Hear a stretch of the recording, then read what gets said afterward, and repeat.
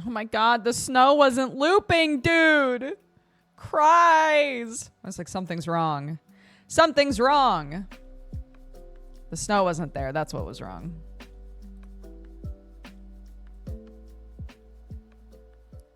Hello, everybody. Welcome to the stream. I got sent some Geekenders assets. So I was making sure that those worked and fit and all that for later. If you heard a bloom, a classic Windows, hey, something's wrong sound, that's what that was. It's me messing around with stuff. It's snowing in space. I know. Isn't that so wild? There's also a cosmic cat that can't see because its eyeballs are hype lights, but sure, the snow's the weirder thing.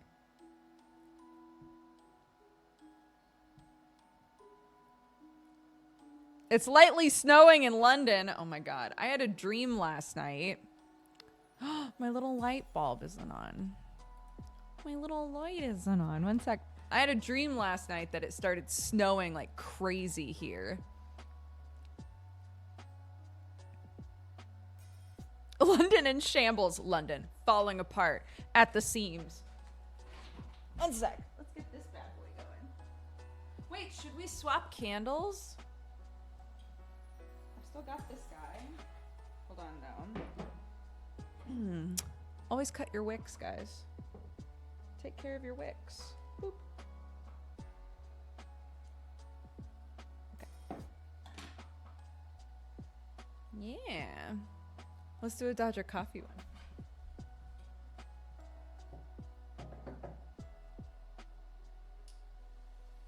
There we go. That's cozy. Be a little lower. There we go. The more that you burn them, they turn into these. Any of you who burn a lot of candles. They become just like big calcified clumps. So if you want them to burn properly and you don't want the wicks to like get all weird, cut those clumps off when they show up. Yeah, cut the candle poop off. Exactly. Candle poop. Mm-hmm. Candle flowers is much cuter, but I will be calling them candle poop for the rest of my life.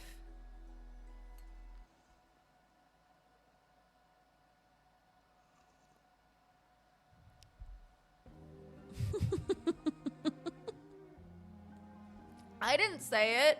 Someone else said it, and it was funny. Also, continuing the tradition of always wearing the beanie on a Friday. I went to grab it, and I was like, do I want this to persist? Do I want this to be what I always wear on Geekenders? I guess so.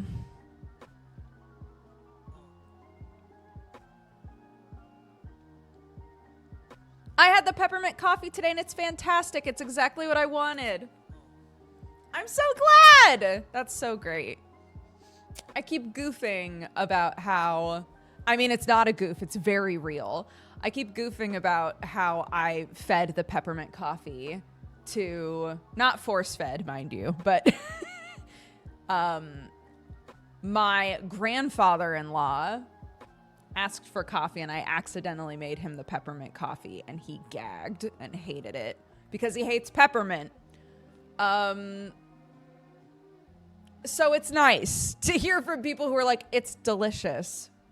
I also think it's delicious, but I really like peppermint. And hopefully if you're buying it, you like peppermint. So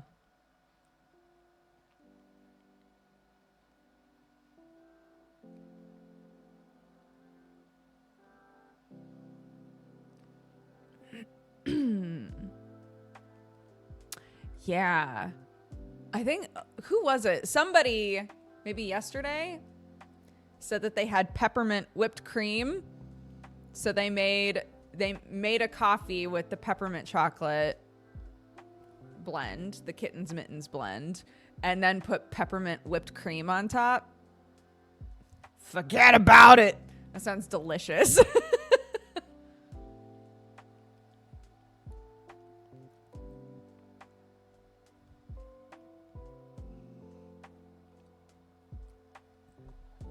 Peppermint whipped cream with like crushed up little bits of peppermint on top. Forget about it. Delicious. We've said before, one of the things that we have a monthly meeting for Dodger Coffee. And so many times we've talked about how it would probably be great if we could, if like our social media in general could just be little cat paws, like doing like aesthetic coffees. You know, the way that people who do coffee content and stuff, they do, you know, just like consistent little videos of them making coffee. Like, it would be so great to be able to just do a bunch of those.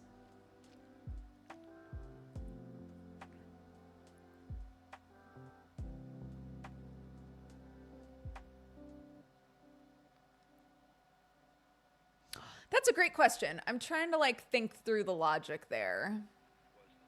Amarian's asking, why is forget about it a positive thing?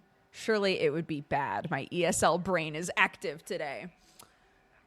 I'm trying to think of like the conversation process that would lead to like forget about it, you know? I don't think it's along the lines of like, this is so good, I hope you forget it so I get all of it.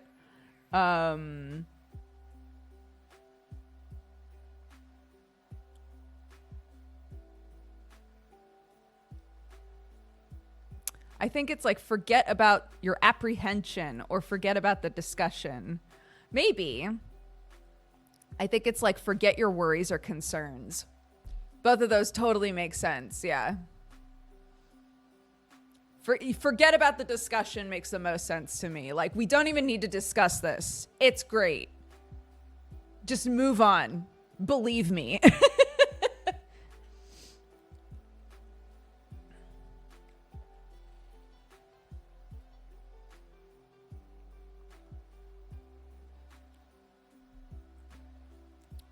Mm-hmm.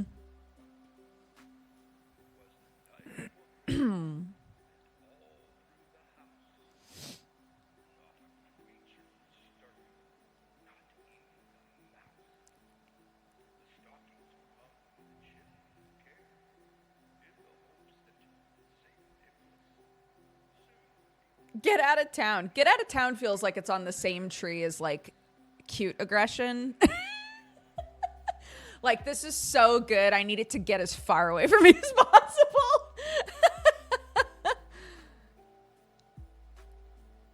In my language, there's a similar thing. This is Arnar, so I assume Icelandic.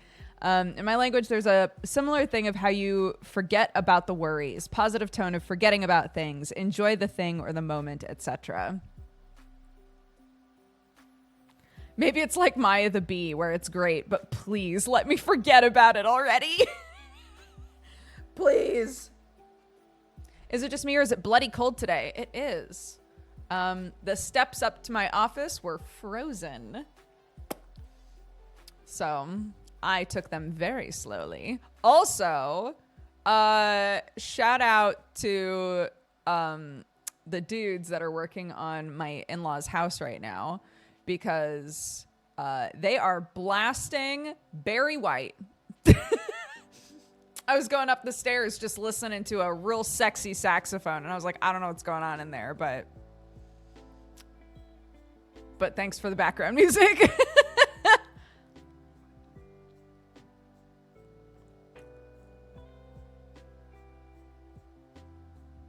Yeah, they're great. I was just saying yesterday that like there are like 3 dudes that I've seen so consistently at this point that I'm like, what's up, bud? How you doing? You want a coffee? You know, it's just become very like, they're just like people that are around all the time.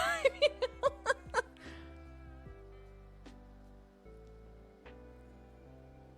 Hi, Moneyfish. I wanted to say I'm so happy you and Jesse are doing Geekenders. The format and the general vibe sent me right back to the good old days. I teared up a bit during Ep 1. That's very sweet. Yeah, we're excited. We've got pretty much all of the assets and everything together now. Krendor's on today. I think the big thing that we're running into with each episode so far, which is like, I would rather this be the issue than the opposite, is that Jesse and I specifically are really wordy bitches. And we were like, this is going to be a manageable show, right? It's not going to be like 3 hours like Co-optional was. It's going to be like hour and a half. And every time we start to hit the hour and a half mark, I have to figure out, like, in my mind, be like, how am I going to wrap this up? How are we going to wrap this up? Because we're still in the middle of a thing, So we all like to talk. And with 3 of us, I think it's going to be even more of an issue. I don't think it's a problem if we go 2 hours, but at least on my side, there are going to be some days where I cannot go 2 hours. Today is one of them. So I think as long as I communicate that ahead of time, like I have a heart out,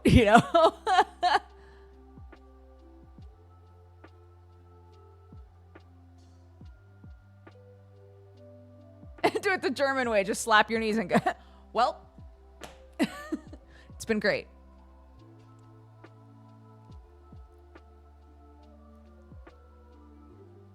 I'm nervous about the chaos Krendor brings. I don't feel like Krendor brings chaos, really.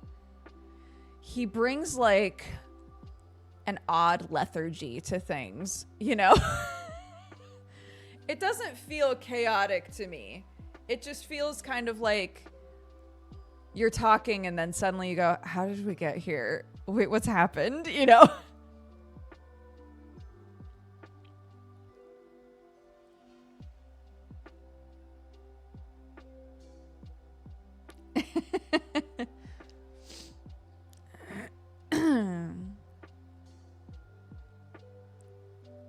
Sometimes Steph Sterling has to dip from the podquisition early. I think 3 hosts makes that feasible. I guess it depends on who's running it. I run the stream. So if I'm like, anyway, guys, I gotta go. Who ends the stream? Who shuts it all off?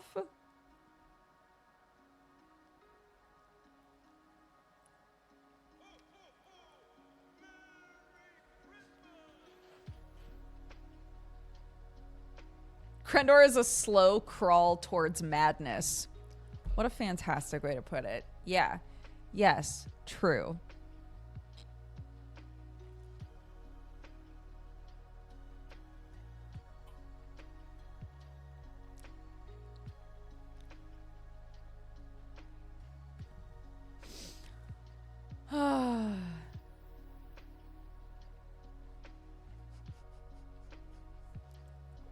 Krendor does have old god energy. Yeah, I think so.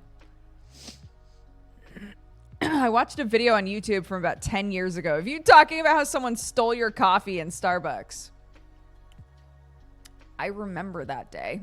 I vividly remember that. Los Angeles was a wacky time for me, dude. That was 10 straight years of just bonkers shit.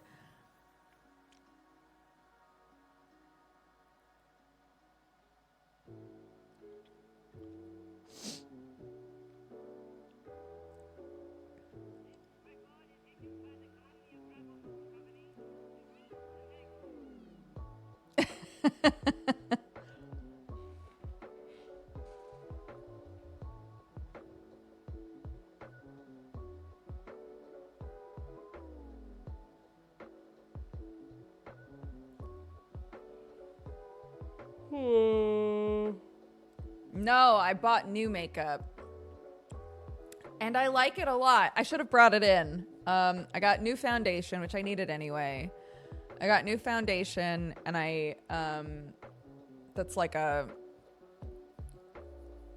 like low coverage sort of thing, which is nice so it's not as like thick. And then I got I just got a tint.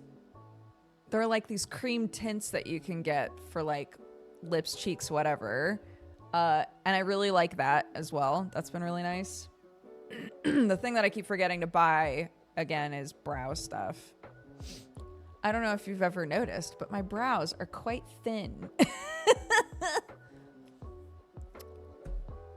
So.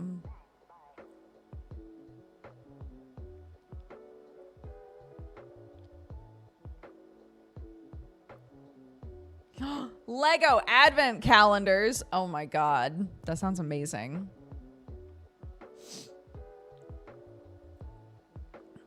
Thoughts on Beanie Babies? We still have tons of them. My mom and I collected them big time. Not with the intention of ever selling them.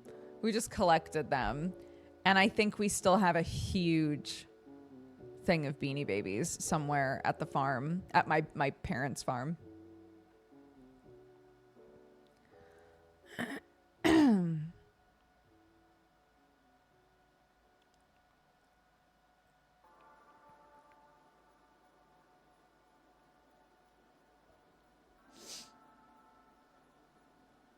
I got my brows tinted for the first time the other day. The difference is pretty amazing as someone who overplucked in the early 2000s. I've thought about doing that. I'm nervous to do anything like that though.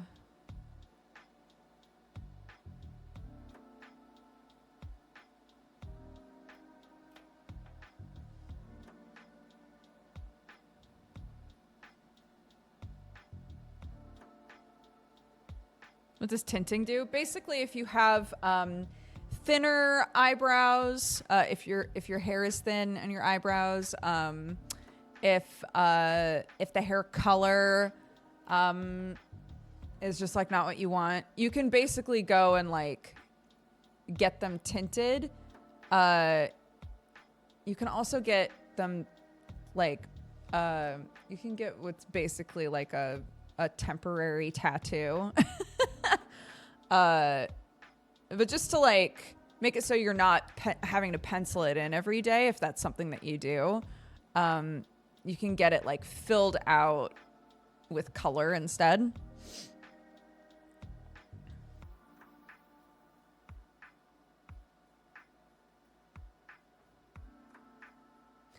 I'm a millennial and I don't know what Beanie Babies are. I just assume they're mini beanies that people collect. Beanie Babies, yeah, we're like little tiny. Hold on. We can look them up, dude. It's easy peasy to look up Beanie Babies. Hold on.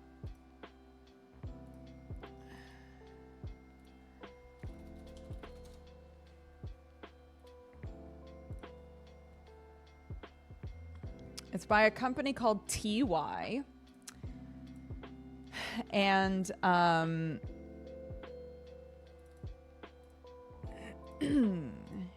Babies. It's these things. Oops.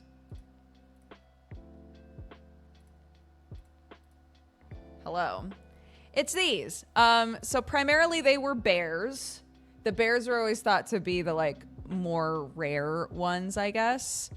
But they made all kinds of the Great Beanie Baby Bubble, Mass Delusion, and the Dark Side of Cute. Holy shit. Amazing. Yeah, so there's the bears were always thought to be the ones that were like worth something. But there were tons. There were all kinds. My mom and I got really into collecting them. It was really fun for us to collect them. It would be so interesting to go through and see which ones we have.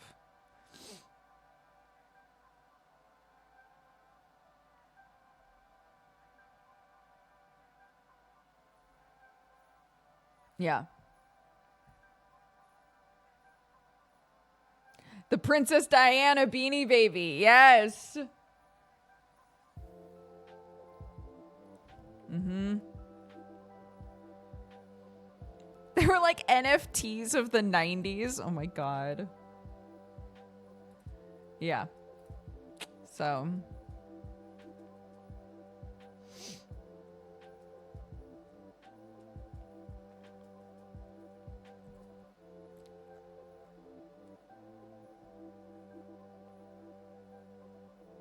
Someone is trying to sell the Princess Diana Beanie Baby for $28,000.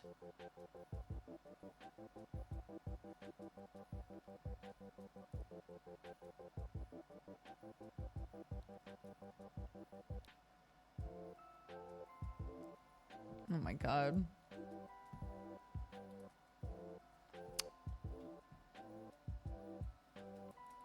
Yeah, again, I don't think my mom and I ever planned to like sell them, you know?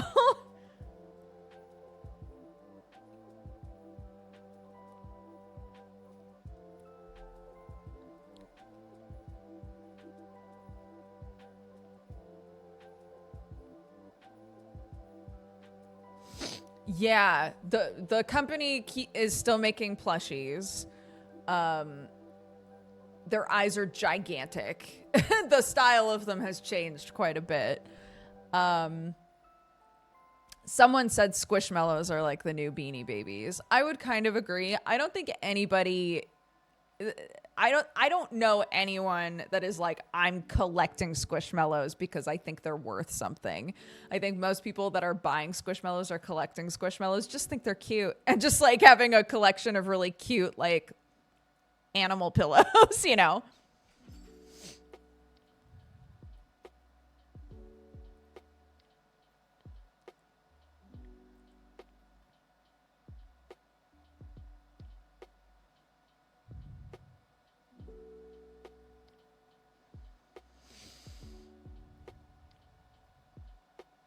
Squishmallows is a hella cute name. It is.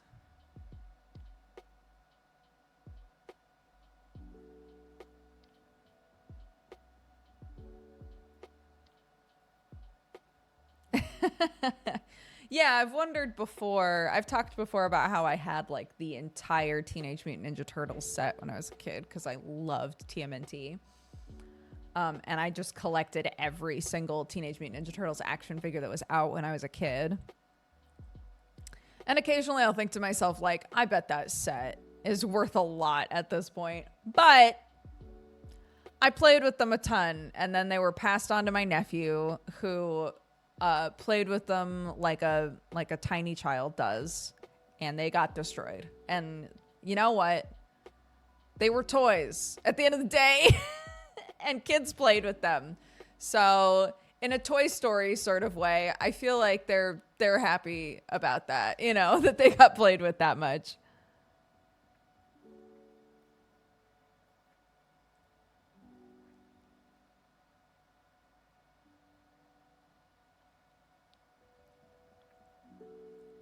Looks up Squishmallows. Oh, dang, they cute. They are cute.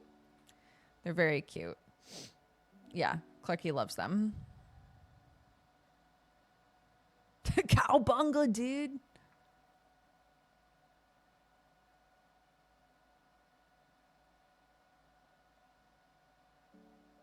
We're making some changes to my kid's bedroom.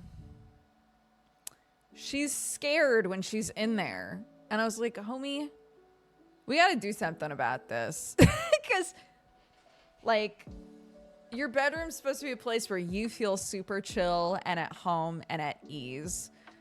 So what in here is making you not feel comfy in here? And the sorts of things that she listed off were really easy to fix. We have, in our time as a family, built 3 different weird unicorn heads out of cardboard, and they were in her room. And she was like, I don't want those in here anymore. I was like, easy. Took those out. And then she had a huge mirror in there so that she could, you know, get dressed and look in the mirror. She was like, I don't like the mirror. I don't want the mirror in here. Easy. Took the mirror out. What's she scared of? I was explaining that, like, since we've started playing more things like Zelda, she she is developing fears of like monsters, which we've never really had an issue with before. I also fucked up yesterday. There's a room where the light always flickers. When you walk in, the light will flicker. And so Sam and I have started being like, hello, ghost. You know, like, hi, ghost, how you doing? I said that in front of Clark, and Clark was like, Mommy, you said there are no ghosts in this house. And I was like, there aren't. It's a goof. We're goofing. And she was like, don't say that.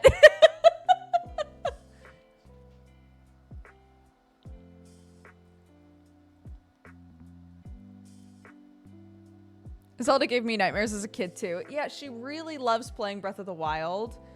And the monsters aren't particularly grotesque in Zelda games, you know? But if it's your first time playing a game where like monsters run at you and you have to hit them, yeah, that could start to make you think about monsters more often, you know?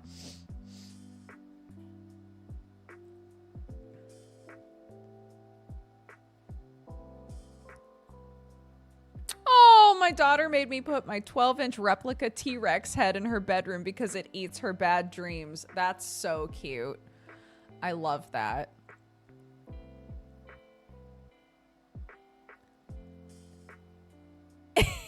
Yeah.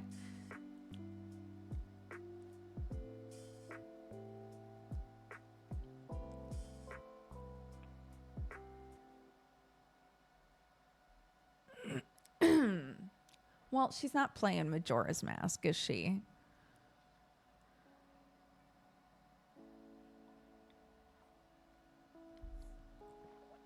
The other thing that she's asked for is to turn her bed.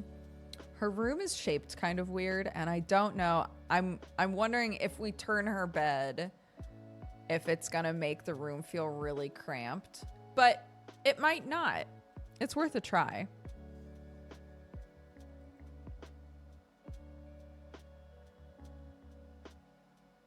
My son got horribly scared by the guy who comes and takes your stuff in The Sims if you don't pay your bills. It's so funny what kids get, like, super freaked out by.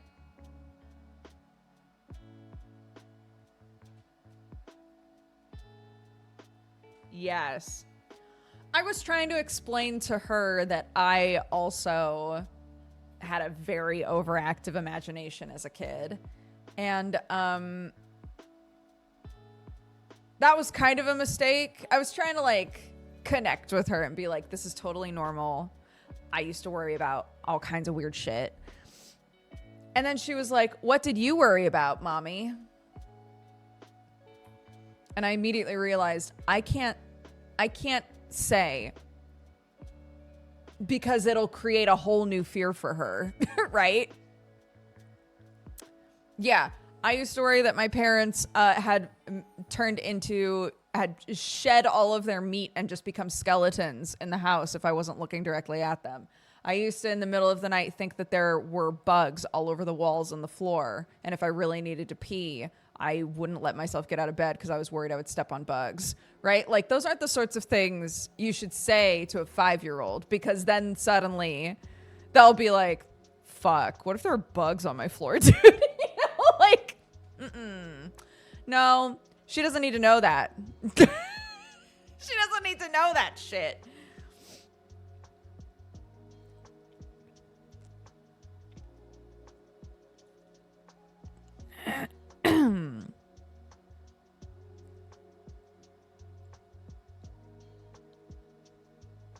Yeah, so I said it sort of like,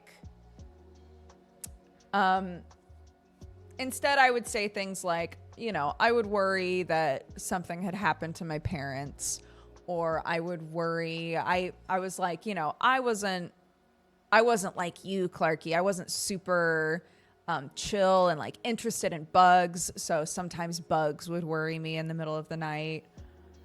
Trying to format it in a way where it was like, I had this fear, but you won't have that fear because I was worried about bugs.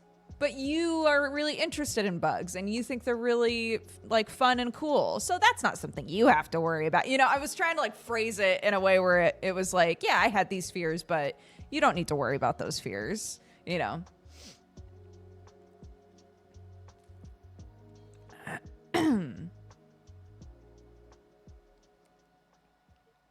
It's hard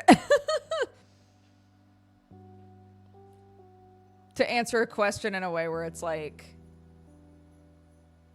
I don't know.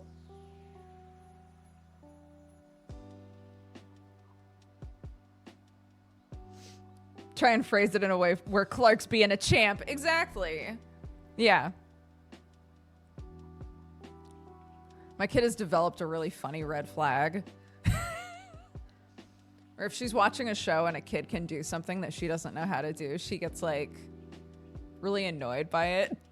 She was watching a show and there was a kid on the monkey bars and she was like, that kid's younger than me. How come she can do the monkey bars? And I was like, well, maybe she goes on the monkey bars a lot. You know, that's the ability to do the monkey bars easily. It's a muscle thing. So if she's going on the monkey bars a lot, she develops those muscles and she can do it easier. And Clark was like, and actively was like, I want to watch something else. What do you mean?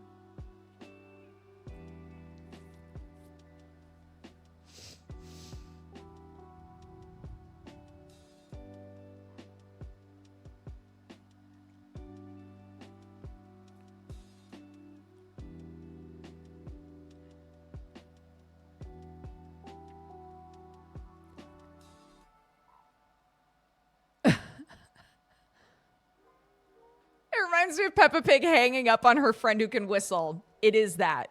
Yeah. I'm really upset because I can't whistle. Oh, that's sad. I can't whistle either. Wait, what is whistling? Hilarious.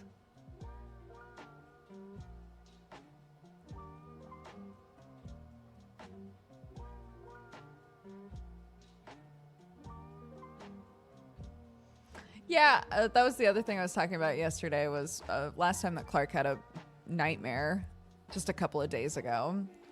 I was like, okay, well, what's like a moment where you felt really like safe and happy and you were having fun?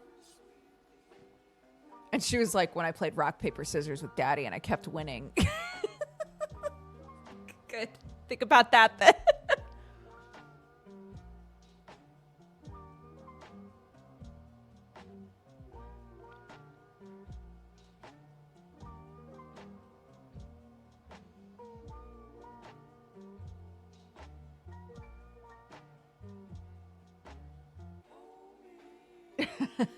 Yeah, it's very Sam energy. I liked that memory where I was victorious over and over again.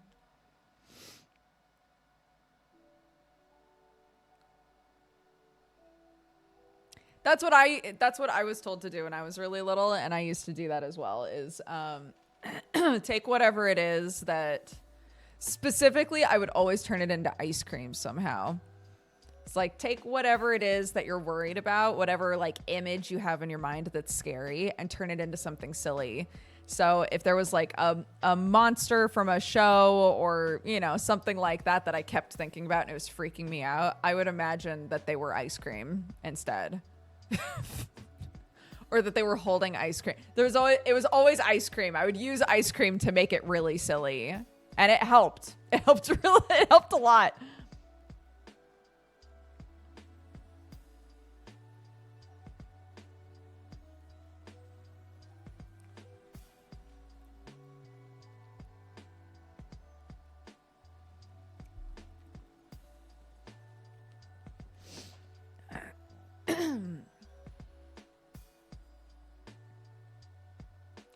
Ba, ba, ba, ba, ba.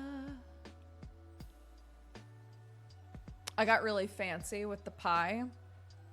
I made a pie for dinner tonight. And by really fancy, I mean the pie crust that was left over I rolled out again, and then I grabbed a tree cookie cutter, and I cut out a little tree and put it in the middle. Very cute.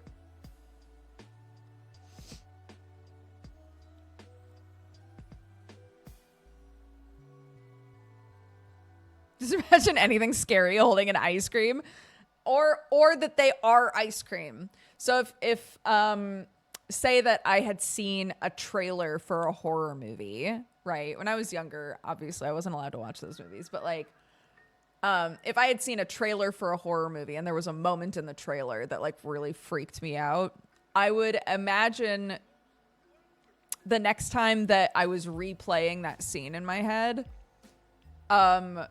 whatever thing in the scene had freaked me out, it would just be ice cream instead. So if it's like one of those scenes where, you know, like a weird ghost person is like moving really weird, it would just be ice cream wiggling around. It helps.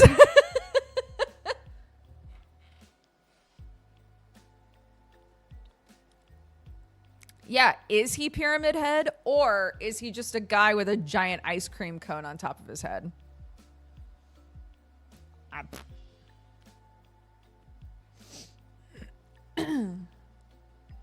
Yeah, that hand that's reaching out from under your bed, it just wants ice cream. Just give it an ice cream and it'll go away.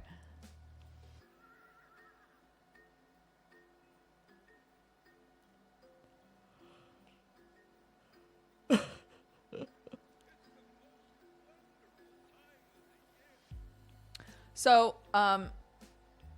actual like pies, I've never made a good one.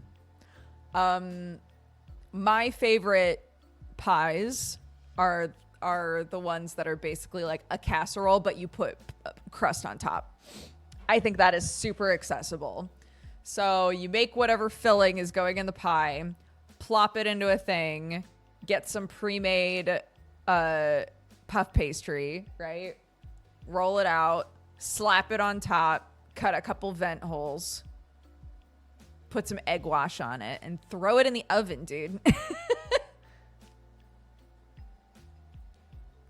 Then you only get half pastry. I'm just, if somebody was like, I struggle with pies, I would love to make a pie. It still counts as a pie if it's just got a top. If you want an accessible pie to make.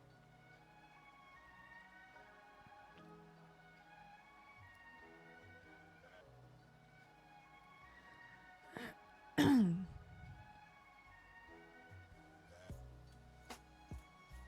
about Swedish dumplings? Or like pierogi? Is that what you're talking about? Sorry if that's not at all what you're talking about. I do love pierogi though.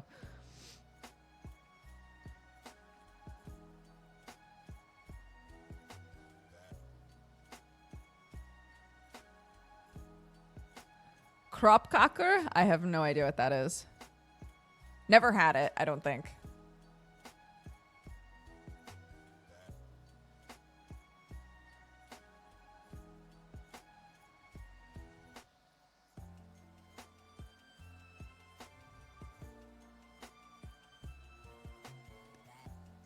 They're potato dumplings. They're translated as body cakes. Damn. Well, yeah, that's what they tell you to do, right? Is like put the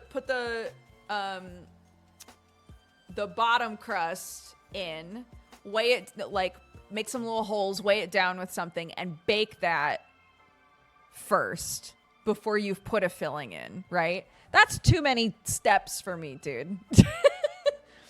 That's if in the morning I'm like, bro, I'm gonna slap together a pie. That's not slapping together anything. That's extra shit to do.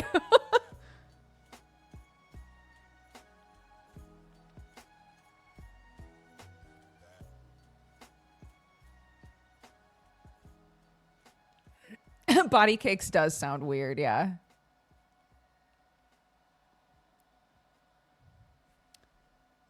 But you know what? I'm willing to look them up.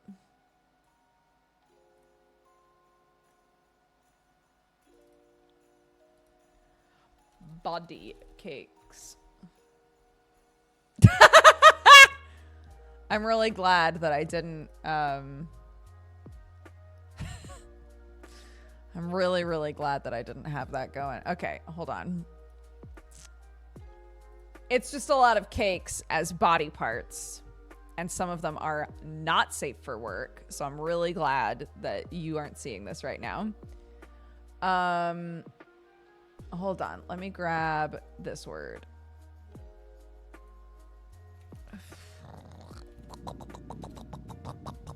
Okay, here we go. Ooh, they look yummy. Ah! I've forgotten about all this. How annoying this is. Look. They look delicious. Wait, so the outside part is potato. Is it like a giant filled gnocchi?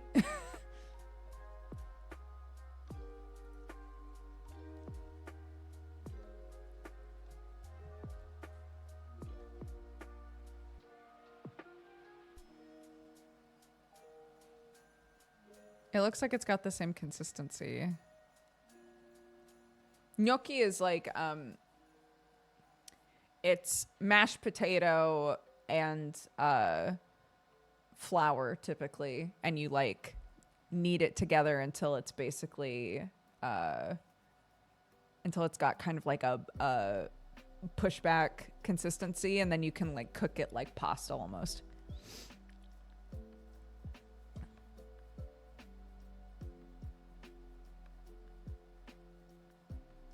Yeah.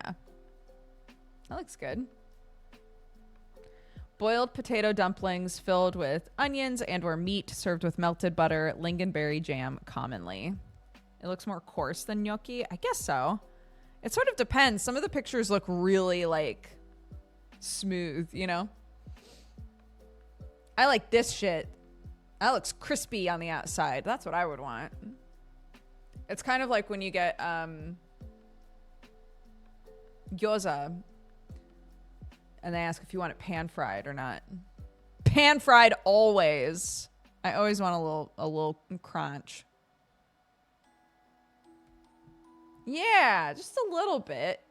A little crunch, you know? Yeah, for sure.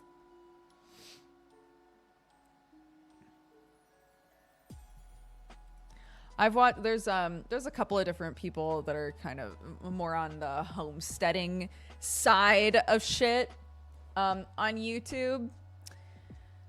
And they'll do videos where they're like, today we've run out of, you know, our general pie pastry, so I'm gonna just make a shit ton of it and freeze some of it and use some to make, you know, our weekly quiche or whatever. And it always looks so easy. It always looks so easy to just slap together a bunch of dough to use. And I think to myself, I could do that. Do I though? No, because baking is so intimidating to me.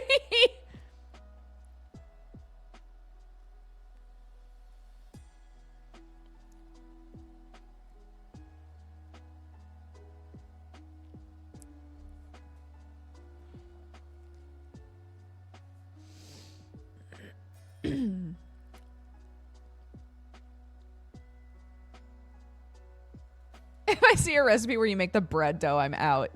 Yeah. We've, I think it's like 3 times now we've done the flour and Greek yogurt pizza dough thing. It works. It's not amazing, but if you want like a super easy way to make pizzas with like your kid or something, sure, it works fine, you know. But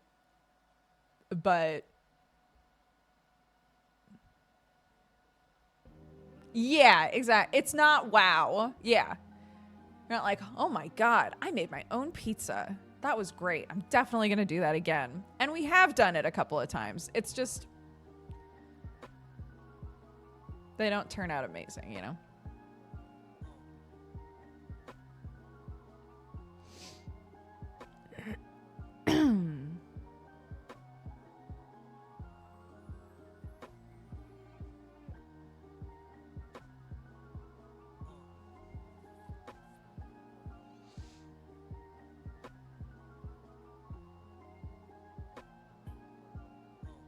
non-bread pizza is my lazy option. When we were at my sister's house, my nephew made pizzas with, I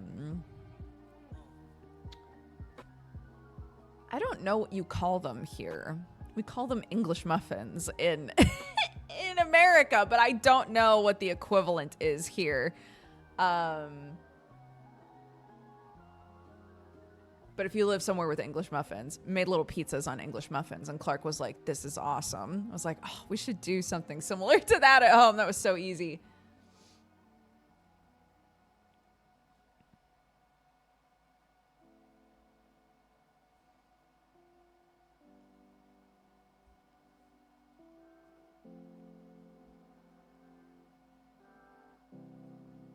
I think we also call them English muffins in the UK. Really? Hold on.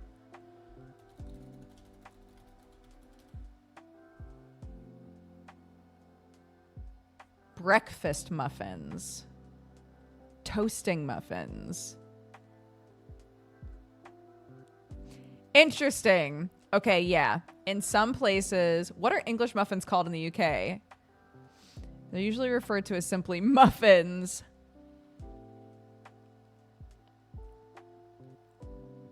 And then sweet American style muffins would be referred to as American muffins. That's really funny. But it looks like if you were to buy them, like the Warburton's one is literally just called breakfast muffins. If you go to M&S, they're called English muffins.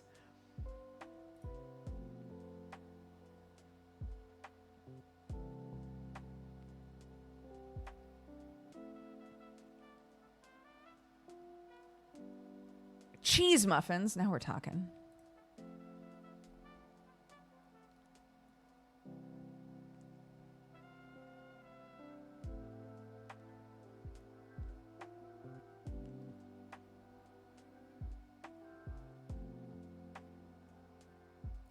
Valid strat.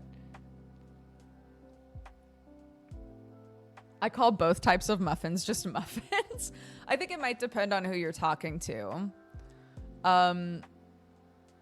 I've gotten pretty good at this point at figuring out through context if someone is talking about a sweet pie or a savory pie. But when I first started spending a lot of time in England and somebody would mention a pie, my mind would immediately go, a sweet pie, because in America, we don't really make savory pies. And if we do, you would call them a pot pie. But like savory meat pies and things are not a huge thing in America. Not enough that like if someone was like, yeah, I'm having pie for dinner, you wouldn't go, for dinner, right? So it might sometimes have to do with who you're talking to as well.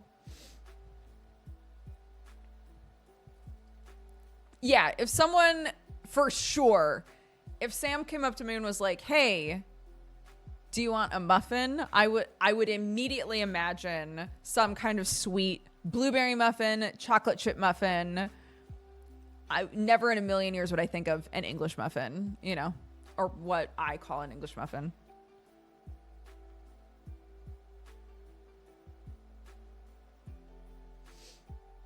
True. Yeah. Yeah. If you live somewhere where a pizza is called a pie, you might immediately think of pizza.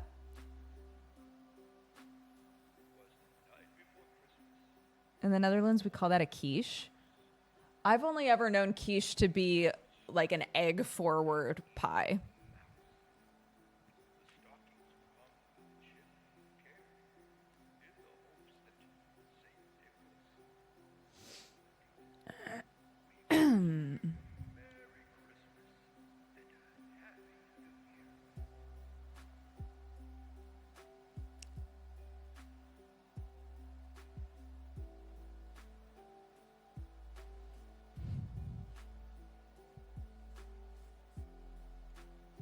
Yeah, quiche is specifically egg pie, isn't it? That's at least how I've always thought of it.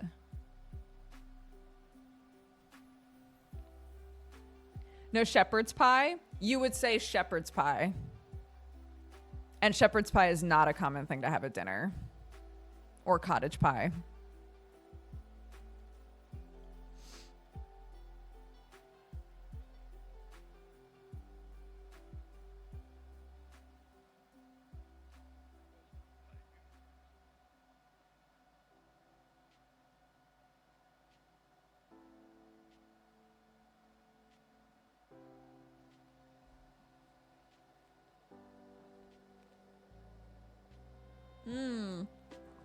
That's interesting. In some places in Finland, bread is called cake because originally all baked stuff shared the same name.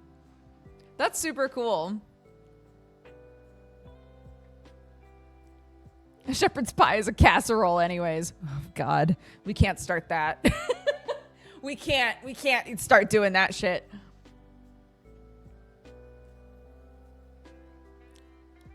Here we go. No! Put it away. Put it away. Stop.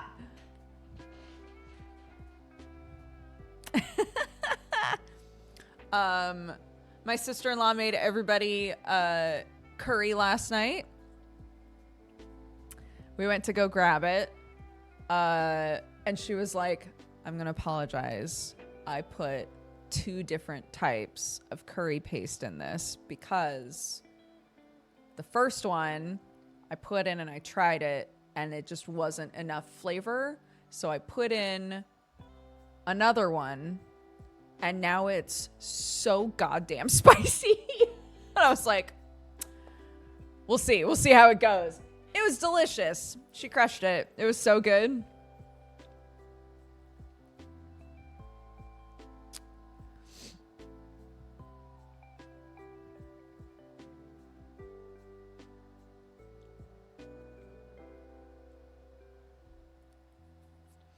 Yeah, I was gonna make some for lunch for myself, but the pans to make rice are in the dishwasher and the dishwasher's running. So I was like, well, I could take one of the pans out and wash it the rest of the way and then make the rice, but I'm not going to.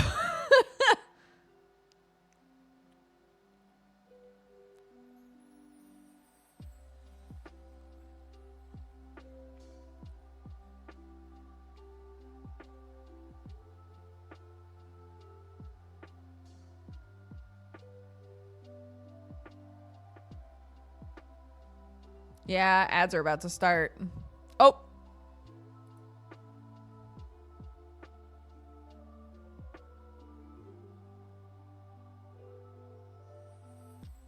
I tried gochujang paste the other day in a stir fry. It's so good. I don't like spice, but I soldiered on because it tasted so good. Yeah, gochujang's very good.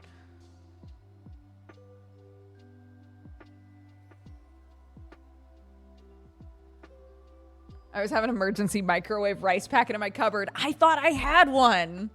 Me too. Look, I've got a rice cooker. Normally, I just make a shit ton of rice. Yesterday, we ate all of the rice that I cooked, which never happens. And this morning, I was like, I'm going to heat up the rest of that curry. And I'm going to microwave me some rice. And there wasn't one in there! I was so upset.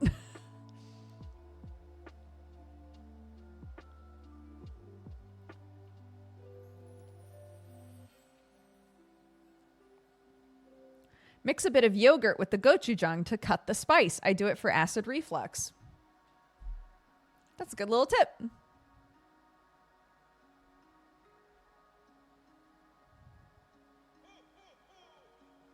Ho, ho, ho. Merry Christmas. Let's stop this. Stop this madness. It's the top of the hour, dude. Oh no. My little ding-dangs. Hold on. Hold on, the ding-dangs have got to be on here. There we go.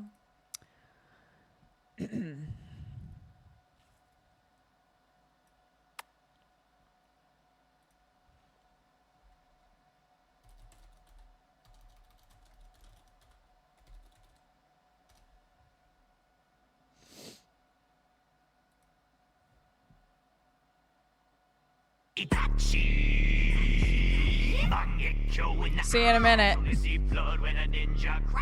Wanna kill me, then you better get Sasuke. Might get you in the eyes. Only see blood when a ninja cries. Wanna kill me, then you better get Sasuke. Yes, look in my eyes. Shouting gun user in disguise. Give me a ninja, baby, I'm a pillage. I'm a renegade, so fuck the Leaf Village. Kid Kashi wanna hate when I roll. I'ma put his one-night ass in a hole. Some motherfuckers just wanna act lame. Fuck around and end up in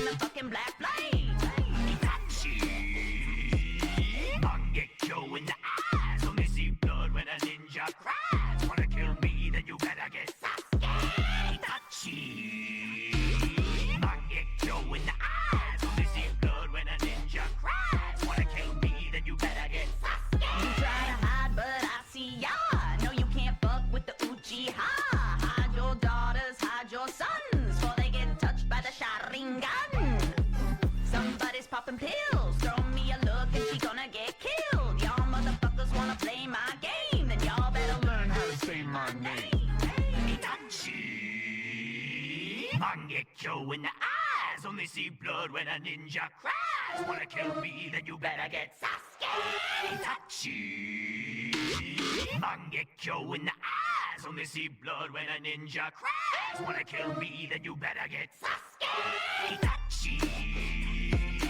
Mangekyo in the eyes, only see blood when a ninja cries. Wanna kill me, then you better get Sasuke. Itachi!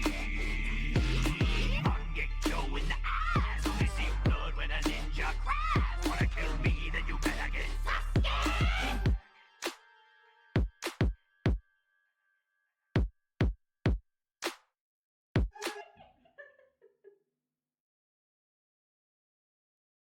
Itachi! Mangekyo in the eyes, only see blood when a ninja cries. Wanna kill me, then you better get Sasuke. Itachi! Mangekyo in the eyes, only see blood when a ninja cries. Wanna kill me, then you better get Sasuke. Yes, look in my eyes, Sharingan user in disguise. Give me a ninja, baby, I'm a pillage. I'm a renegade, so fuck the Leaf Village. Kakashi wanna hate when I roll. I'ma put his one-eyed ass in a hole. Some motherfuckers just wanna act lame. Fuck around and end up in the fucking black flame. Itachi! Mangekyo in the eyes, only see blood when a ninja cries. Wanna kill me, then you better get Sasuke. Itachi! Mangekyo in the eyes, only see blood when a ninja cries. Wanna kill me, then you better get Sasuke. You try to hide, but I see ya. No, you can't fuck with the Uchiha. Hide your daughters, hide your sons, before they get touched by the Sharingan. Somebody's popping pills. Throw me a look and she gonna get killed. Y'all motherfuckers wanna play my game, then y'all better learn how to say my name. Itachi! Mangekyo in the eyes, only see blood when a ninja cries. Wanna kill me, then you better get Sasuke. Itachi! Mangekyo in the eyes, only see blood when a ninja cries. Wanna kill me, then you better get Sasuke. Itachi! Mangekyo in the eyes, only see blood when a ninja cries. Wanna kill me, then you better get Sasuke. Itachi! Mangekyo in the eyes, only see blood when a ninja cries. Wanna kill me, then you better get Sasuke.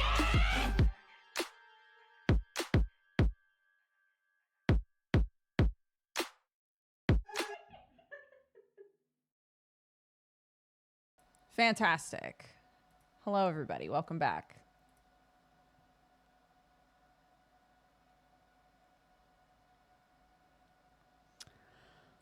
Okay. We're going to swap to Loddlenaut. We're going to play some Loddlenaut. This game is very cute. We played a bunch of it yesterday. And I wanted to play more of it today. Because it's just, it's like nice, somber vibes, I guess. So let's change our metadata.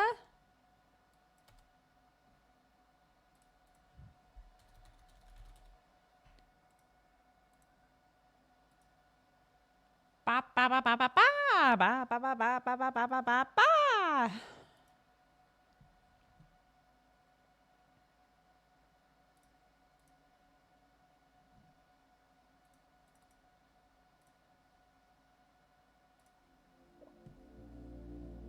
Let go of me. Let go of me. All right. We're in, dude. Here we go. In this game, we play a cute little guy. This is us. We're cleaning up an ocean planet. There's a sci-fi element to this. We are contractors that clean up planets. A major corporation came and settled on this planet and tried to use its resources for like fuels, and it didn't work, and they left a huge mess here. So we're basically trying to fix what they messed up. Oh, look at all this.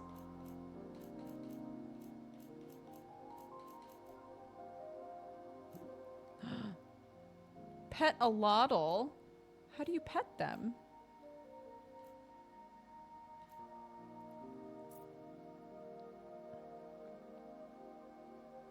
"12 out of 15 Loddles.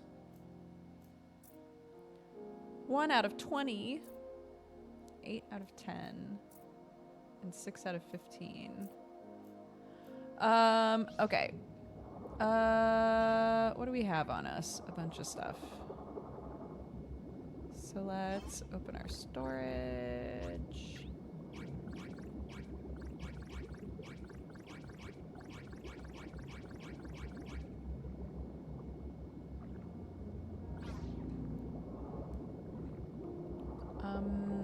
Were there any other upgrades that we needed? Oh yeah, the puddle scrubber. We need 10 of those. Which I think we get from plastics.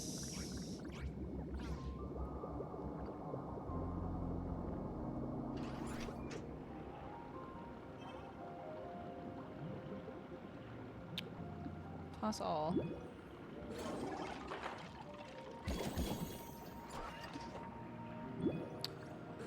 There are also adorable alien axolotls in the ocean. And that's why it's called Loddlenaut. We're trying to make it, like, habitable for them.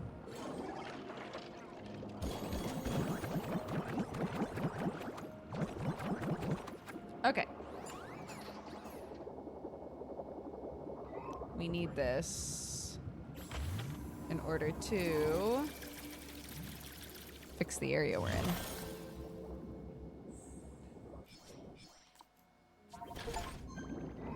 Cute. Congrats on your new puddle scrubber. This rideable device is designed to clean flat pools of goop. Fantastic. Fast travel.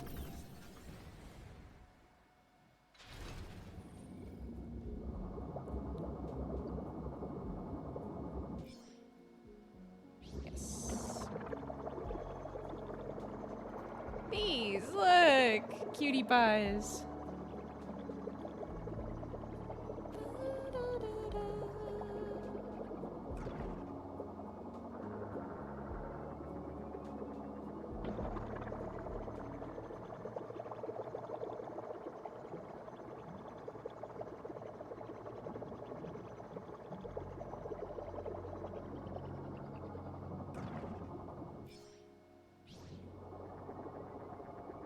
Okay.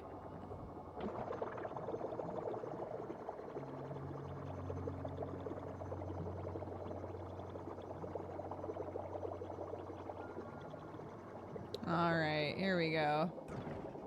Back to the yuckies.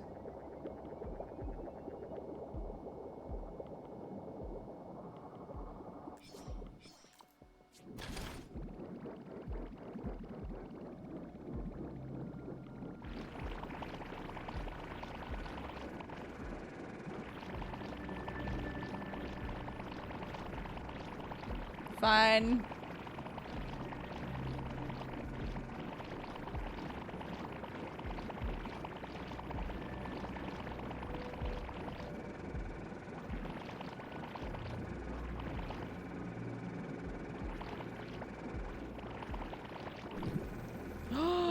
Look at that! Pretty!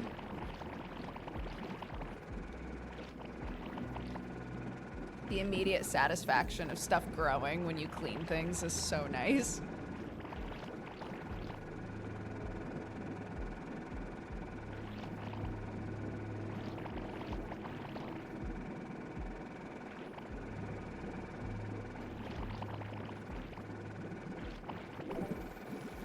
Yay! Okay. Let's come over here.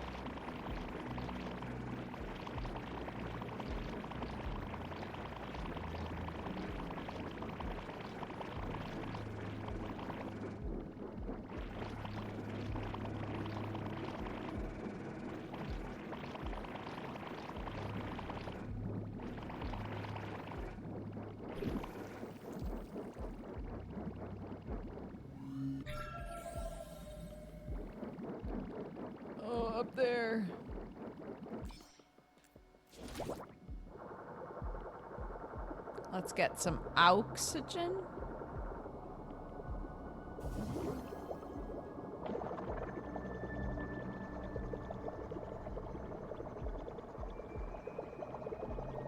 Come over here. What on earth?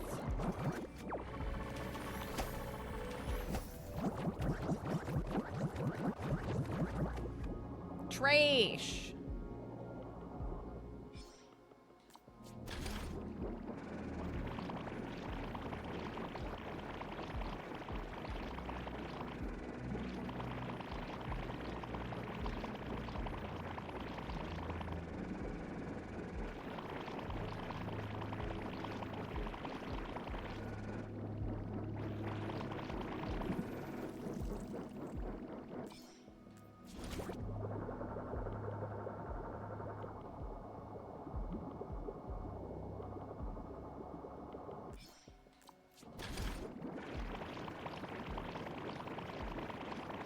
You're a little underwater janitor. Yeah, it's also, I was explaining, it has like very somber sort of tones here. This is like a water planet that got taken over by a corporation.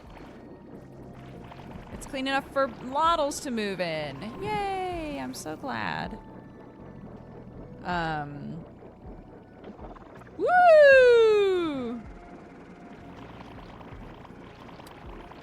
And we're like a company that gets hired to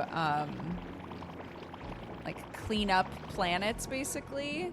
The implication being that in the, you know, sci-fi future, that corporations do this a lot. They'll just come to a planet to try to find new resources to use for their businesses, and then when it doesn't work out, they just abandon it. And then like hire a company to come and fix whatever they did. And so we work for that company, and we keep finding information about the people that worked here, and all of them are very oblivious to the fact that they're like destroying this planet.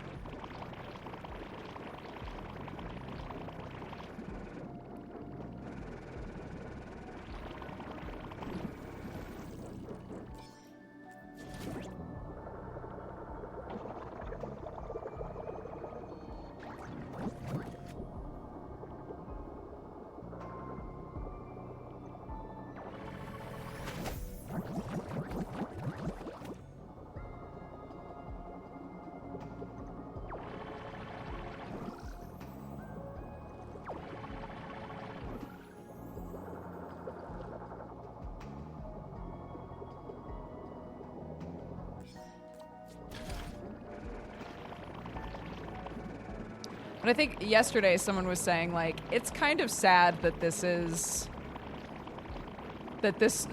sort of a concept feels like an escape, you know? Like, this is a very satisfying game to play. And, like, analyzing, like, is it partly really satisfying to play because there's a part of you that really wishes it was this easy to, like, fix our own oceans, you know, sort of a thing. And it's like, oh, that's so depressing.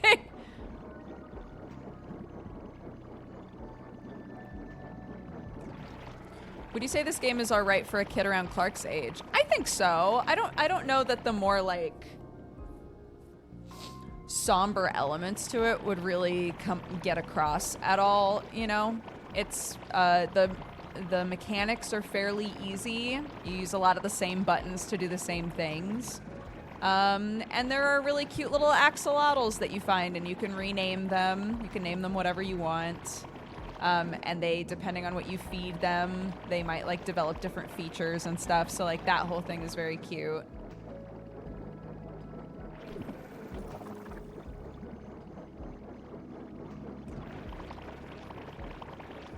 And you've got your little friend Dave, who beeps in every now and then and is like, hey, bud, you're doing good, you know.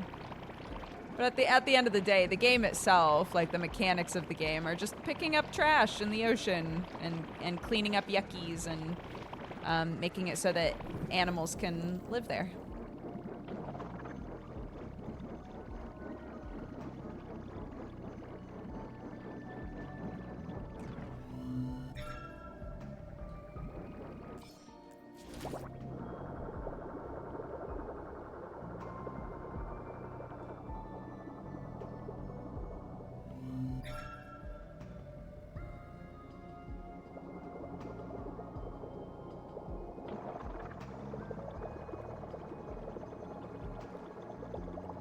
The only horror element in this game is the hubris of man. Yeah. It's not Subnautica at all.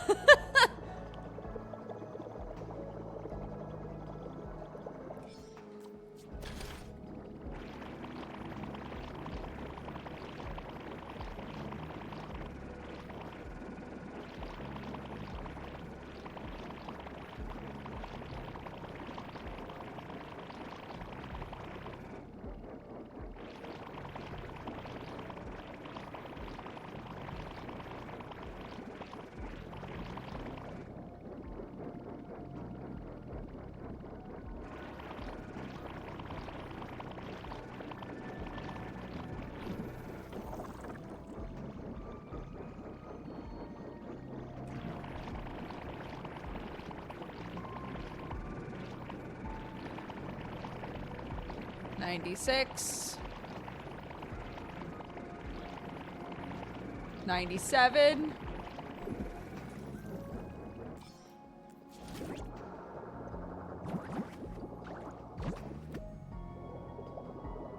$98.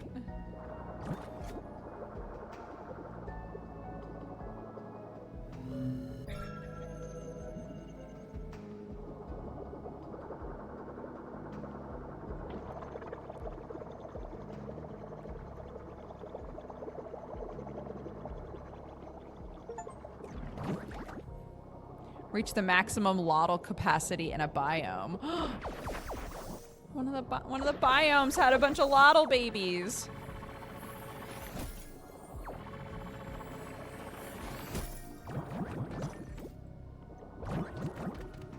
No! Oh, come on, dude.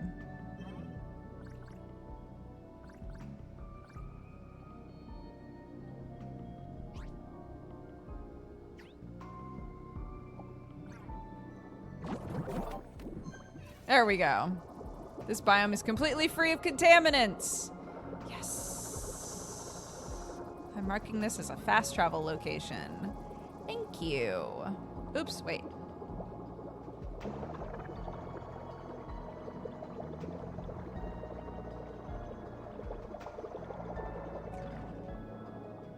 Let me go through it and then dismantle it. Oh no. Well.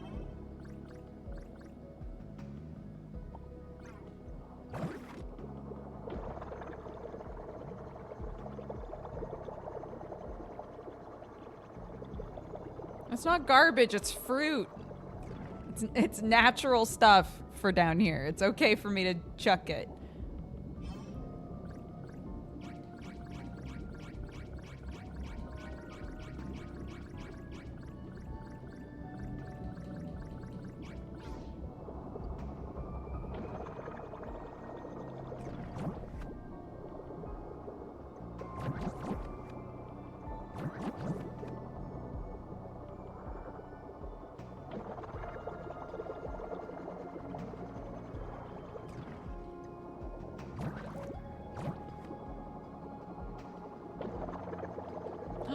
Those little jellyfish? Cute!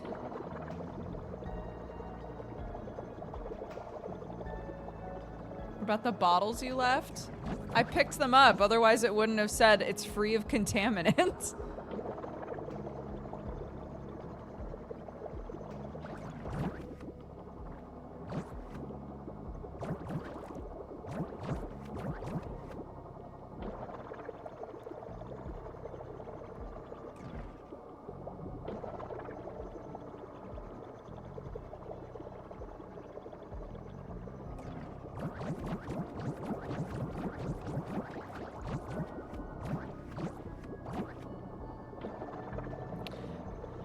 This place is convenient for fruits.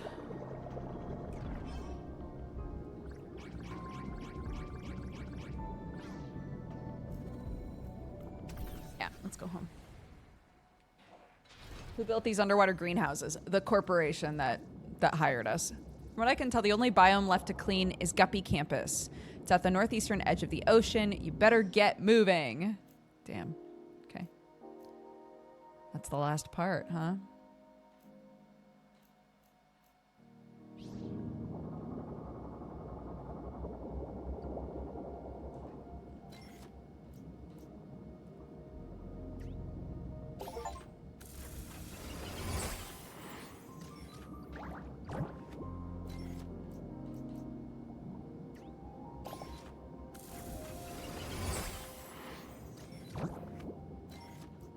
made any of these yet.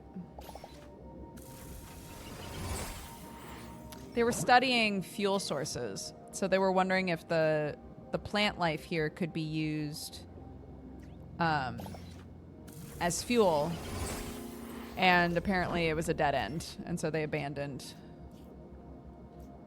it.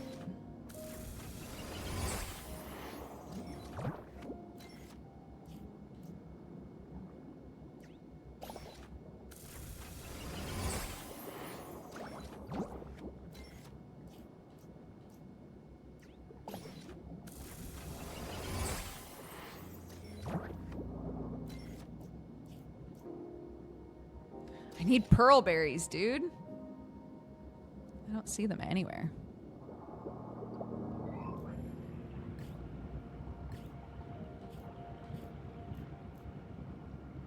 Increases the puddle scrubbing cleaning radius.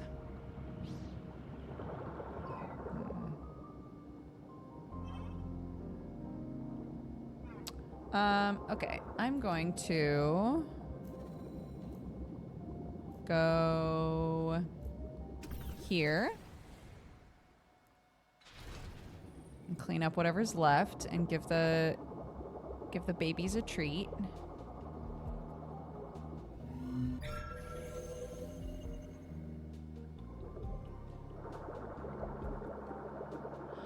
Oh, look at all of them. What are you guys doing? Hello.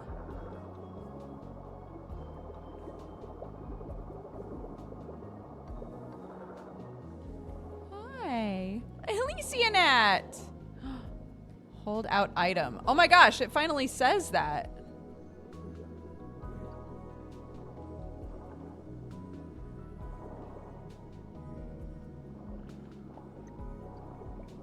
Do you want it? I believe a nearby Loddle has entered a cocoon with no action. While no action is currently required, you may want to look around and observe the transformation process. Where? I'm detecting a nearby Loddle has emerged. No! I think you should find it and see what form it's taken. I didn't get to see the cocoon! Where?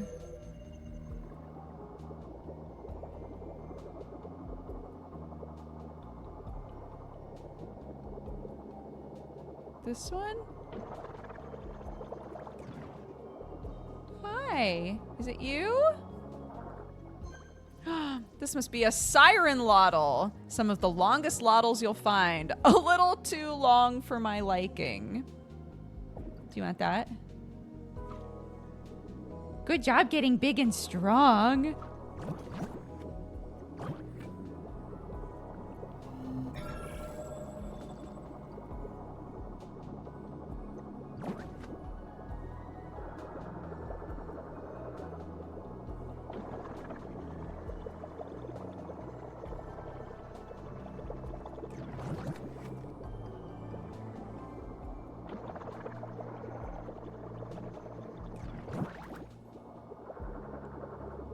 Okay, let's see.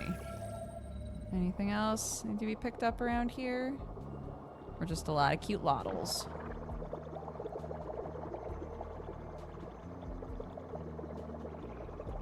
You're a siren Loddle too!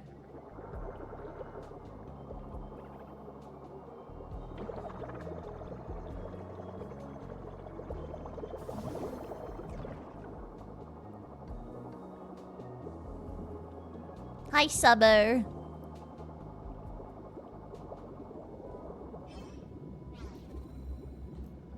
Why doesn't it say... Hold on. Tangle Bay's at 99. There's one piece of litter left. Not on my watch, baby. Where is it?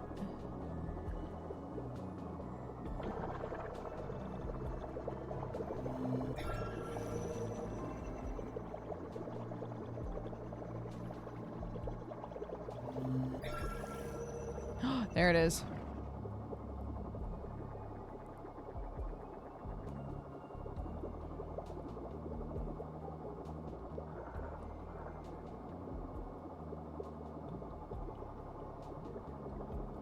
No! How do I get in? Let me in!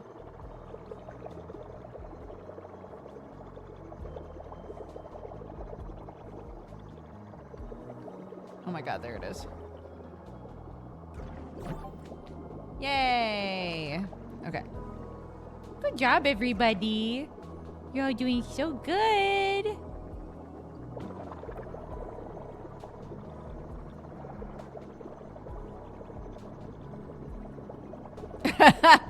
Not today, garbage. Okay. Now let's go to Ripple Reef.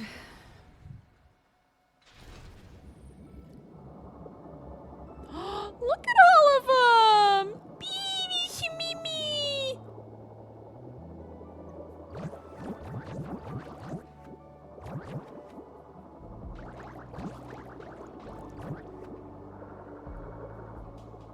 Okay. Oh my gosh.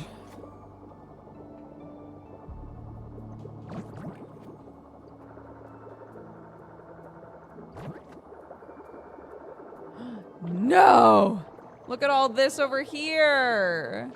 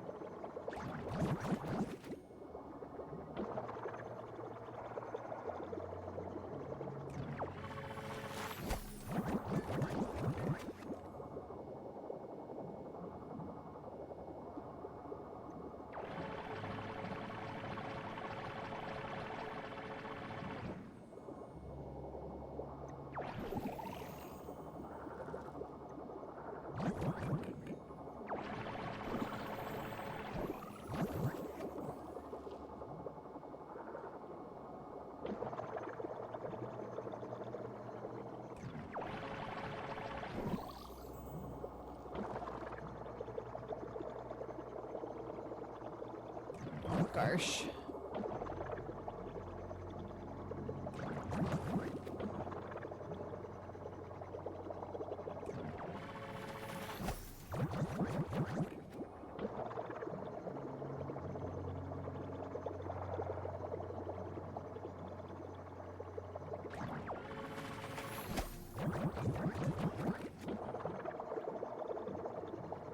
Oh god.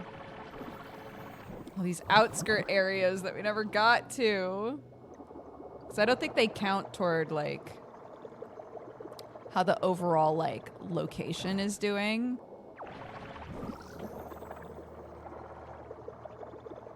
But still. Okay, they're all the babies. Let's go back over there. Hi, babies. It's actually a really easy way to find the place you're looking for. Yum.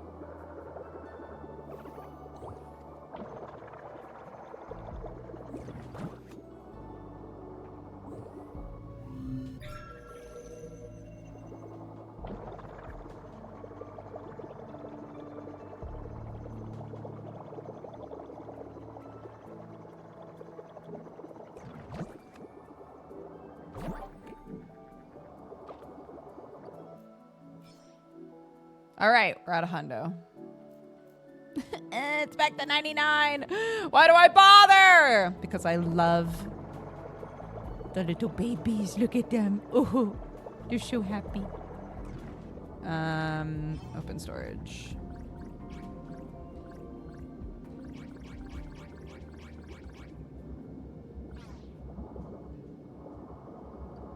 Okay.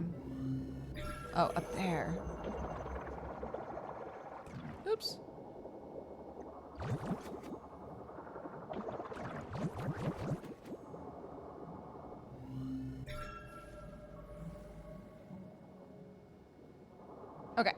think we're okay now.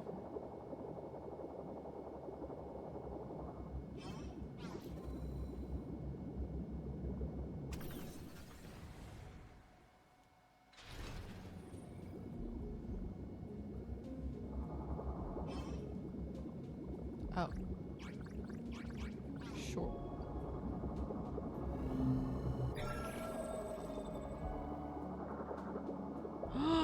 Oh no! Are some of them infected? No babies! Oh no!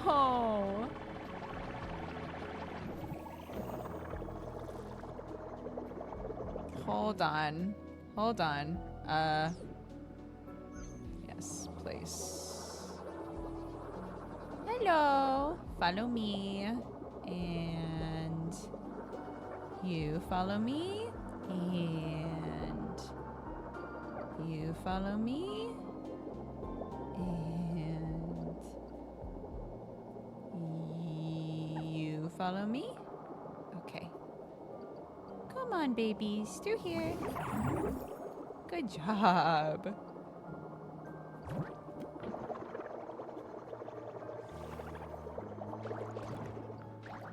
Oops.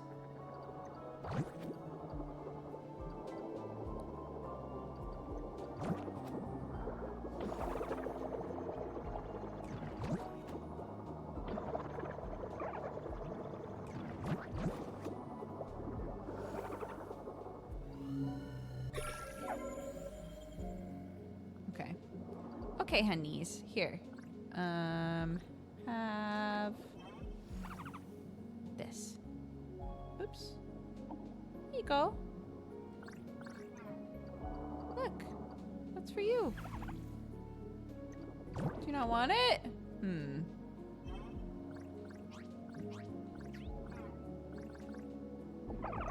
There you go.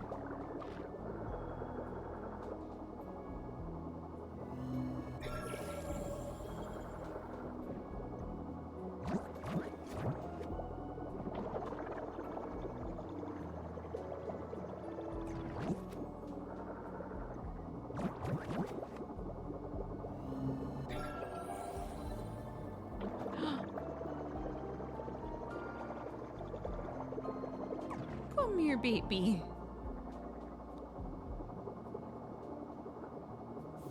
There we go. That's better. There you go. I think that Loddle will stop following you until it's in a comfortable environment. It's eating, though. They're not supposed to eat unless they're comfortable either, and yet... Look at you. You're pretty. A Loddle has laid an egg nearby. What? Where?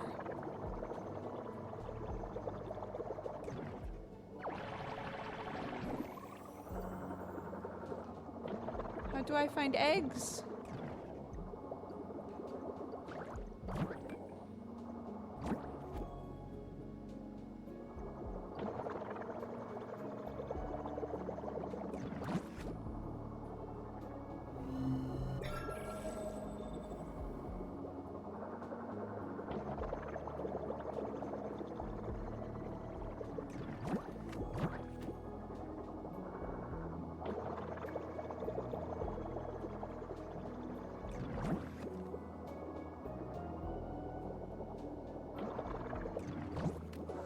I love that originally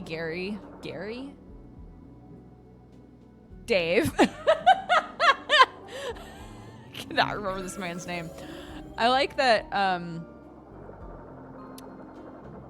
that originally Dave was like, we can't be spending a bunch of time fucking around with the Loddles, okay? Just ignore them and do your job.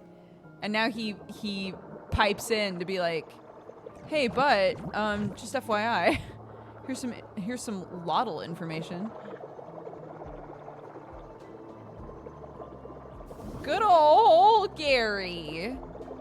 It's definitely his name.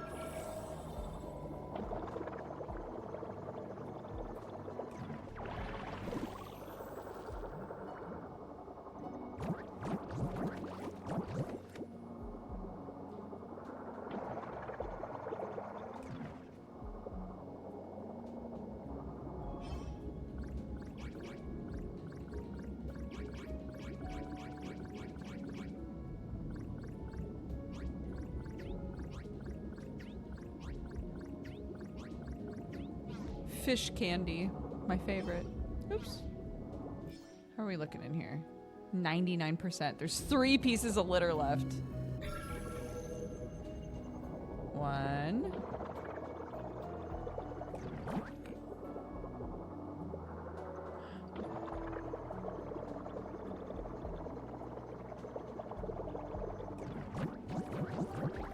2.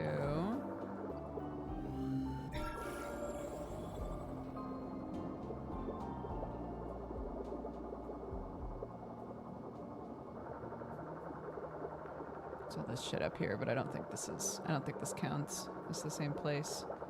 But that's okay. I'll still deal with it because that's my job.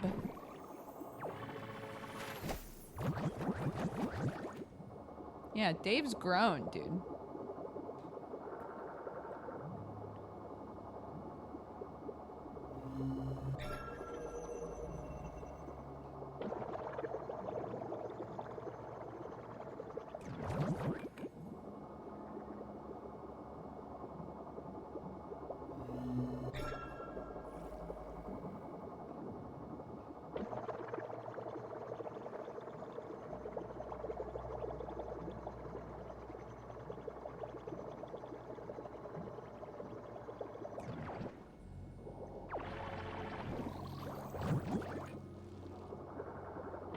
My hands are freezing.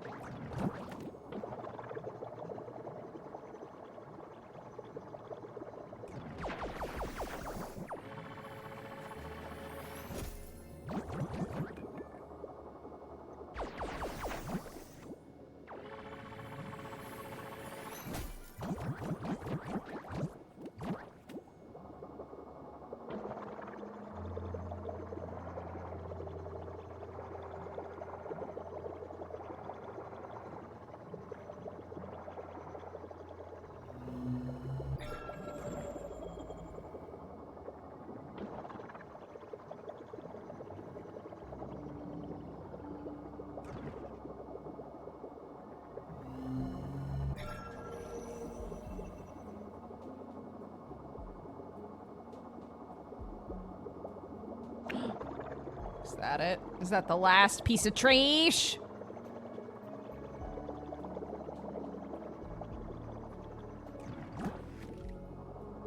No. Still at 99. 1 piece of litter left. Ah!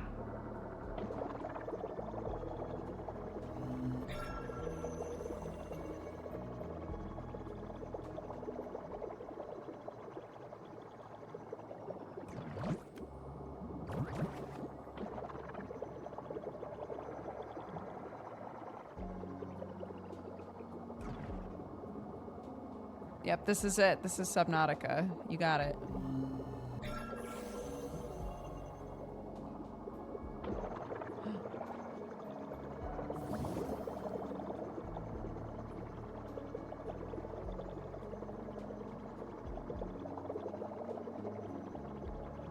Hello!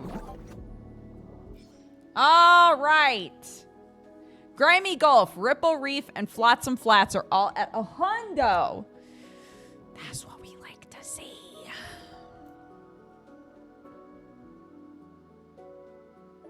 $16 out of 15 Loddles. Uh-oh.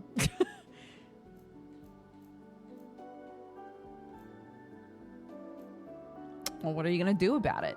You know?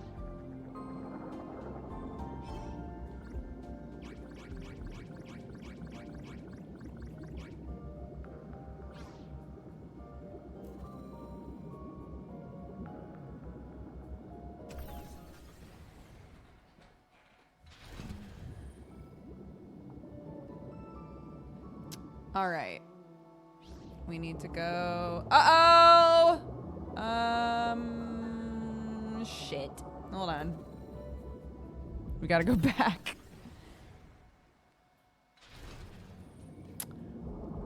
must go back.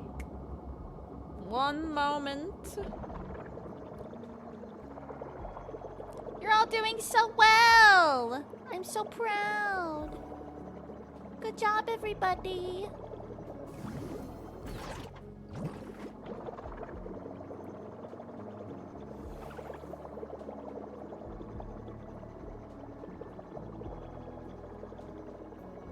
I fixed the ecosystem too well, is what you're saying.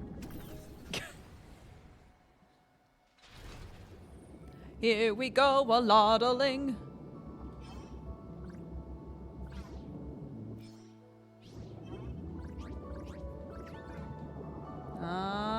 Okay. Woo! This way, into the depths. Yep.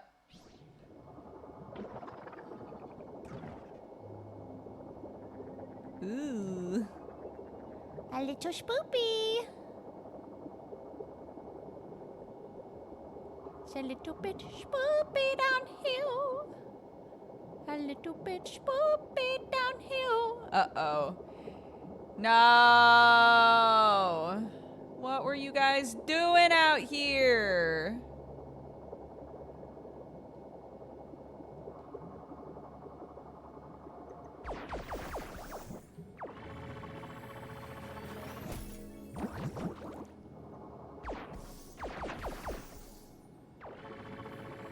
Panics in Loddle.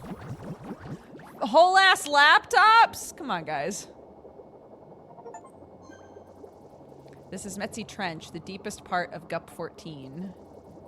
Ocean currents have caused most of Guppy's trash to collect here. Looks like they didn't mind using it as a natural junkyard. Dave's turning into an activist, dude. We love it.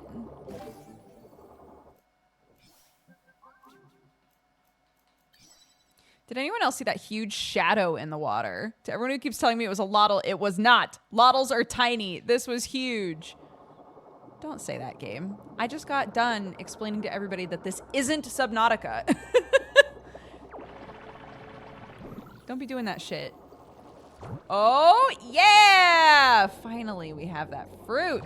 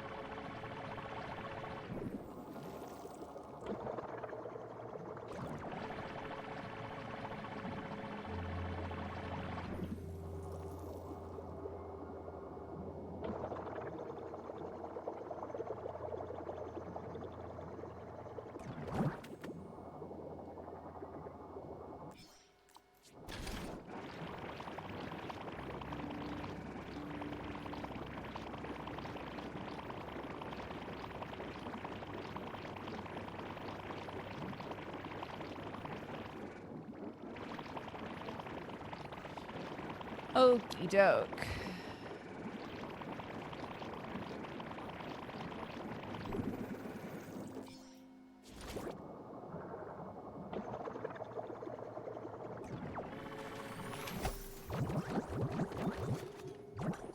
Uh-oh.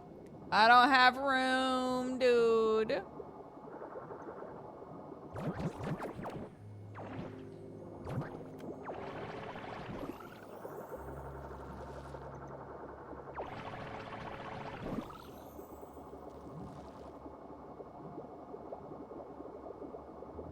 That's the way we need to go.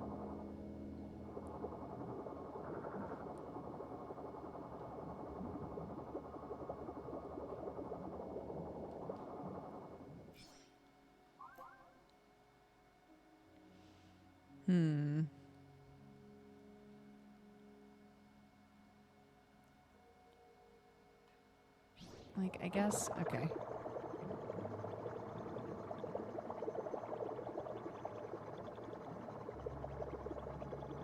No, microplastics. Wow, these are the remnants of the Guppy's floating corporate campus. I had no idea it sank to the bottom of Metzi Trench.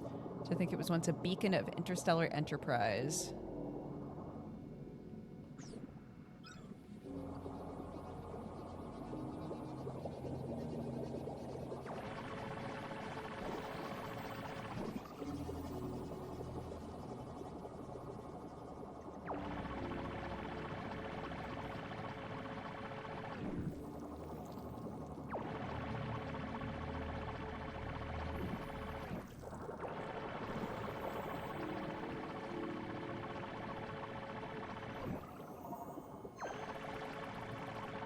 This must be the Guppy employees worked. I do wonder why they left so many of their belongings on this planet.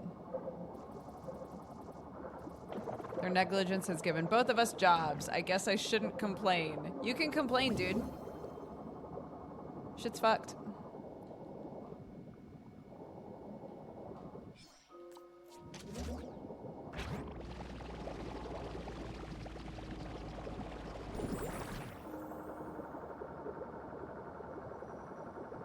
A baby!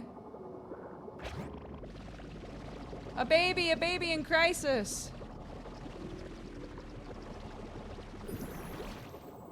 Hello, baby.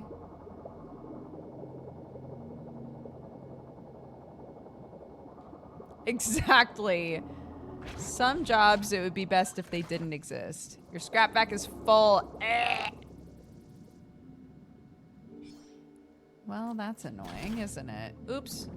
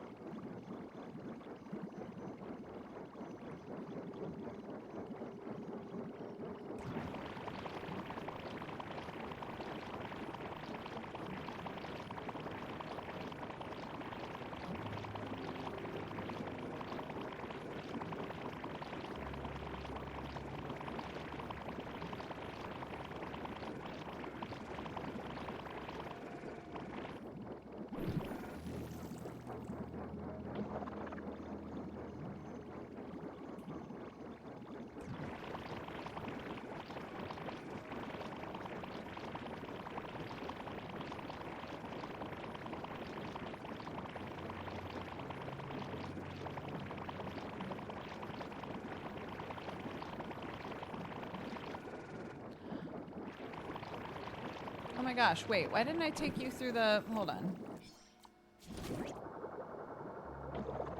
I'm a silly goose. I forgot that I could just take you through a thing.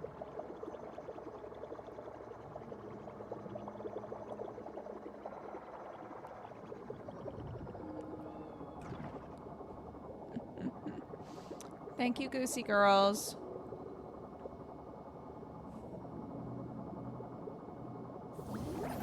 Yay, that's better, isn't it?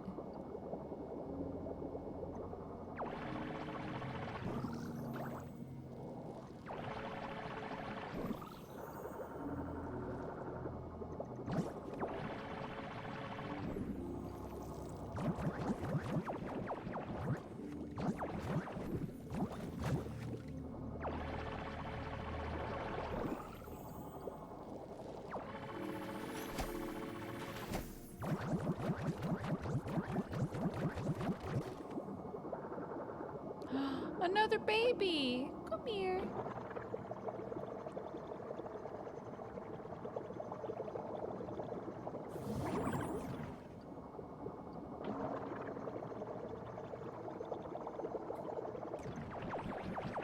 Oops, what am I doing?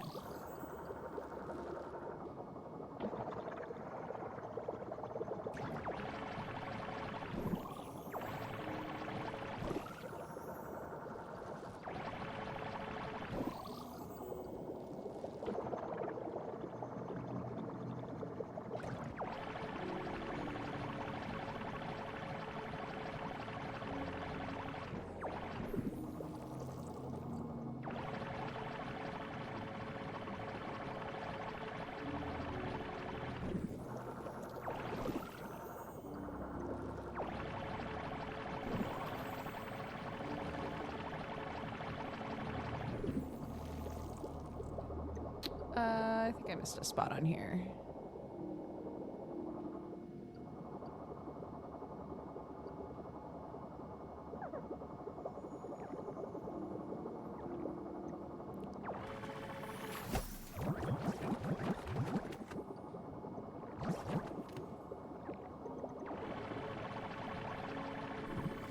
I'm trying to see if there are other babies to pick up. Okay.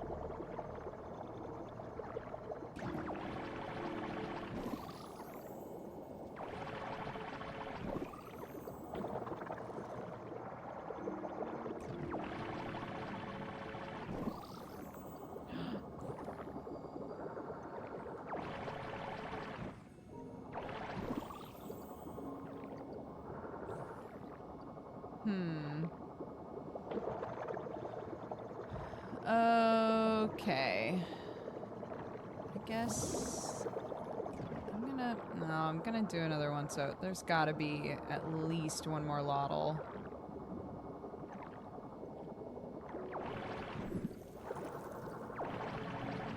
I would rather, it's such a long trek back.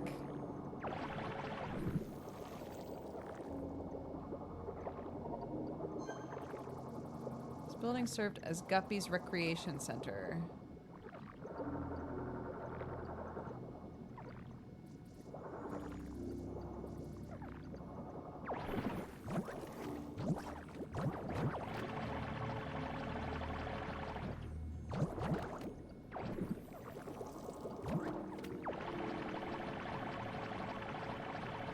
The Loddles are basically alien axolotls, yeah.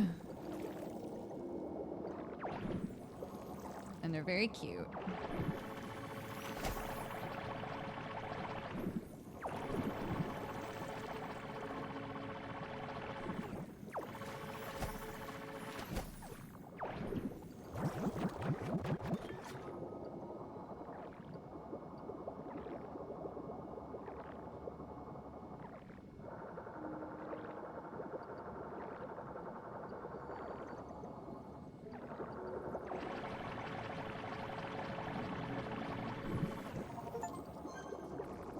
This is the office of the once great Guppy CEO, Galena Mathia.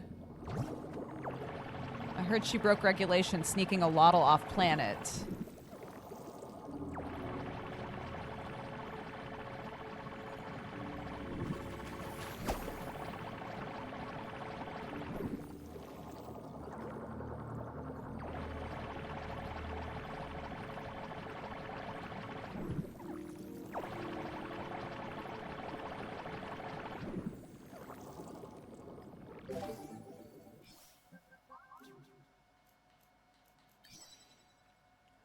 If you haven't heard the news, we're packing it all up and moving to a bigger planet. Don't tell anyone, but I'm bringing a Loddle to the new headquarters. I've named him Squishy.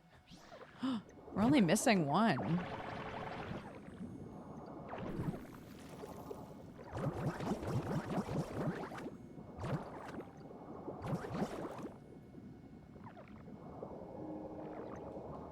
Like one badge, I mean.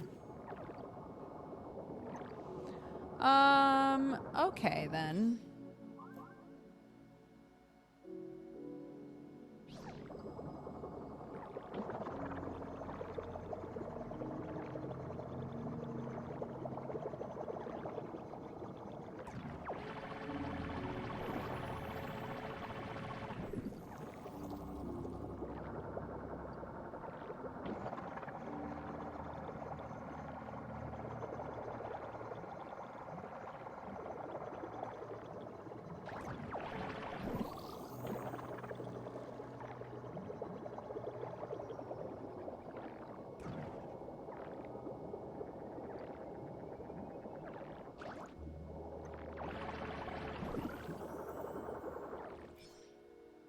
Oh no, I'm going the wrong way.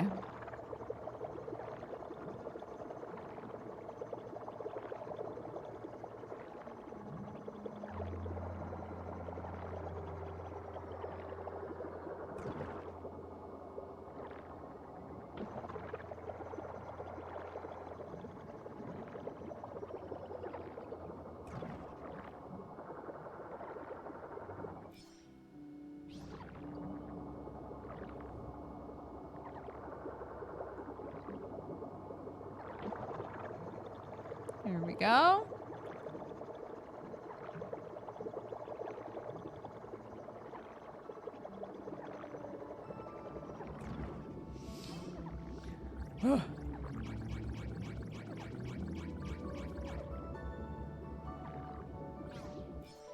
um...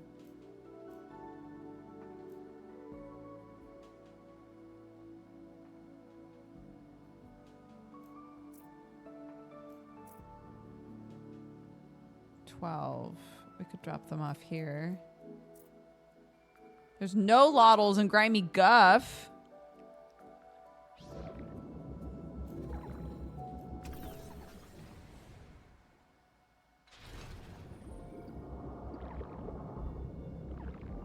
Okay.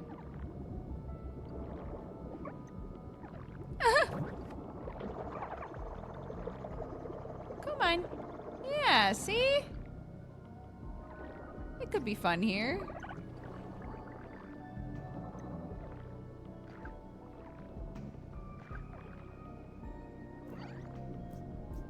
Release?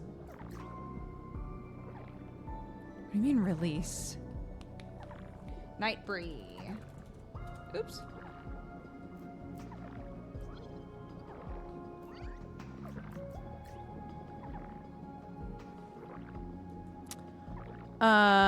And Arnar.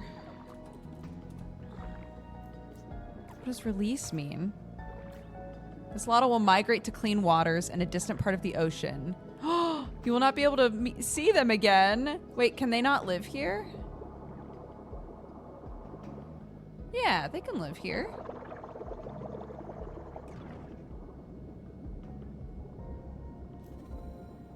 What the hell?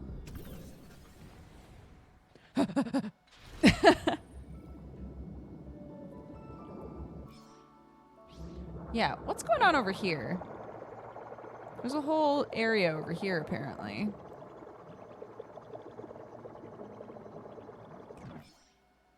What? No, that's my house. Not that.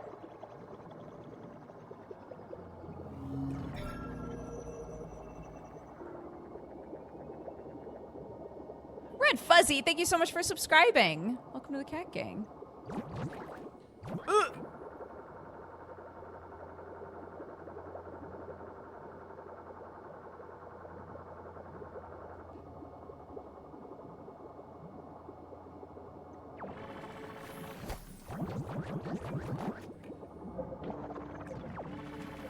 Oh, come on, man. Oh, fine.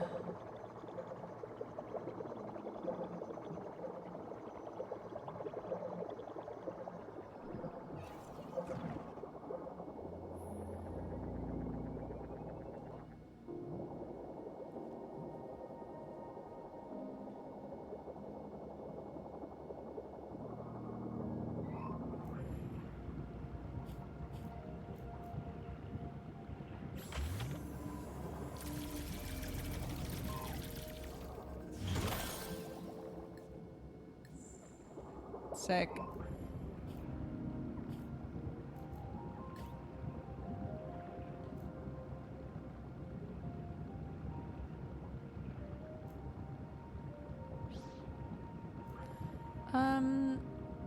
I guess I might as well make another one of these.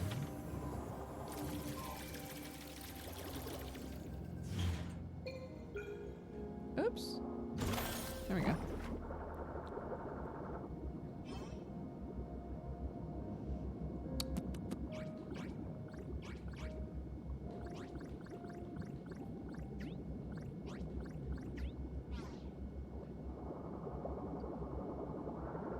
Okay.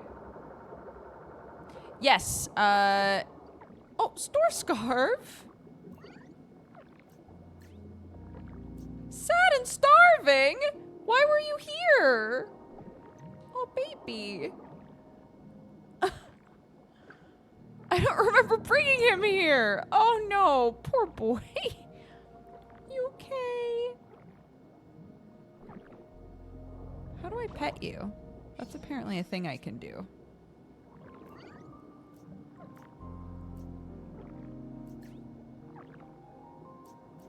He's a baby.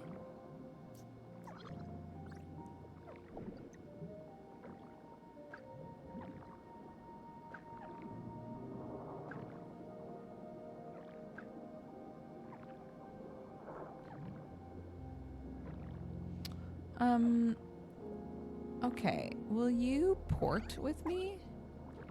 If I say follow me and we fast travel, will you come with me?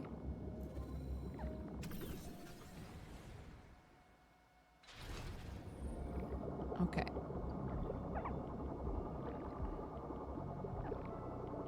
Yeah, this area is fun, huh? There you go.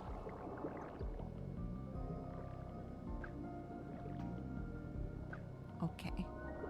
Okay, good job. Mwah, mwah.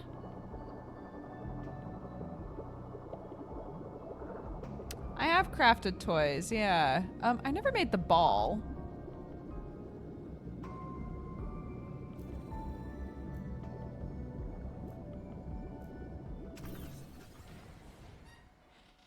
Stop pointing your gun at the baby. It's not a real gun. It's a goofball gun, you know?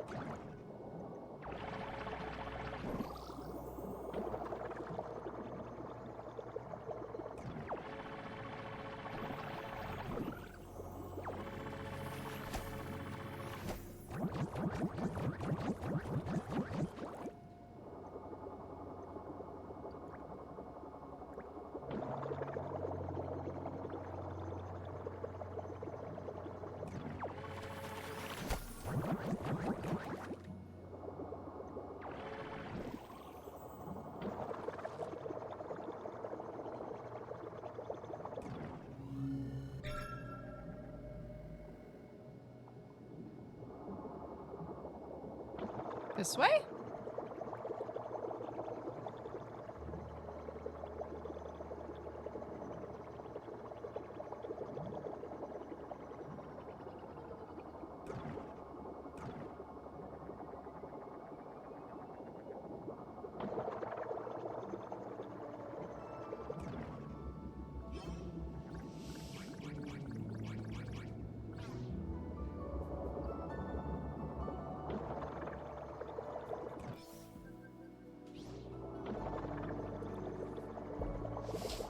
Okay.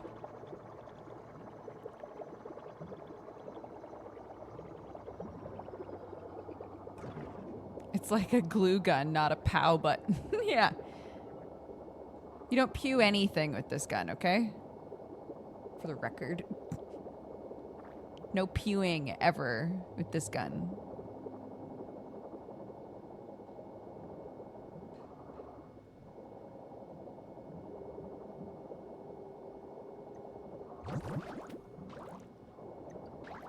Oh my god. There we go.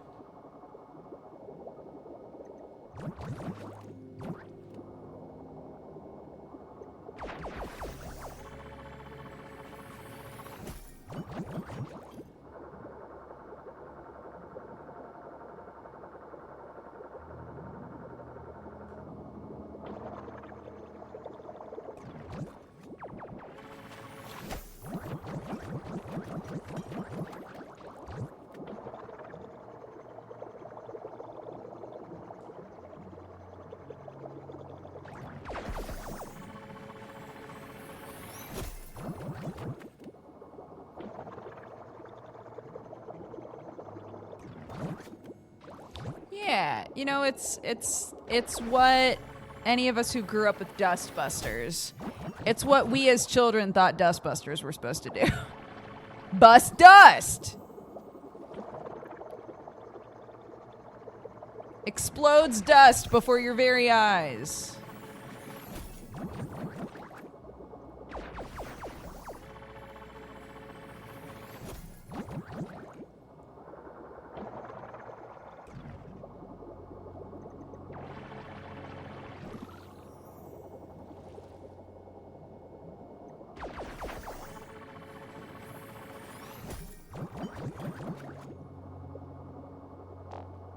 Uh-oh.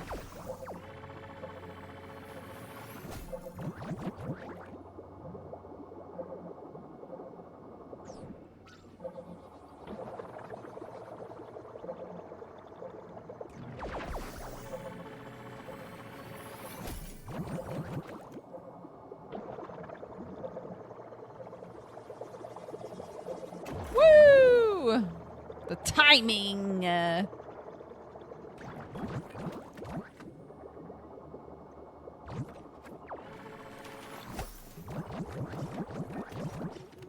No, I'm already out of space. The last one!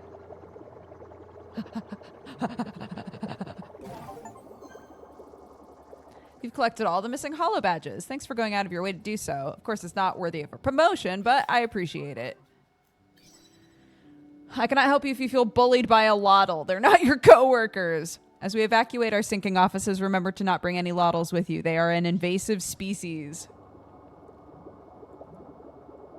Unless...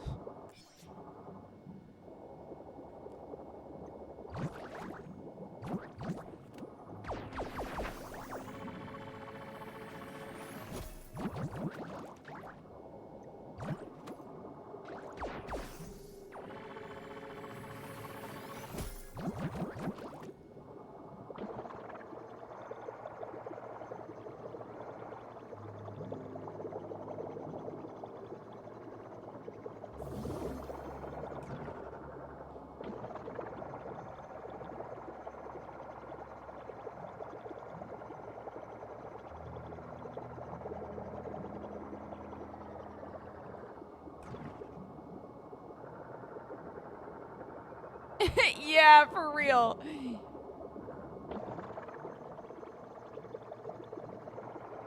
Humans, the true invasive species.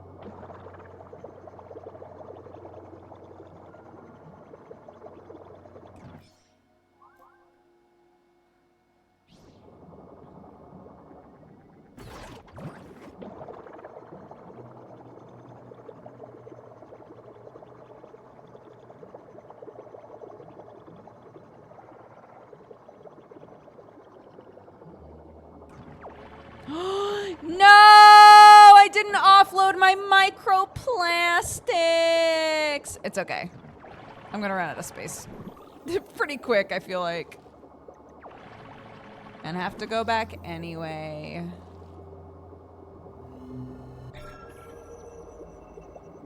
Ooh! It's everywhere.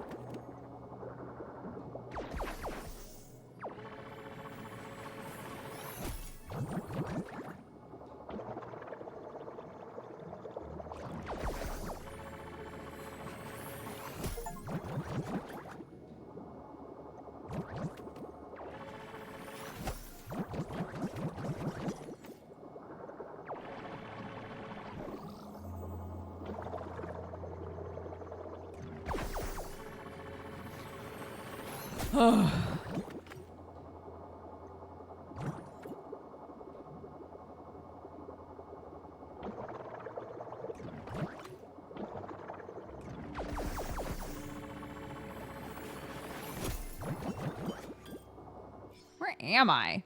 Oh my gosh, I'm almost to Grimy Gulf!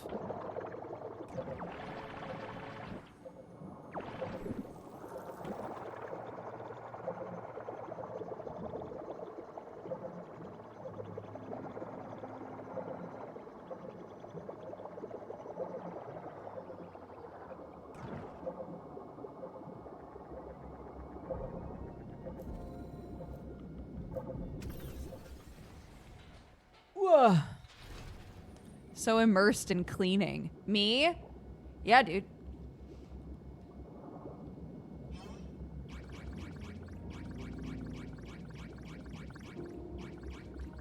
Accidentally put my boy in there. Thank you.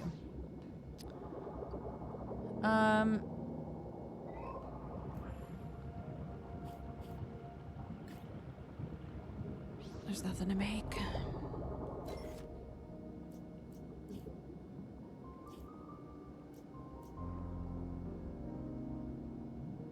I've never made these bombs. I should do that. How many of them can I make? A bunch.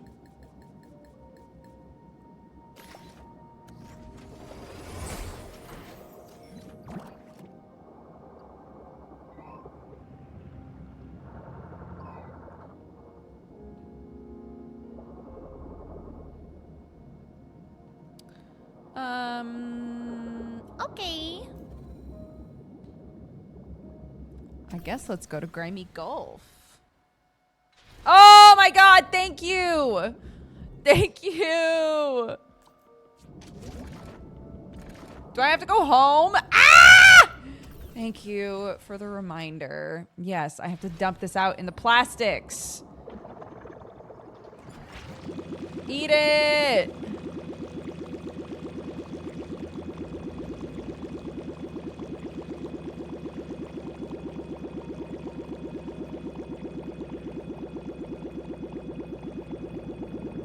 It takes so long.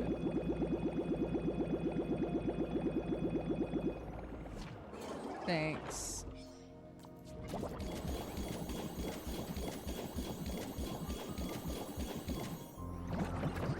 Thanks, bud.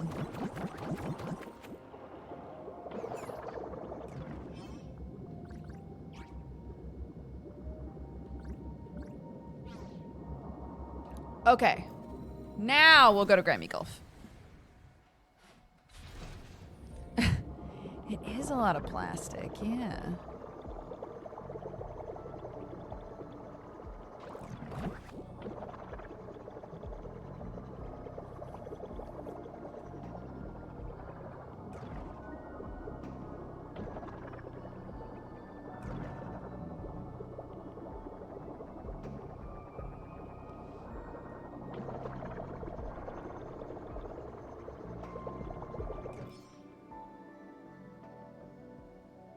Nope.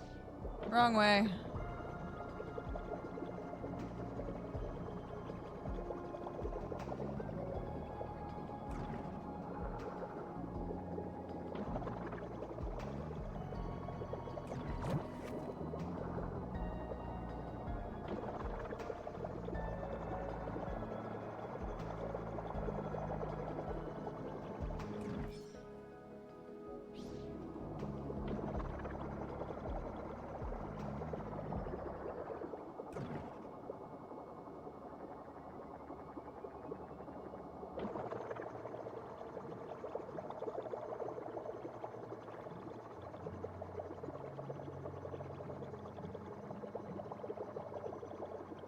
A lot of microplastics. Does it become macroplastics? These are the important questions. Oh, this shit. This is what I was looking for. Oh, it's literally right behind where the... Okay. Okay.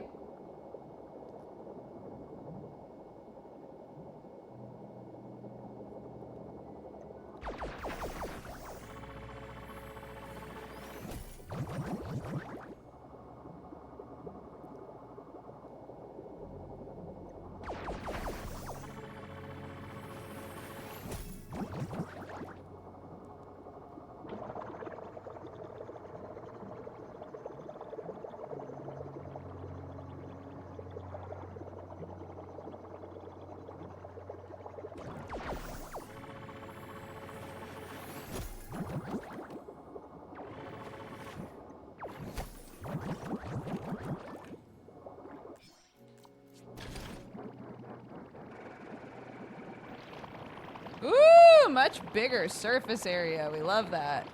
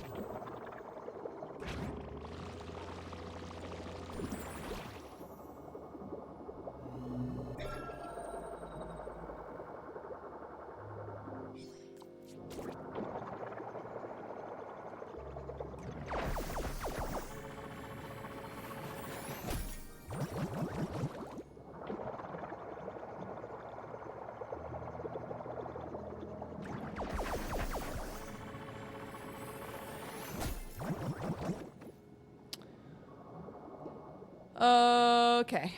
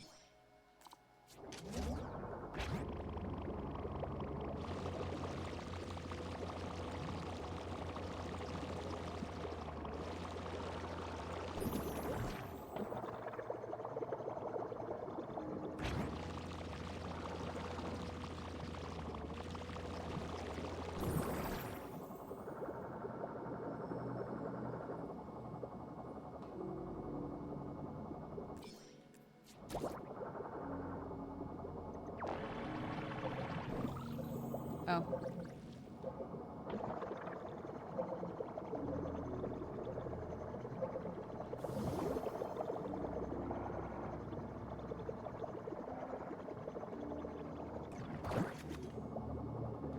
What? Already? God, it happens so fast.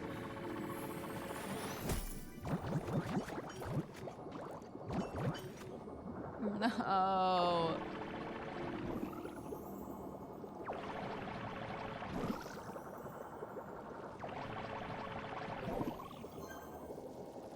Made some good progress, but there's still plenty of contaminants. Don't worry, bud, I got this.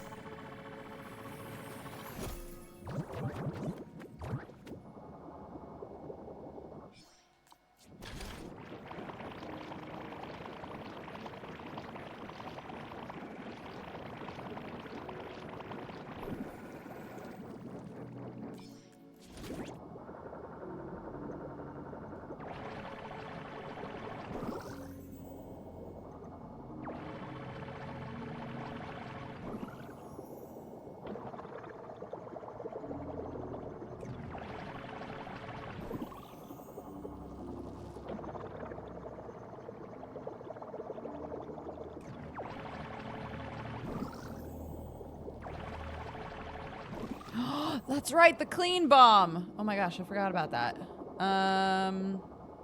Okay, yeah, let's try one.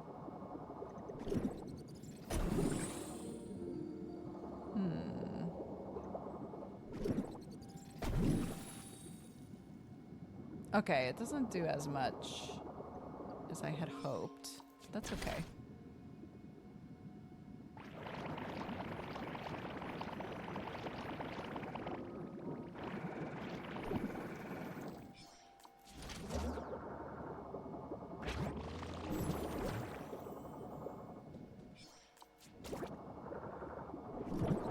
Oops.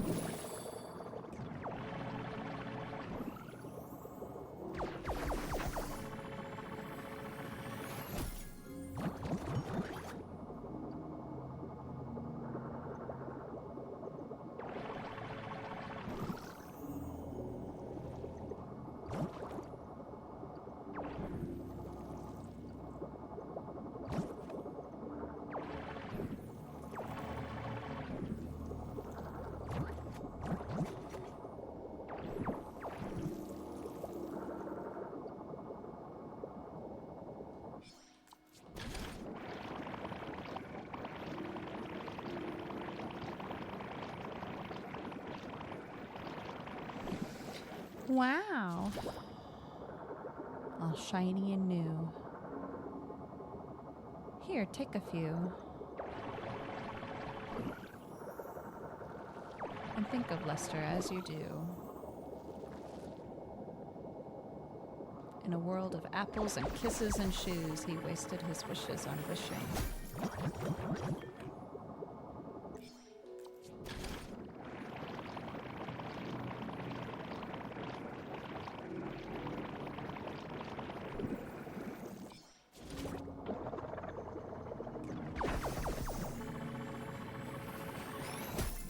Yeah, no joke.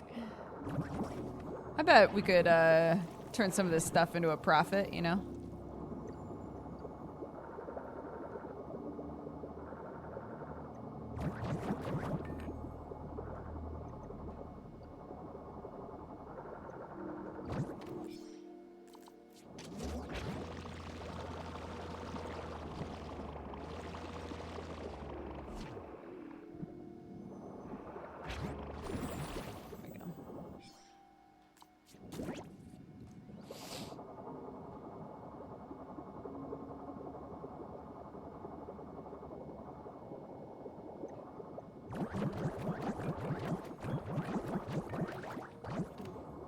Nope.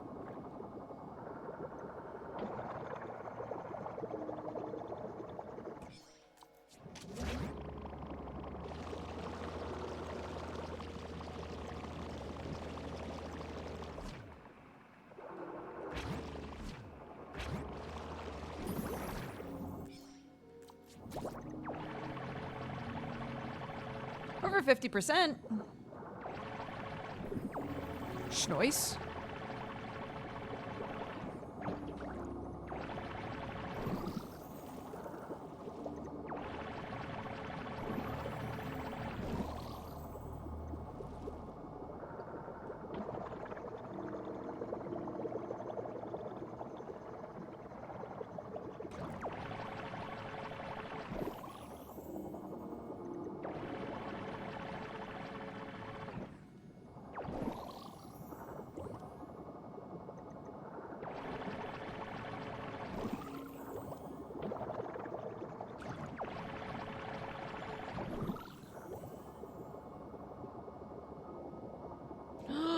I knew it. I knew there was another one. Hello, baby.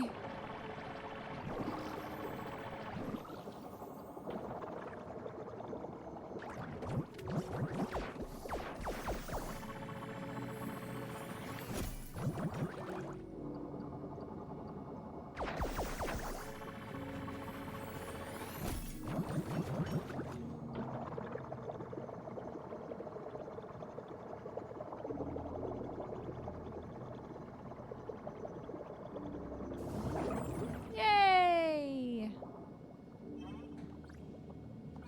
I don't have anything you can eat. I'm so sorry.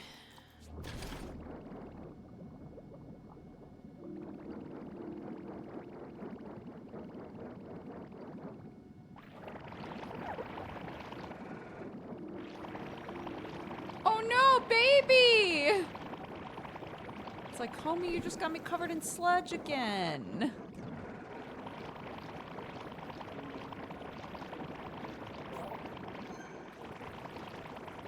Thanks, Biome. It's cleaned up for Loddles. Fantastic. Let's get you cleaned up again, honey. I'm sorry.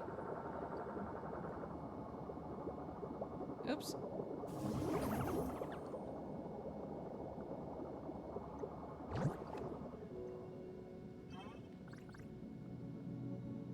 Oh, right. I don't have space for it.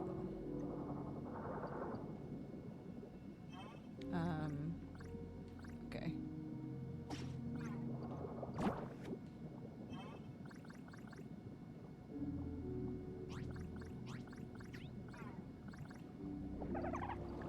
There you go, buddy.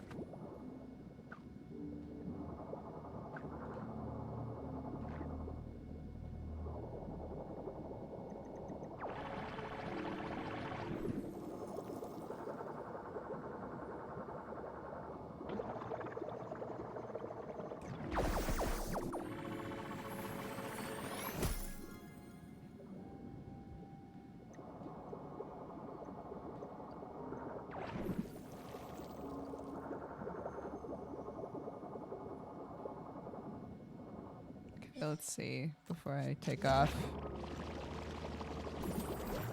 Nice.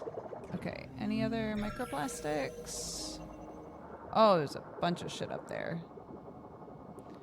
Yeah, there's still tons of stuff everywhere. Okay. Okay. Okay. Be right back, little guy.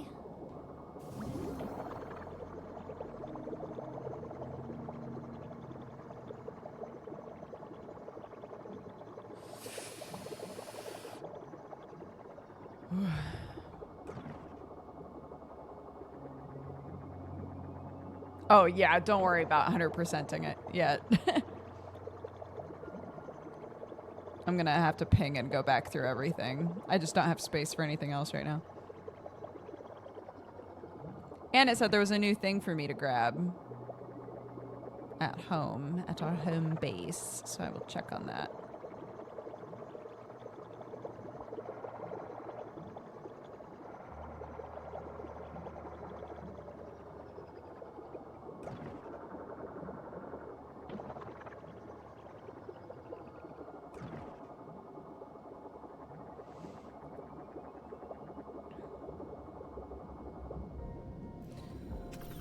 Ooh, it's cold. It's so cold. Why is it so cold? Ah!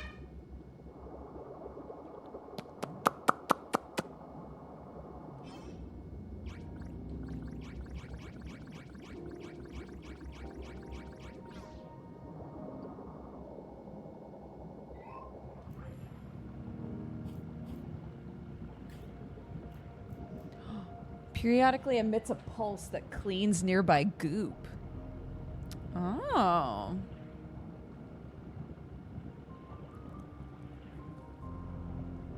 Interesting. I know, December 1st came. And it was like, guess what? Guess what, dude?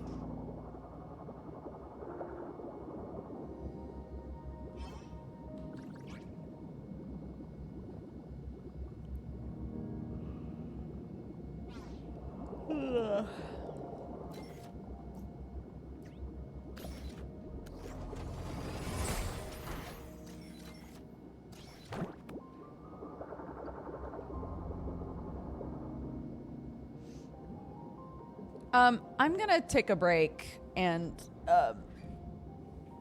make myself some more coffee, I think, or just something to warm me up. Heat up some food or something. So let's save.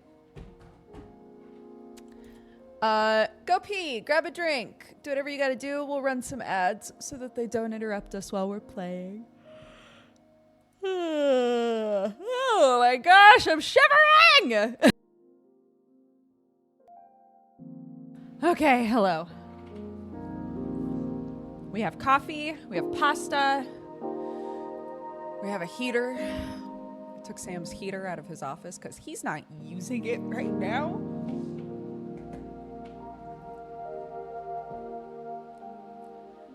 Also,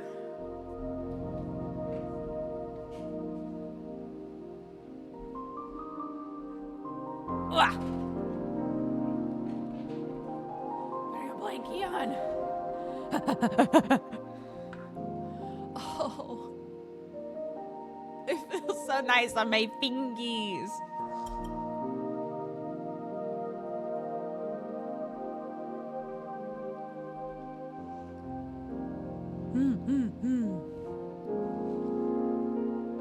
Sorry, just give me a sec.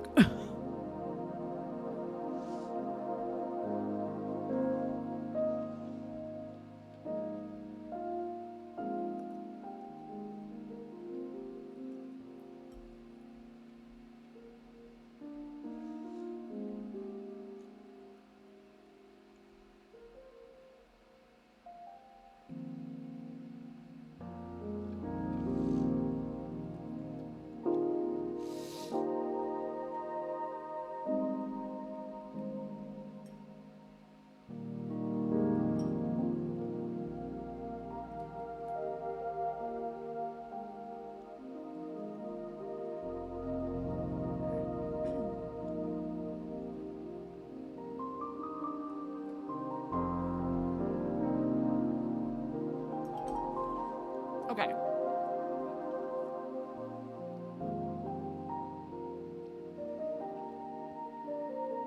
No, I'll tell him. I'll tell him I have the heater.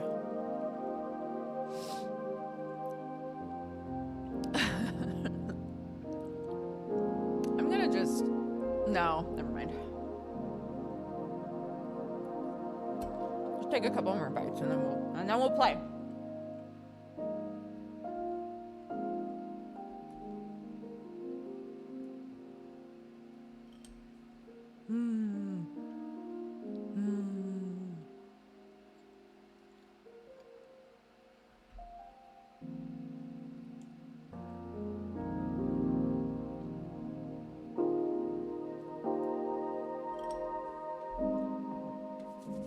Okay.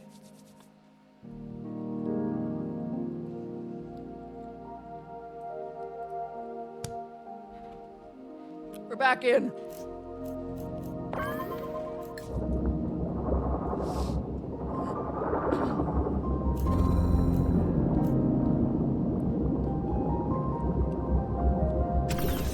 We should be good.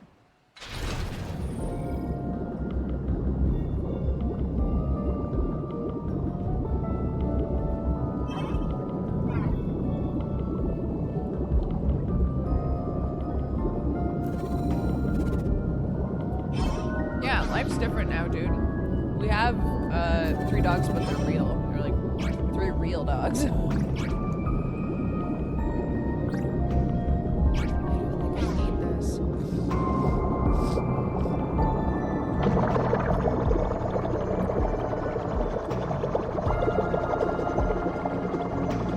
Famous last words, probably.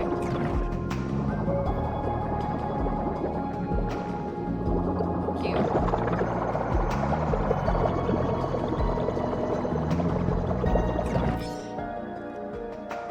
I always do that. I always go back the opposite.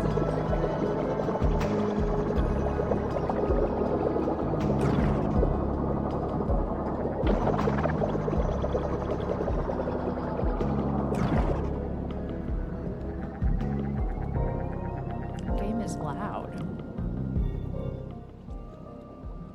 Oh, sorry. Is that better?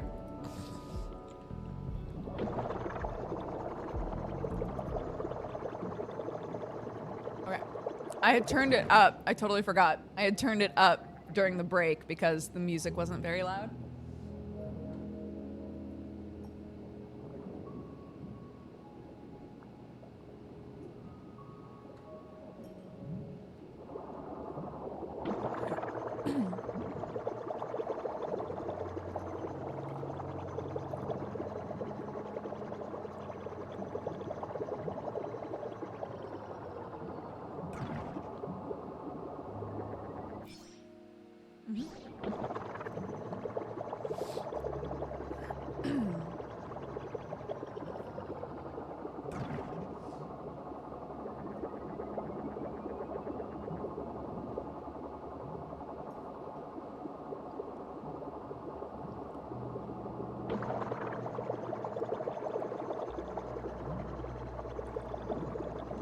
Oh my god, that is noticeably so much better already.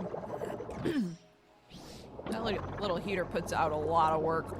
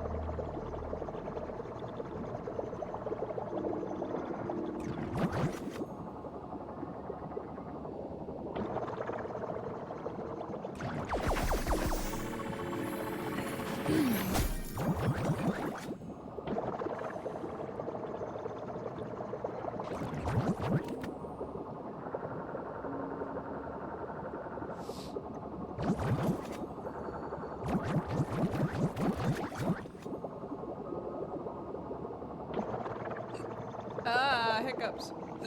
Ah, hiccups. Ate too fast.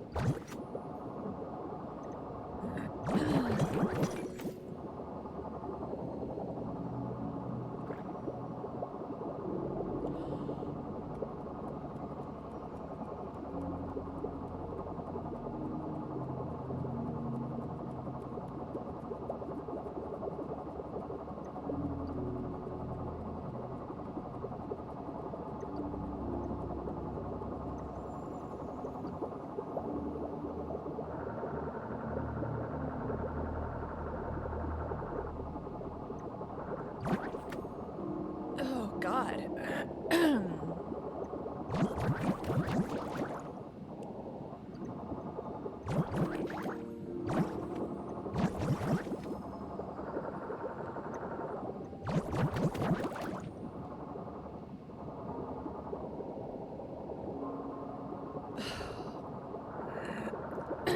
These hiccups don't want to go away.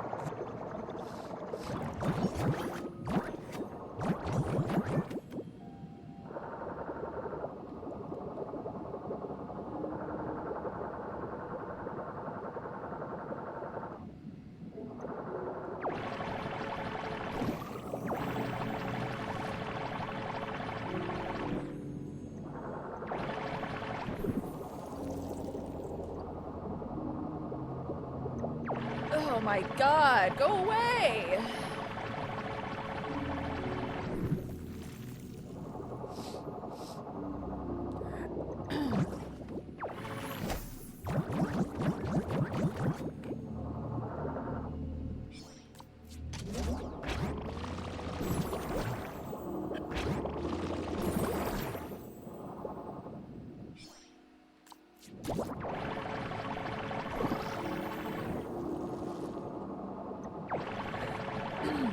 Hiccups are one of the most uncomfortable things for me.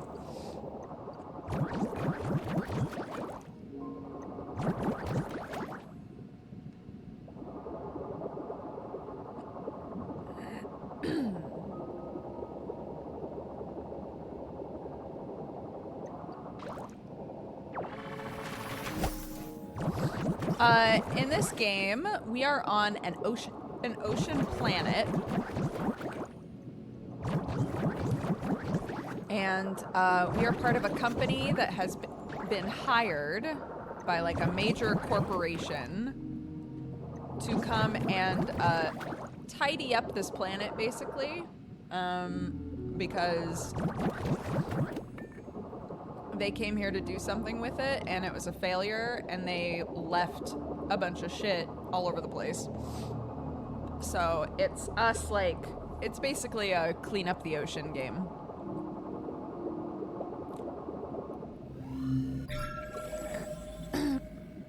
This way. Oh my goodness, look at all that.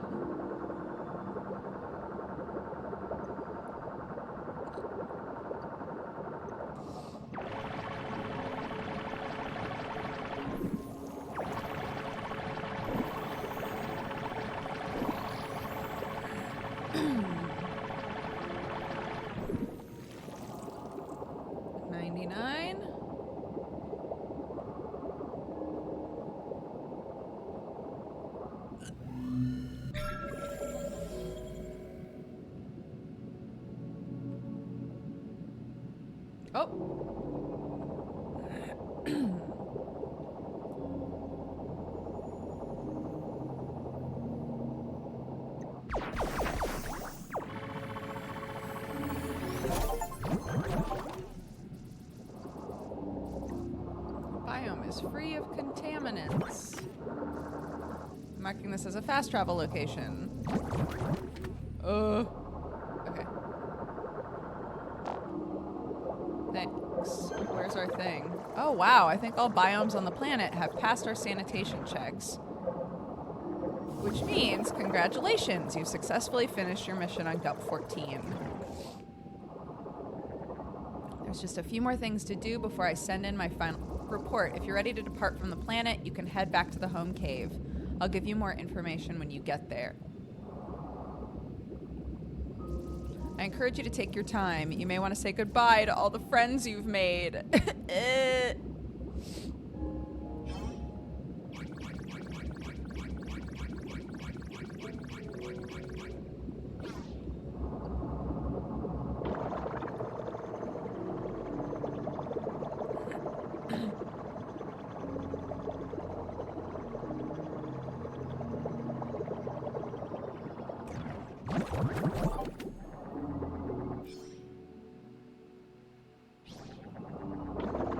I wonder what happens if you get all of the places to 100.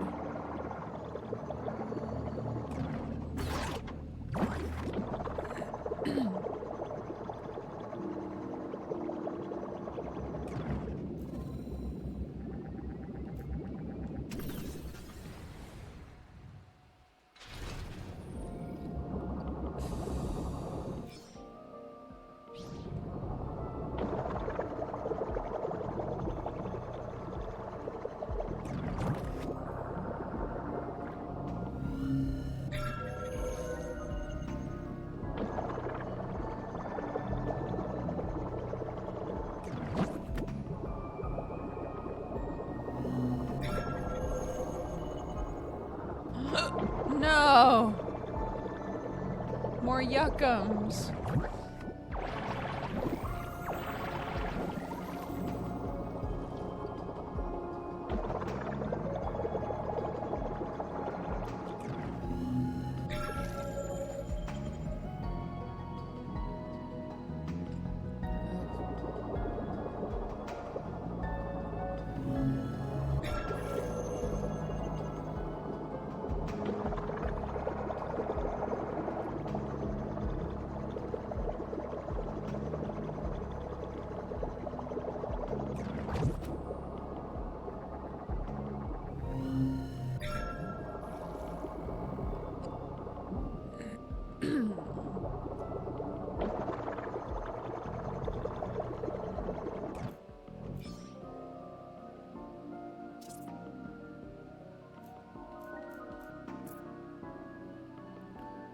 One piece of litter. Ugh.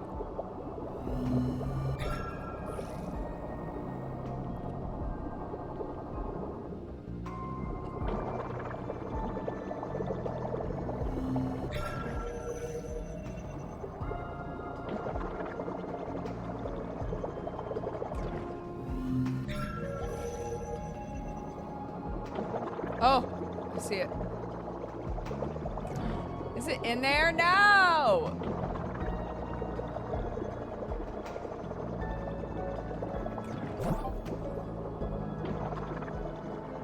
Okay.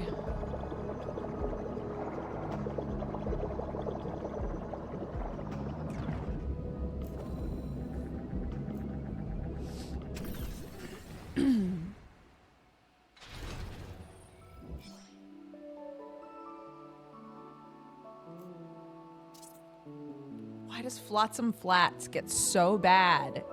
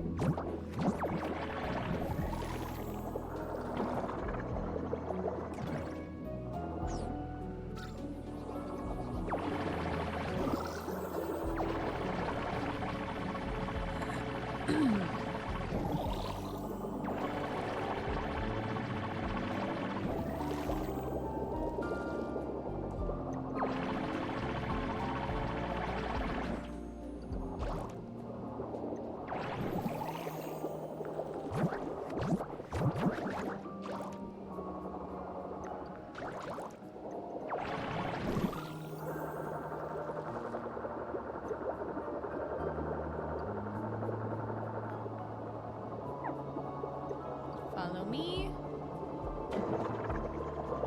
Who else got yucky?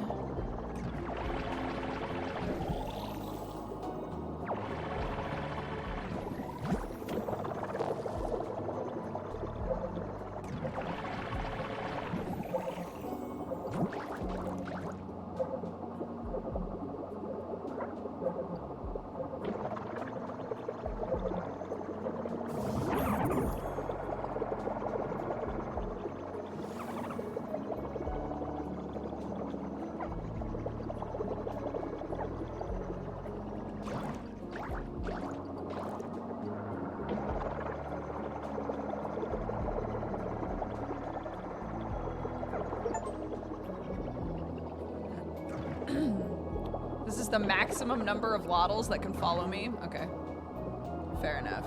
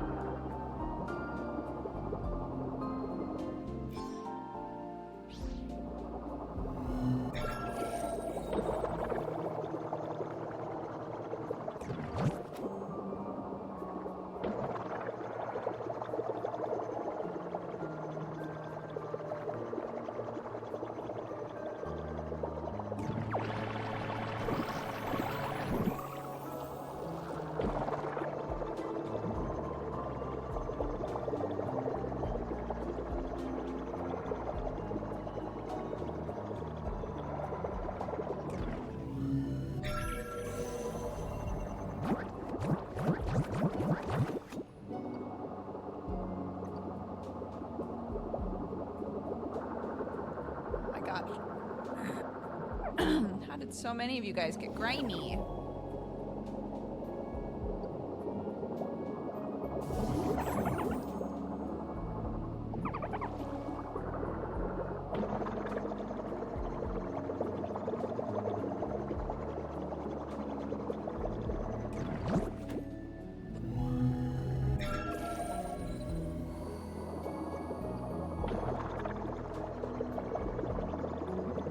These hiccups are annoying the shit out of me.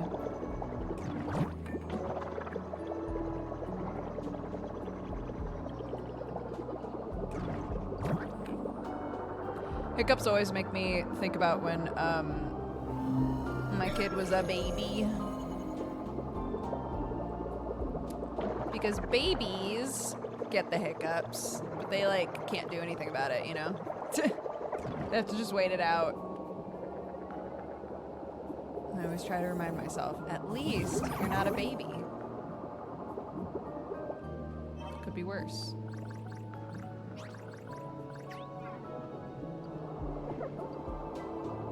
Oh.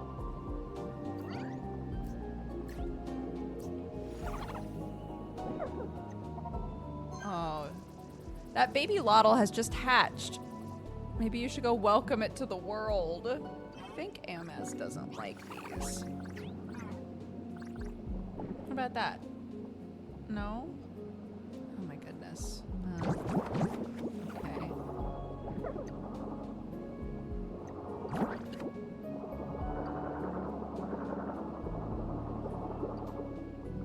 Does it want to eat with friends? No. Okay.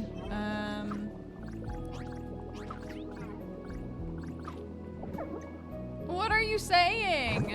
What is it saying?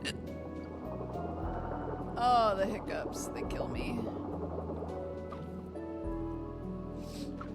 This one's saying the same thing. Why?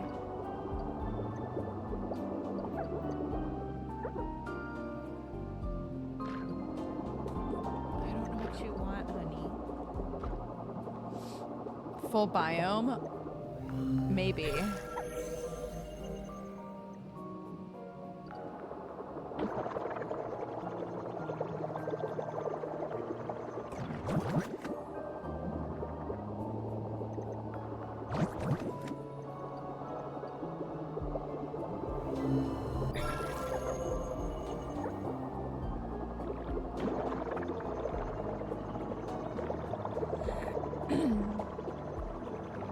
How are you, Jaws? Nice. We hit a hundo.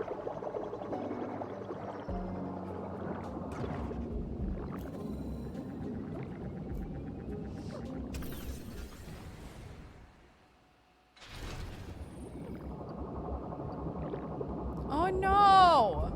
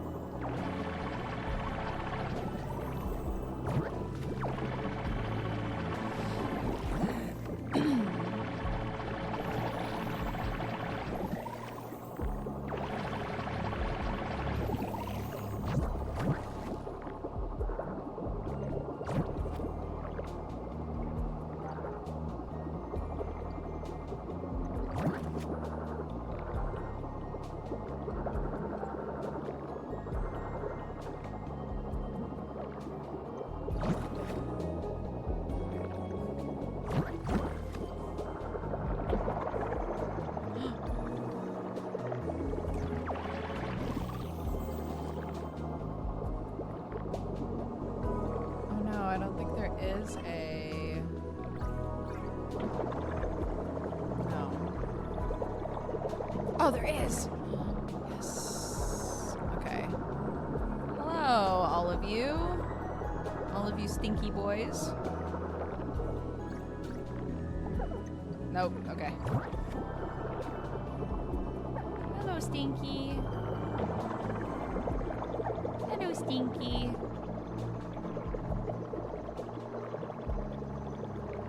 Hello, Stinky.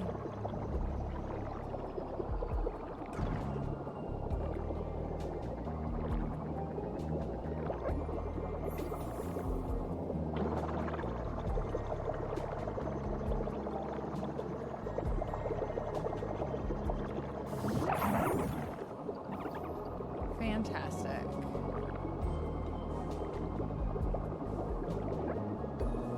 What?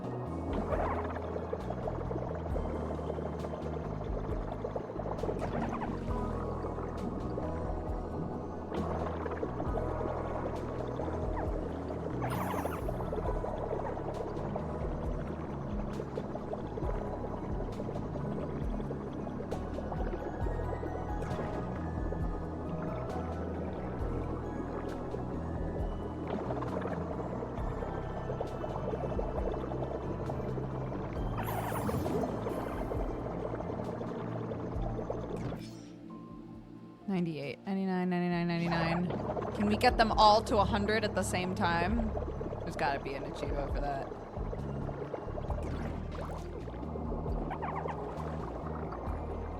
Three of you don't have homes now? What is going on?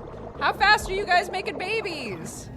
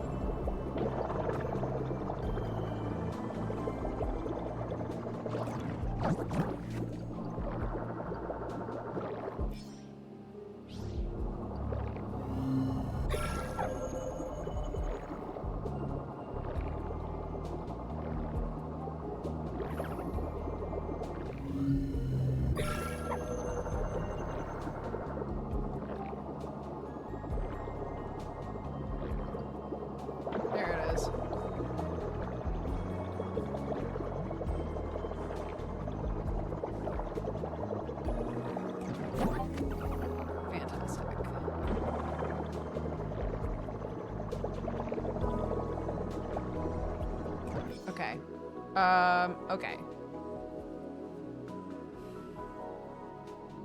15 out of 15. 10 out of 10. 15 out of 15. 7. 1. Okay, let's drop these guys off at Grimy Gulf then.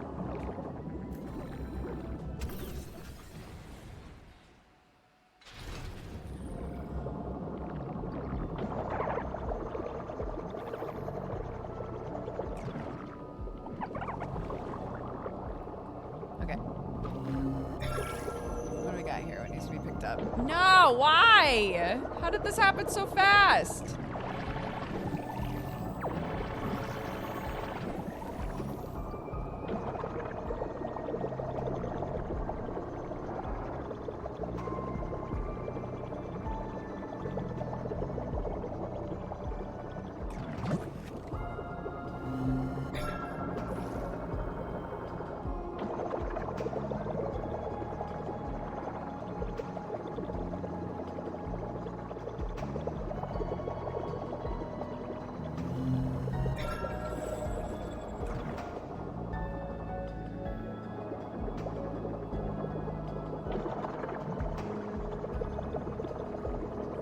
Probably should put water purifiers everywhere.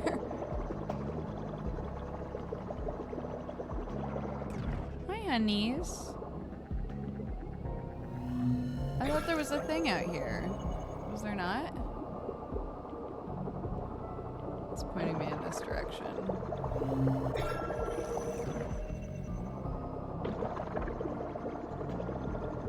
Oh.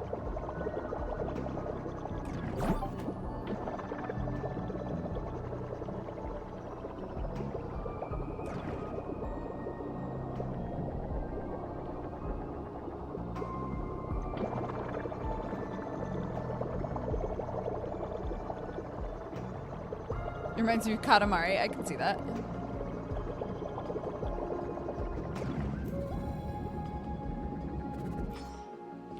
One hundred, 100, 100.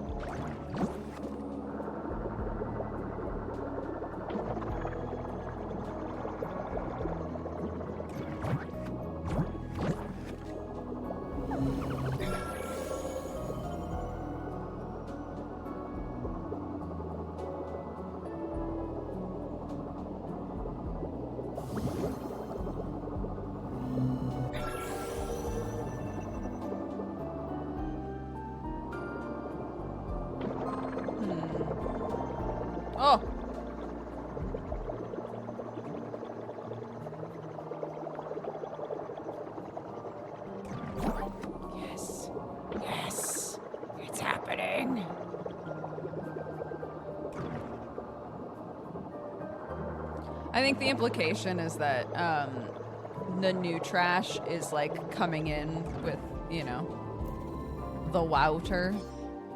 100, 100, 100. Just Guppy campus. Let's go. We can do this.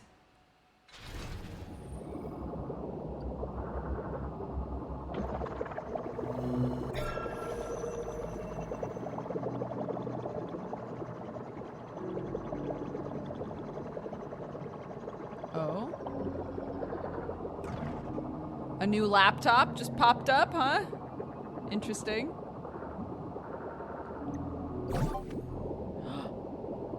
They're all 100. They're all 100. What do I get? What do I get, game? Reward me! No! Grimy golf, you piece of shit.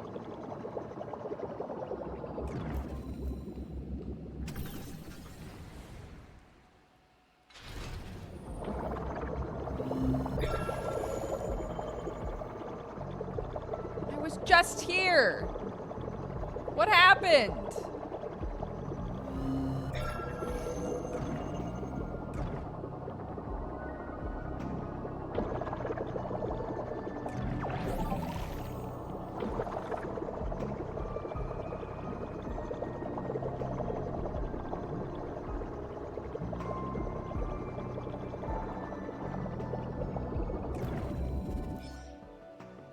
They're all 100 and I get nothing. They're all 100 and I get nothing! I'm ready to begin the departure process whenever you are. Approach your spaceship and say the word. Oh my gosh, guys, are we done? I guess technically we beat the game, but there's still garbage out there.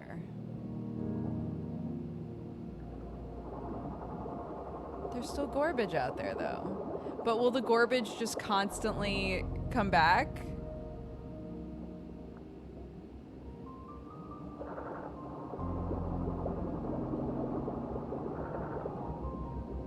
Hold on.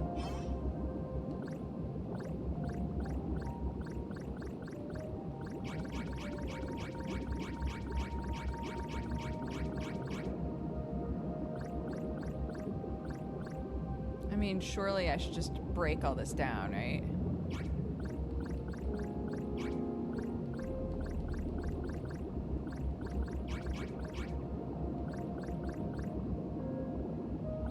It's all the metal, and then...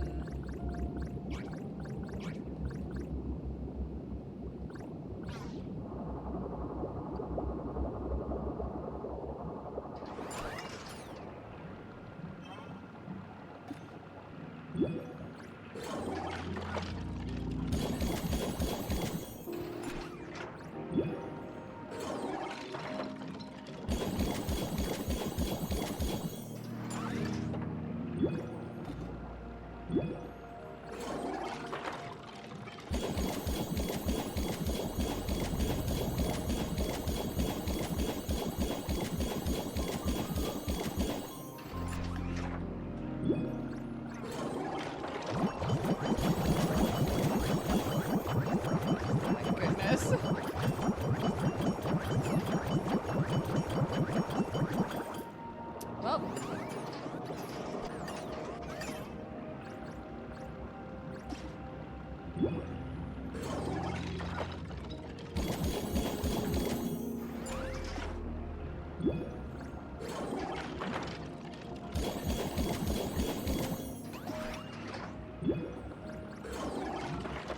I have 37 batteries to feed it.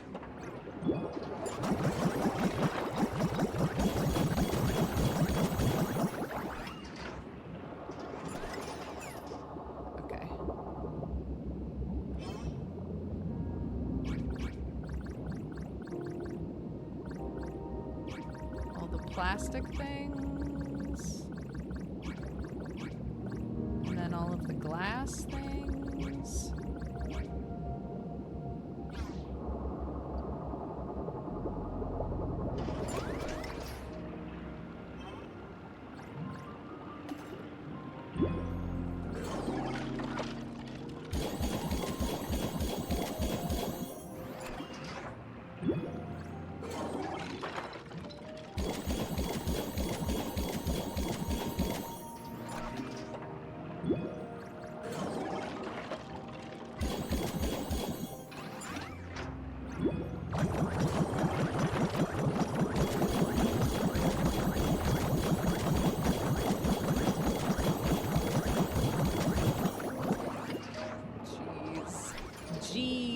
is.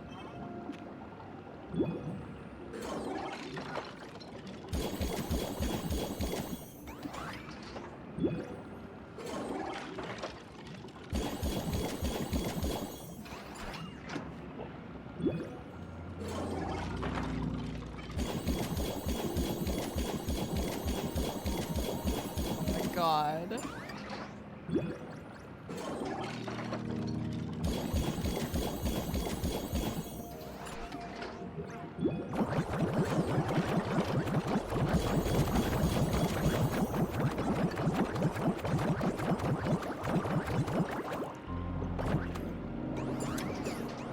Okle dokle.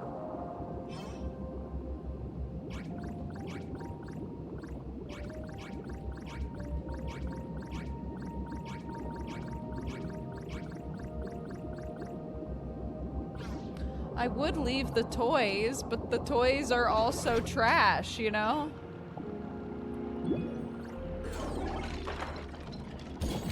Hi, Nick.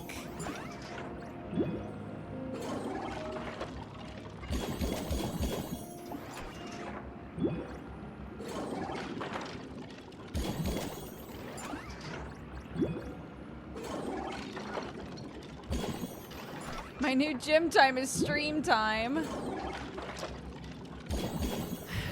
I need to be a gym guy again. I just don't know when I would go. The logical time would be right after school drop off, but that means I would go to the gym and then immediately stream.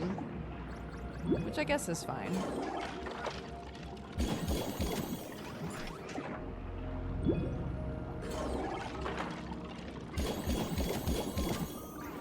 If I could, like, get over the idea of bathing at the gym, it would probably work really well. To just go to the gym, take a shower, and then come stream.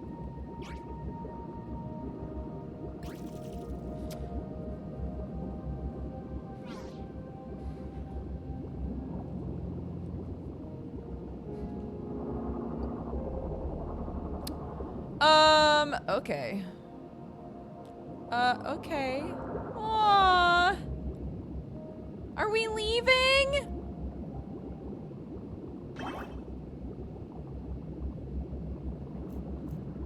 I guess so. Bye, axolotls.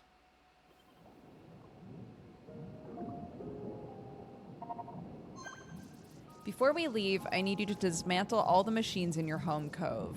Approach each structure and return it back to HQ. I was wondering about this. I was like, we're not going to do the same thing the other company did, right? Don't worry about any machines you've placed outside of the home cove. HQ will collect those. If you have any Loddles remaining in your home, feel free to say goodbye to them now. They'll be safe when we depart.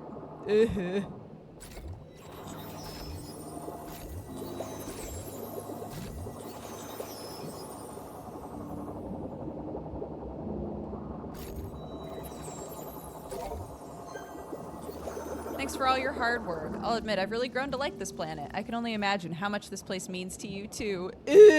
Cries. Now, if you're ready, the spaceship is prepared to take you home.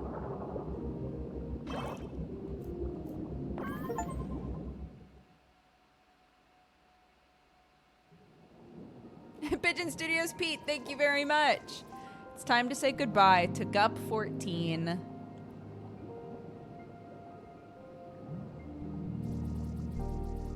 The waters are crisp and clear.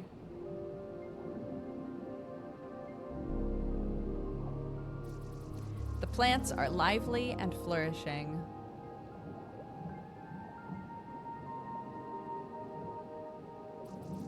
The planet can now heal on its own.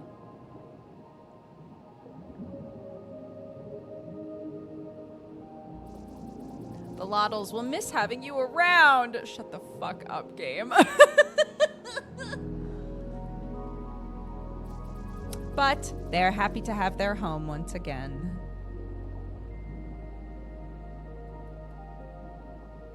Aw.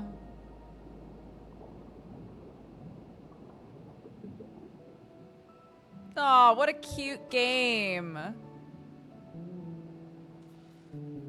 That was a very cute succinct game. I like that a lot. I gotta pay the Maya tax. I appreciate it, Pete. Thank you very much. Welcome to the Cat Gang. It's over? It is, yeah. We were warned. Free warned us that this was a pretty short game.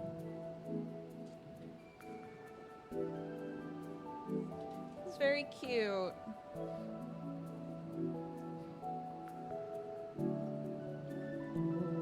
Subnautica meets Power Wash Simulator meets. Or that game is where you suck up slimes. Slime Rancher.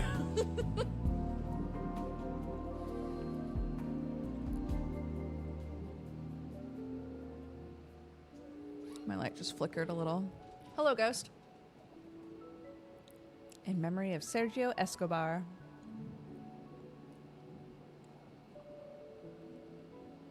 We say claps, guys. We saved to plant secret mode. What do you mean secret mode? What does secret mode mean?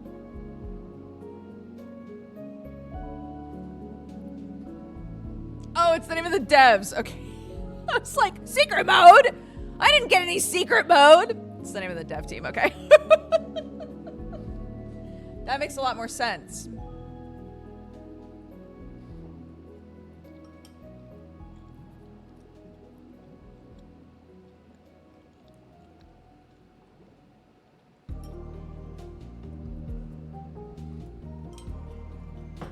Here's what I need to see now.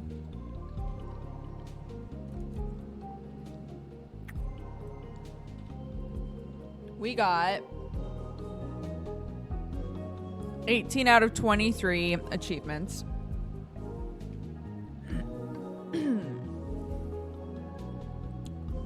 Reach the maximum Loddle capacity in all biomes. We didn't do that. Pet a Loddle. I never figured out how to pet a Loddle. I tried so many times. Release a Loddle into the open ocean. I could never. Run out of oxygen 10 times. Never ran out of oxygen once. And encounter all Loddle evolutions. Damn.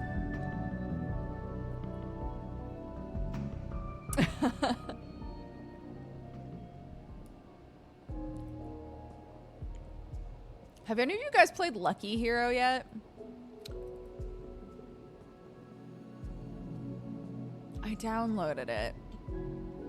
May I say how to pet a Loddle? Go for it.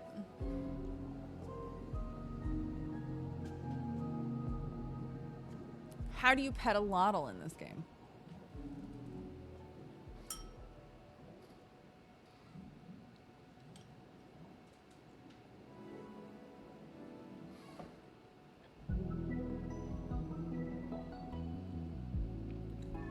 Carefully. Mm-hmm.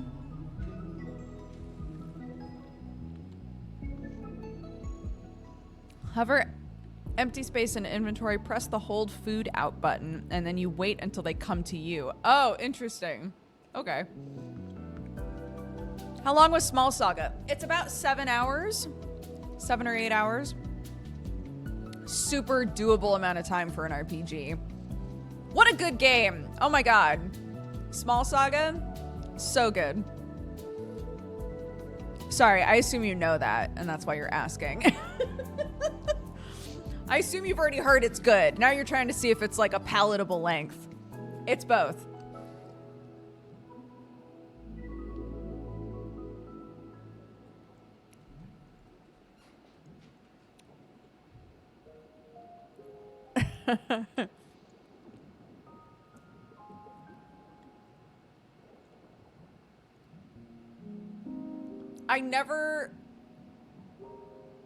I mean, you know, I'm sure that I'll be surprised by how creative people get with video games for the rest of my life. But I never would have thought, for clarity, I'm not talking about this game right now.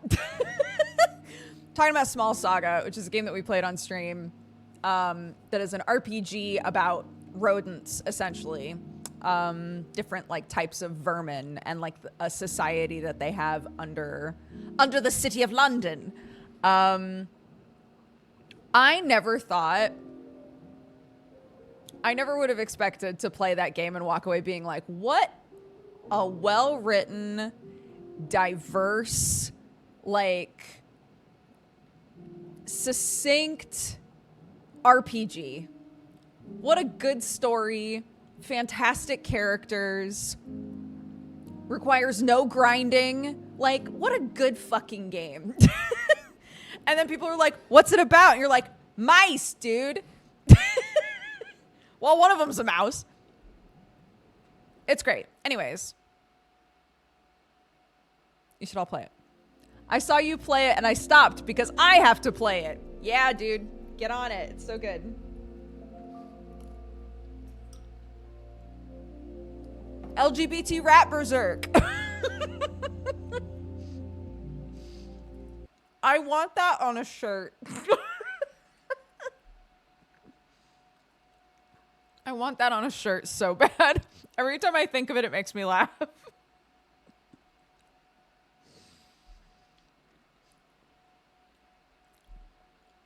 I need to just buy like a white t-shirt and then just stitch it on there.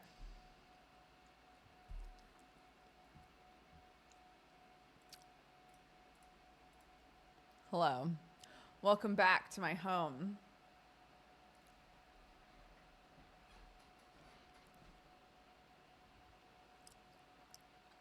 I recommended it to a friend because of the Welsh rat. Nice. Yeah, they're fake. They're not real. They're PNGs. That should be their merch. I'd buy it. But it has to be one of those like really scuffed sort of things where they've just like screen grabbed the comment on Steam and then just copy pasted it all over the shirt.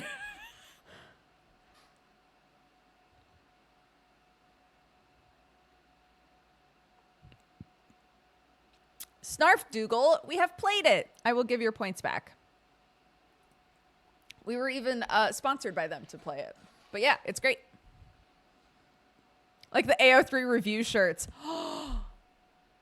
Guys, I found my Is Ocelot Gay shirt. It's been an era. How long has it been since I've worn that shirt? Oh my God. I was like, this is incredible.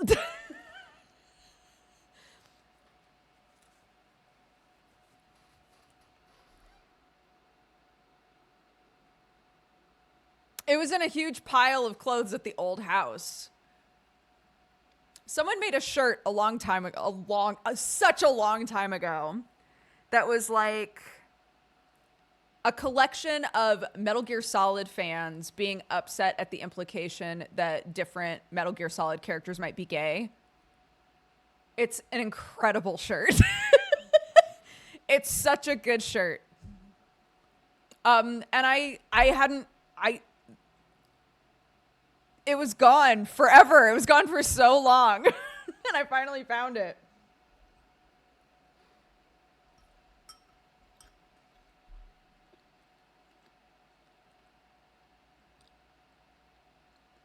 I know.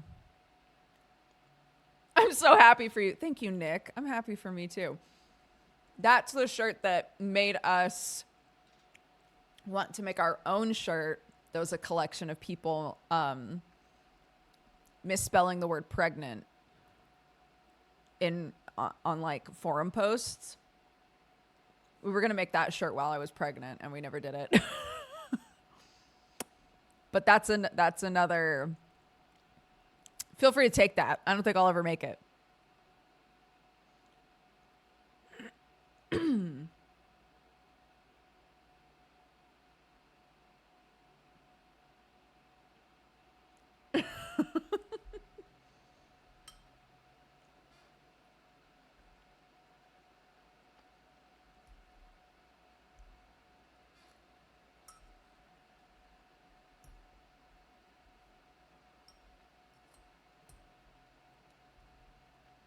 Like, We can make fun as much as we want of seemingly very silly questions on things like Yahoo Answers. But I think it's worth remembering that it was not that long ago that people would wonder these things and either have to just keep it to themselves or ask a real human face to face, you know?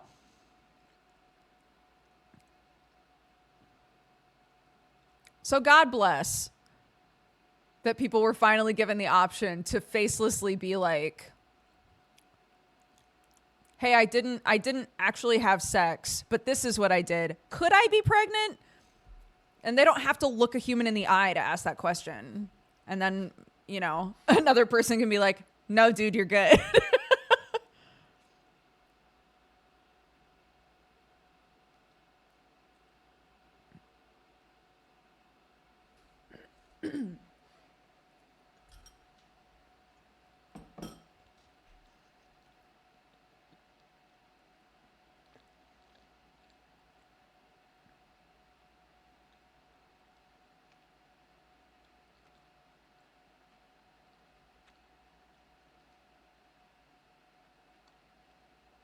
Mm-hmm.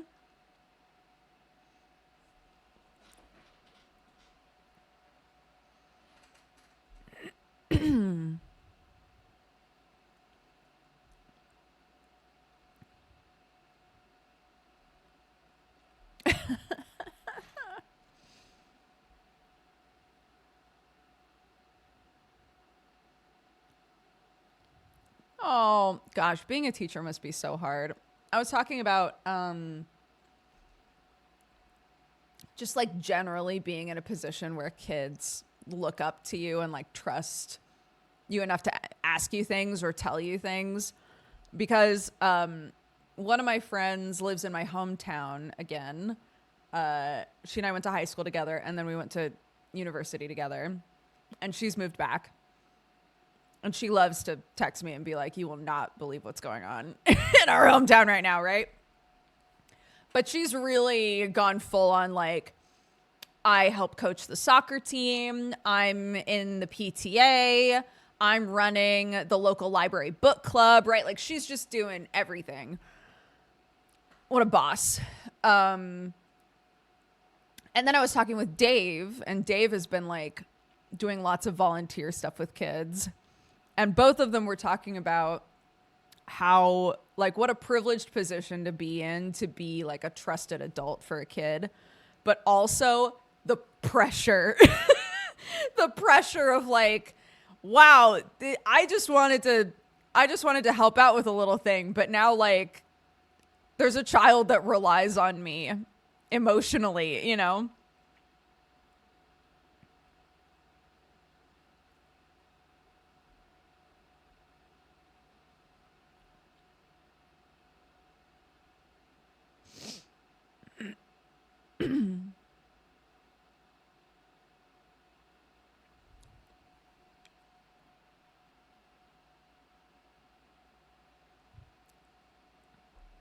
Yeah. So any of you who are teachers, who are, you know, consistent volunteers, whatever, and interact with these kids all the time, God bless. When I was an assistant leader with scouts, my scouts adored me because I wasn't a parent. Yo. Most scout leaders that I've met are scout leaders because their kid is in scouts. So I bet that makes sense.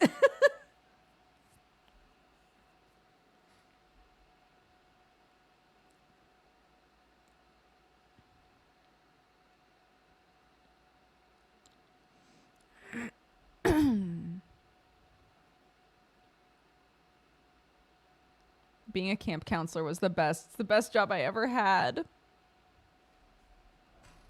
I don't know how I'd do with that. I love spending time with, like, the kids in the family, say, right? Just for an example. I love spending time with them, but I have, like, a hard limit. I have like a certain amount of time. And then when I hit the wall of like, I can't match the energy anymore. If there's no one to pass the buck to, I really struggle. Yes, Dinodax. That is also what both people I was just talking about said, is that the kids are great. It's their parents that are a nightmare. If there's ever an issue, it's never the kids. It's always their parents.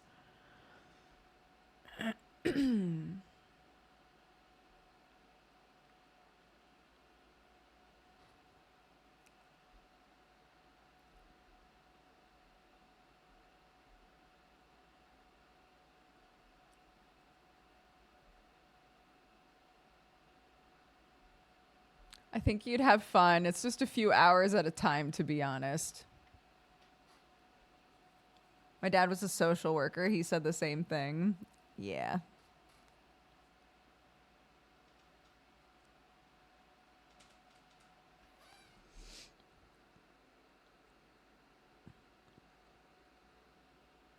Bum, bum, ba, ba, bum. I'm going to have the Loddlenauts music stuck in my head for a while. That's good. That's better than the alternatives currently.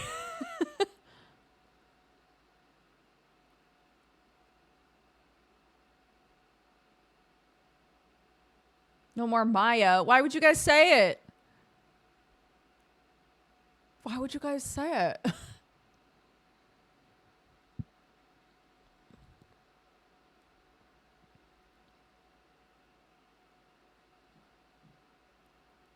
There is no escape.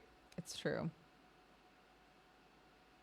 I showed the tier list to Jesse yesterday when we were doing pre-show for Deadbeats.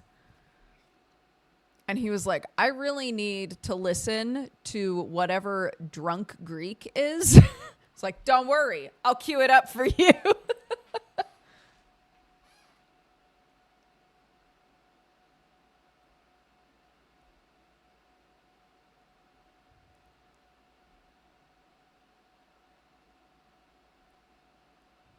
Did you do your show homework? No.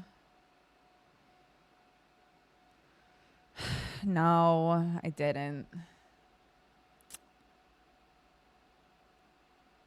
But to be fair, this is actual first episode. The other ones were testers. This is the actual first episode. So.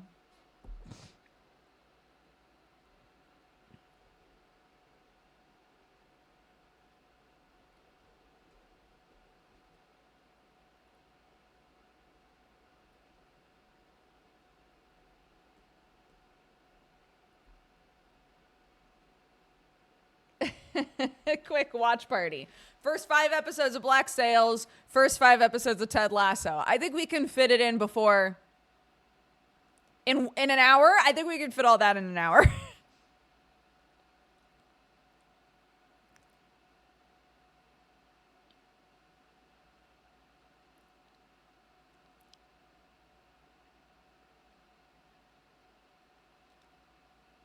Watch them at 10 times speed.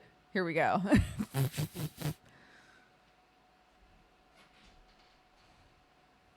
Ted Lasso is such a good show. Apparently, that's what Jesse told me I have to watch.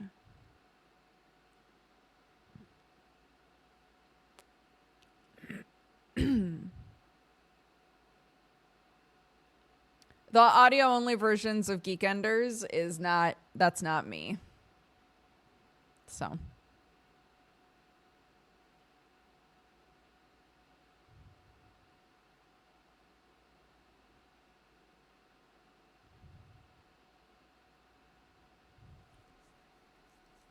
If Jesse did his homework and you didn't, don't say that.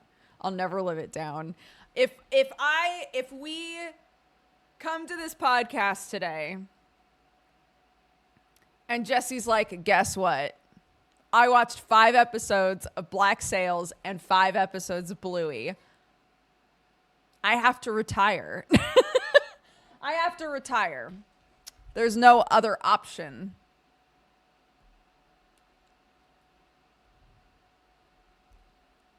I don't know how everyone else seems so natural around children. I keep thinking I'm missing something. I think earlier you were saying that kids make you kind of anxious. It could just be like kids. You don't ever like really know what kids are going to do. There might be anxiety around that, but also I've talked about this a little bit with my mom. Again, I have no idea what your life has been like or any of that sort of stuff. But my dad is very uncomfortable with kids being like really happy. That sounds awful, but he's not really sure what to do. It makes him feel kind of uncomfortable when little kids are like really like excited and really happy. And I think 100% it's because he grew up in such a terrible environment and was like not allowed to act that way. And it's like a trauma response for him, right? That like when he's around kids, really little kids that are allowed to just express themselves in really, really big ways, I think it makes him really uncomfortable because he wasn't really allowed to do that. You know, there are like so many things that can, again, not saying that's your situation. I'm just saying there are lots of different things that can potentially contribute to little kids, and the way that little kids behave makes me uncomfortable. And it could just be like the chaos of them, but it could be something deeper. And if you don't spend a whole lot of time around kids, you might not really need to analyze that.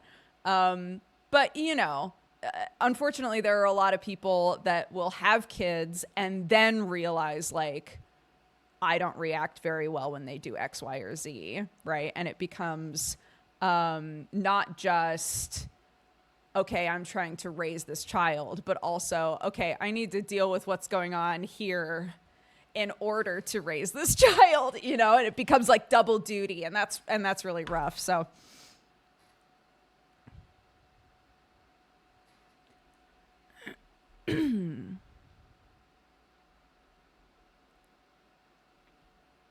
oh, yes, sorry. I thought I had.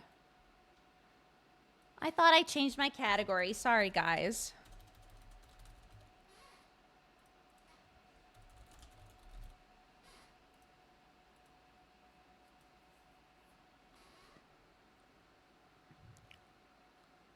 Yes, that's the thing I love and fear the most since I'm a mom. Kids trigger everything, but it helps learning so much about yourself. 100%.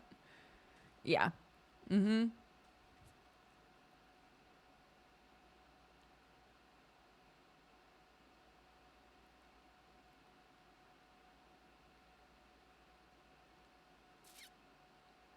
Yes, I have a friend who really struggles with that. Someone in chat said, I have a similar thing with compliments. Even if they're small, I don't know how to respond to or process them well. Positive feedback wasn't really a thing for me when I was growing up. I have a friend who's my age who has tried for years to be like more receptive to compliments and still feels so uncomfortable if someone's complimenting them.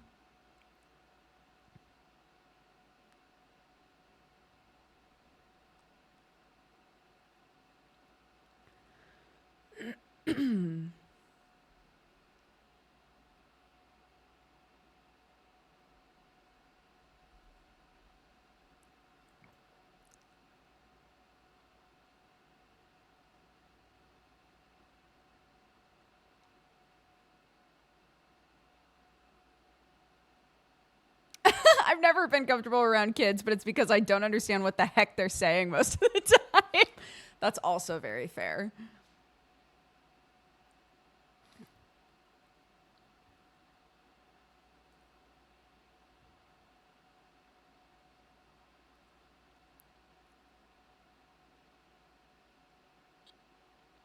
I was an only child. I hung out with adults a lot. I think you might be right about the unpredictability. I have OCD and ADD. When things are chaotic, it feels too much. Yeah, that makes a lot of sense.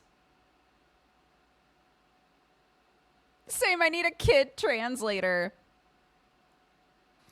What sucks, and speaking as a parent, right? What sucks is when you understand your kid perfectly well, and you're like, oh my gosh, they're speaking so well. They're basically a grown-up. And then someone else is in the house and your kid is talking to them and they look at you like, please translate. I have no idea what the fuck this small human is trying to say to me. Like, oh no. I thought that they were crispy clear, but they're not.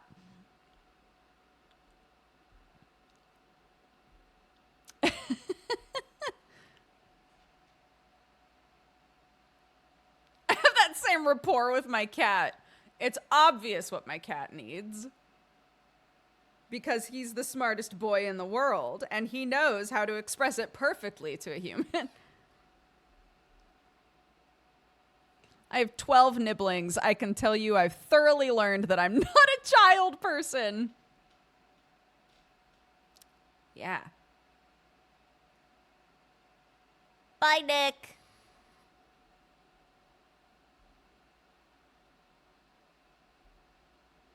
It does explain why a lot of adults smile and nod at me when I'm a child. Yeah. Yeah. Because you want the kid to feel involved and like part of everything. But if you don't understand them, you kind of like, you know, and just hope that they don't follow up with, so where is it? And you're like, I don't know. I'm sorry. I didn't actually understand what you said. Nibblings is a term for nieces and nephews. Getting the beanie ready for the podcast. I was saying at the start of stream, I put this on today and I was like, this is the third Friday in a row I've worn this beanie. And it means that it's the third Geekenders in a row that I've worn this beanie. Is this my Geekenders uniform now?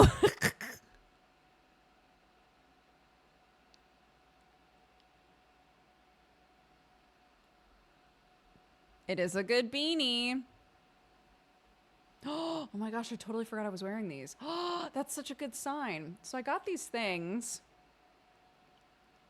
Clark really wants to wear earrings. I don't feel comfy getting her ears pierced until she's a bit older.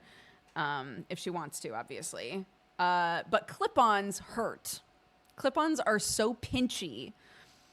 And I found these. I'm trying to figure out how to hold it so you can actually see it. I found these. They're like really soft silicone. And so I've been wearing them. You can see the indent. I've been wearing them all day to see if they hurt after a while. And I forgot I was even wearing them. They're like super comfy. And there's like a tiny little hole here. So you can take a pre-existing earring, clip off most of it, put like a little bit of glue or whatever on it, and then poke it in there. And then use it as like a clip-on. But they're really soft. I'm really excited about it. So Clarky can wear earrings if she wants. Oh my gosh, I used to wear stick-on earrings all the time. The problem with stick-on earrings is they fall off. They fall off so quick.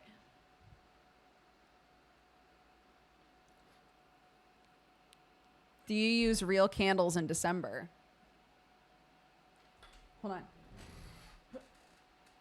That's a real candle. So yes. Thank you for the raid, Millman. Sleep well.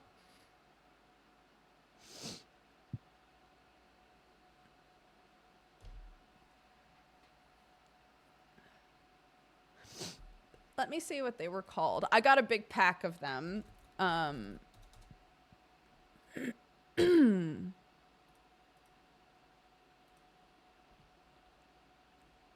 So that I could take some of my old earrings that I don't wear anymore and just clip them, and then she can wear them if she wants. But they are called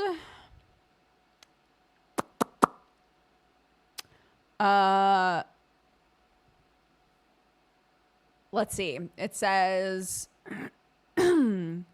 earring post to non-pierced clip-ons, plastic earring converters. Is what they were called.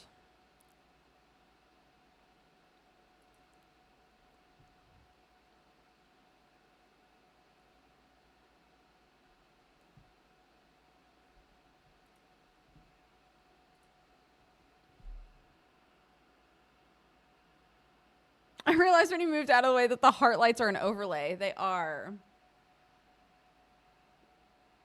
They're not real. They need a better name. I know. I think they're specifically being called converters because they've got the little hole in them. Hold on.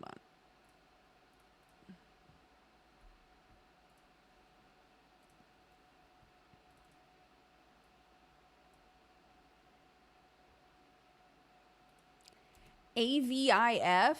What the fuck is an AVIF? AVIF? All right, never mind.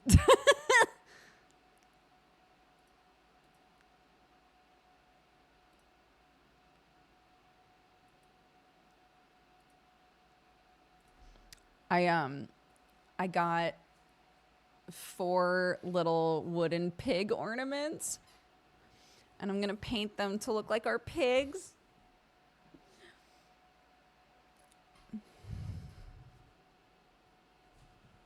I'm very excited about it.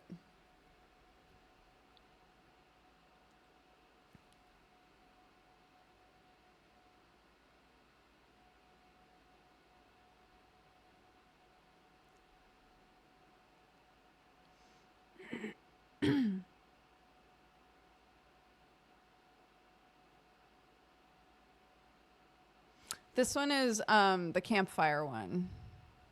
The one that's burning right now.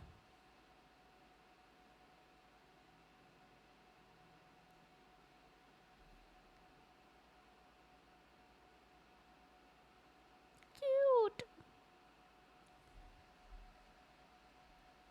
Did you hear Sam got 3 people killed last night in Lethal Company? Yeah, that's basically what he does.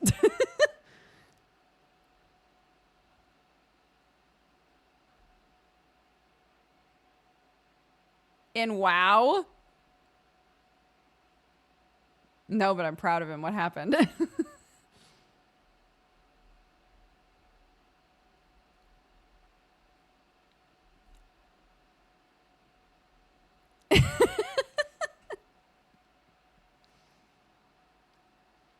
It was bad, but I don't care about the Amish challenge. So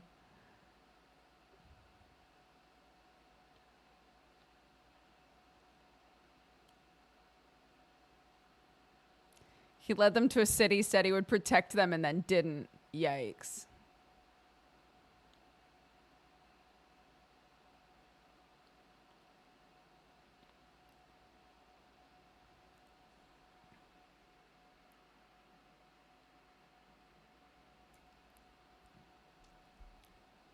Momo was guilt tripping him, saying, I trusted you. Momo just yelling, I trusted you, as she died. With Amish challenge, when you're dead, you're just done, right?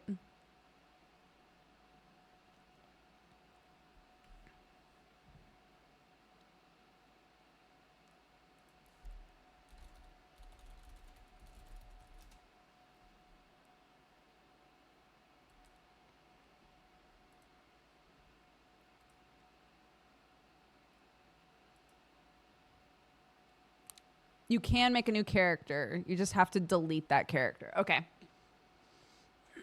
My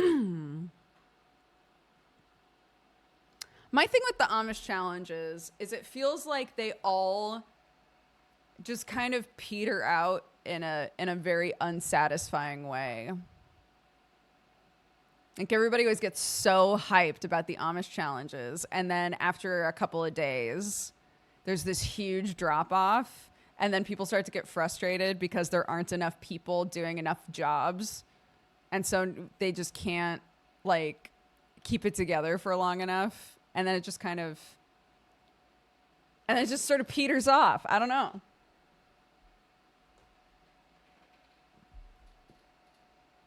He's married to Sput. Nice.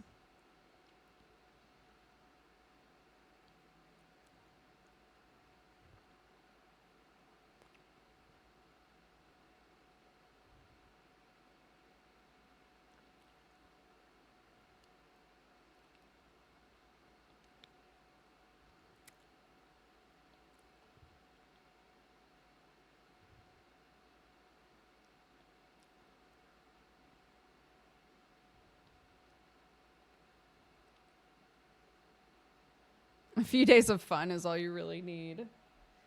I don't know. If there's no plan for how it's meant to end, and every time you do it, in the end, it's just a couple of people who are like, well, I guess everybody's done playing, so I guess I'm done playing too.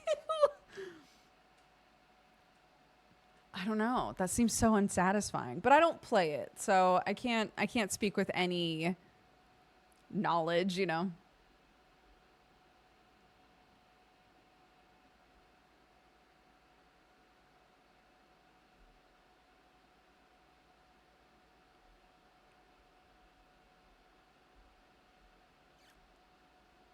Yeah, they reach level 25, right?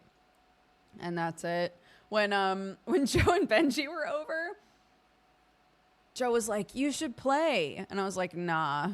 I'm not a WoW person." And he was like, it's just a 25. Look, I bet Bree will play. And Benji was like, Bree would rather die. And I was like, that's my girl.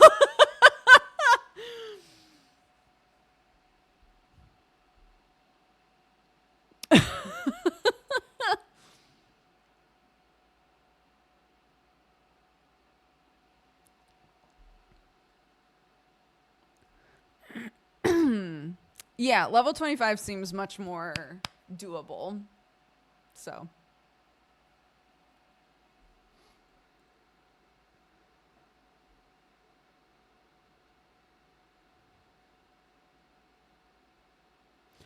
I played Vanilla WoW, and that was it.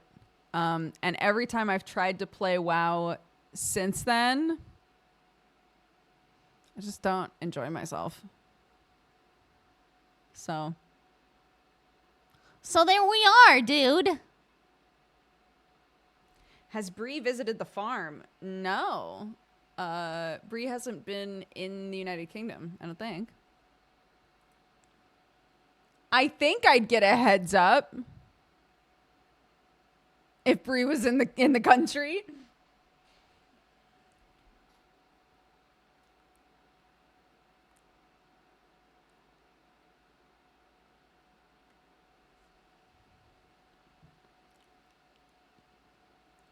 I've defo always loved Final Fantasy 14. I didn't expect Final Fantasy 14 to be such a long-term thing for me. I didn't expect to play it and be like, wow, this is really fun. I'm having a great time. I really enjoy this. And to like see it through this far, to like still be playing it.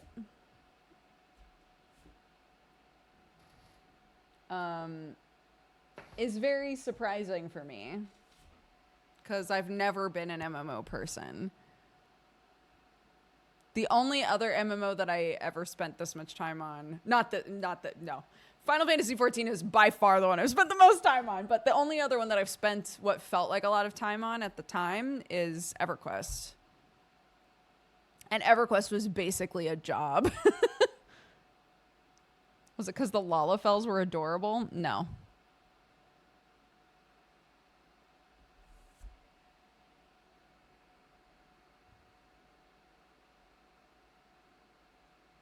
I'm not saying that because the Lalafels aren't adorable, but...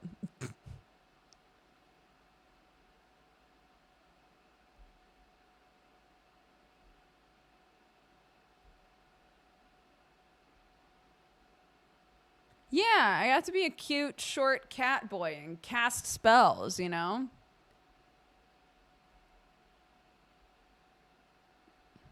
What else do I need, dude?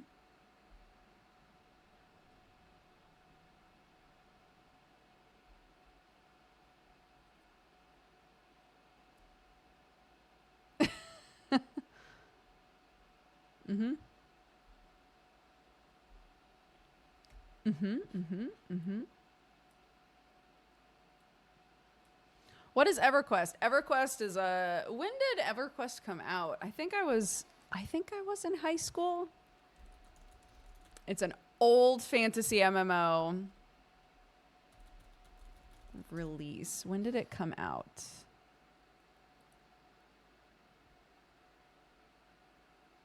It was released in March 1999. Damn, dude. Forever ago. It's old. It was all of the like sort of quality of life stuff that we get to enjoy in MMOs now. The things that make the experience more streamlined and not feel like a slog. EverQuest was slog. It was built with slog, molded by slog, which is why I say it was like a job. Everything that happened in that game took forever and was extremely brutal. But at the time, it was like, oh my God, this is the best game I've ever played in my life.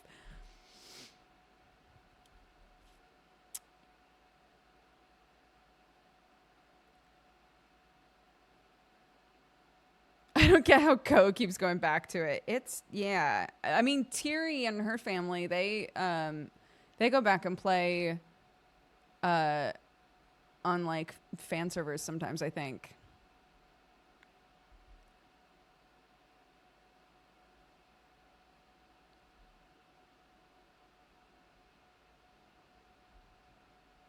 Spirit of Wolf.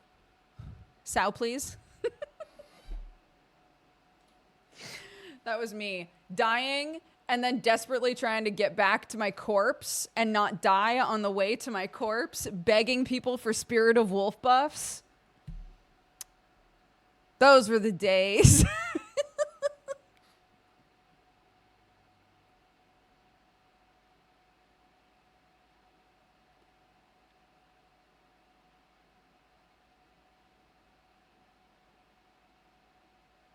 It did a lot for immersion. I think that's what it was, is you could... The RP servers were really intense about it. And I think the fact that, like, everything took so much time... Yeah, I think you're right. It really contributed to that, like, immersive, like, RP element of EverQuest. Don't worry, Duchess of Sass. I know. I made the conscious choice.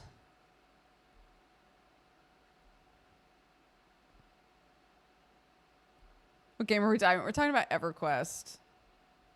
I was saying that I've sunk so much time into Final Fantasy XIV, and I never expected that I would. And the only other MMO that I got, like, this into is EverQuest.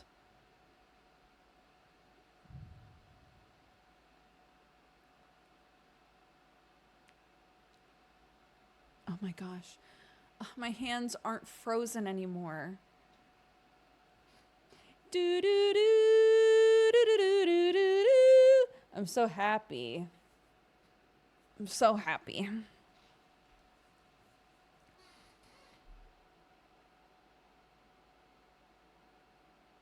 This is so off topic, but do you still have an extensive mug collection? No, because I had to move country. And I had to cut down. So when Jesse threw us a going away party, I took most of my mugs to that party and said, guys, whatever you wind up drinking tonight, put it in a mug and then take that mug home. It's yours. I can't take any of these mugs with me. So whatever mugs you like, take them. And then I came here. God, I'm trying to remember now exactly how it wound up. I came here with 12 mugs and 2 of them broke, or was it 15 mugs and 2 of them broke? I can't remember. A couple of them broke on the way. A couple of them have broken since then. So currently, yeah, I still have more mugs than the average person, I think. But I used to have like a couple hundred. I used to have an insane number of mugs, and that's not the case anymore, so.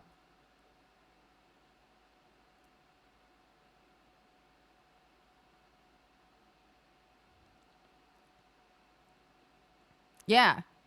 Whose fault was that? I refuse to blame myself. I won't blame myself. Am I partially to blame? Sure. I'm partially to blame. But you know who else is partially to blame?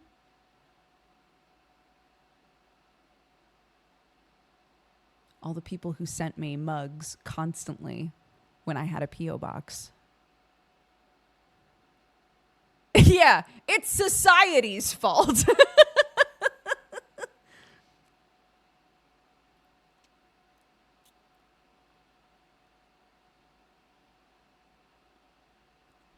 I will never forget back in the day, way back in the day, when I had only been doing coffee time for a little bit, back when it was a vlog, right? A mug came out on, I think it was the Think Geek website. A mug came out that was a pixel heart that turned red when you put coffee into it, or a hot beverage, right? I can't even remember how many of that exact mug showed up at my house. I was like, how many people, like, it was really sweet that so many people were like, oh my God, I have to get this for Dodger, right? I have to send this to Dodger. But like, I wound up with so many of the same mug and I was like, I don't know what to do with these. I don't know what to do with these.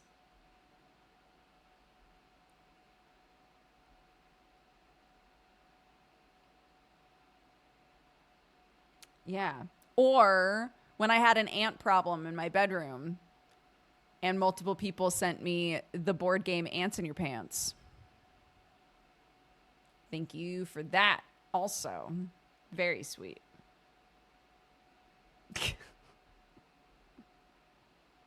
And then I'd be like, I just don't know who I'm going to give these to. Like, I have to get rid of these.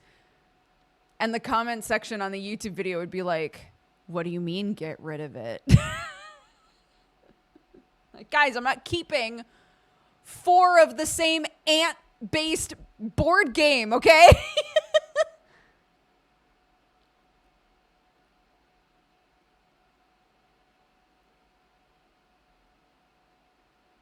How did you solve the ant problem? So the thing that got ants to stop coming in, because we would clean, and the ants would still come in.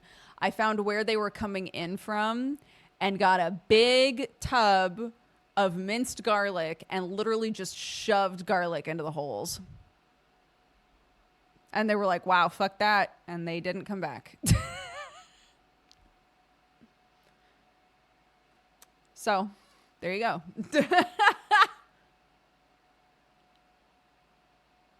Sometimes desperation gives results.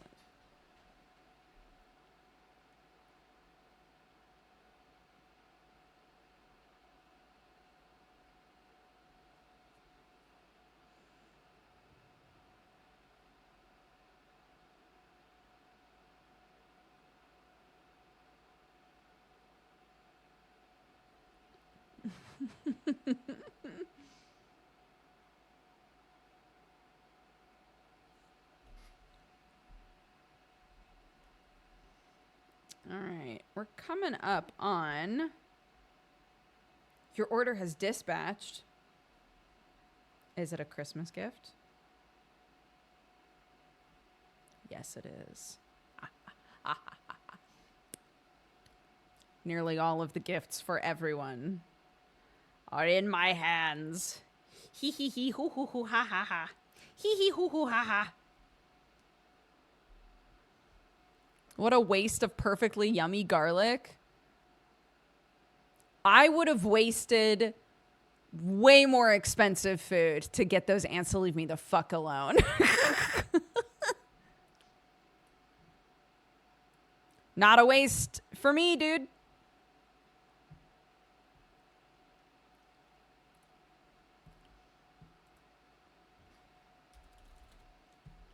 Ba ba ba. Ba bum ba.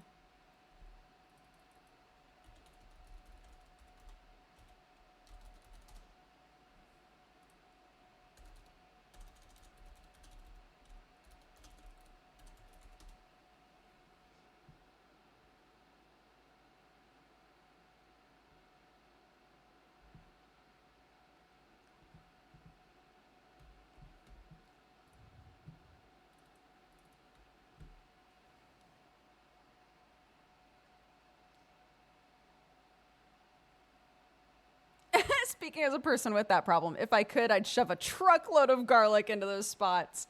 But they're coming in from really stupid locations. Yeah. Yeah, that sounds right.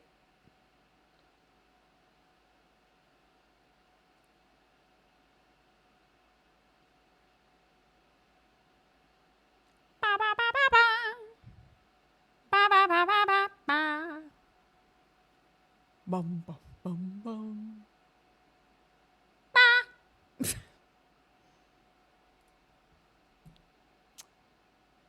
Isa going to be at the Geekenders. You good? Never. I'm never good. No.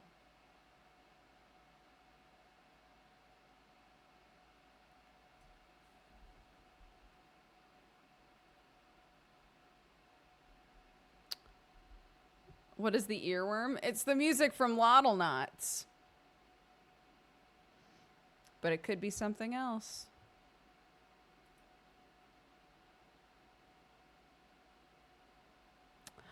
I'm not gonna, you're fine, you're safe.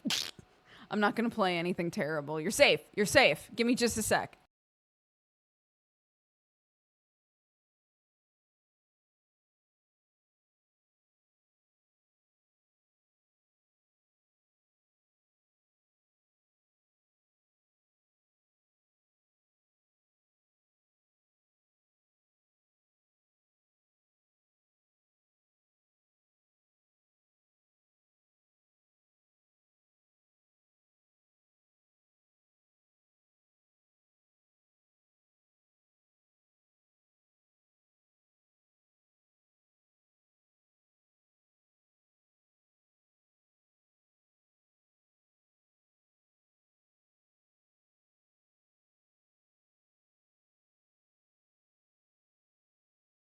Hello, I'm back.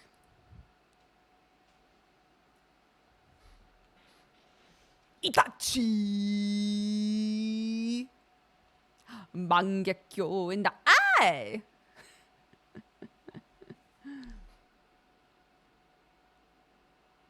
Only see blood when a ninja cry! Wanna kill me, then you better get Sasuke. How long until Geekender starts? A little under 30 minutes. I'm just getting the boys. I'm trying to get the boys. I've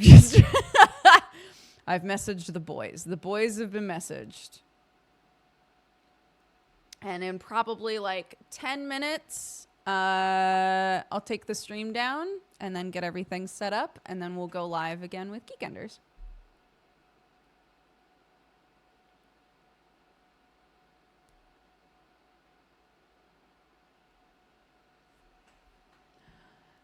Da da da da da da da. Da da da da da da.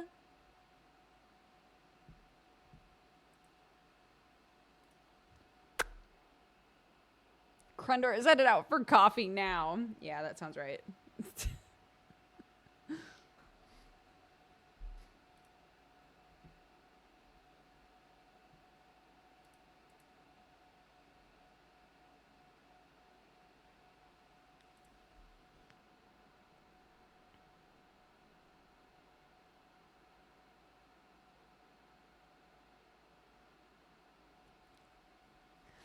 Krendor can't be at anything on time, ever. Because he's getting his coffee, dude. You remember how we were talking about Krendor being a slow march to madness? The beginning of the march is when he goes to get a beverage right before a show starts.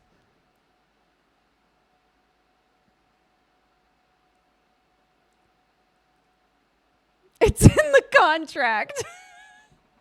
Ba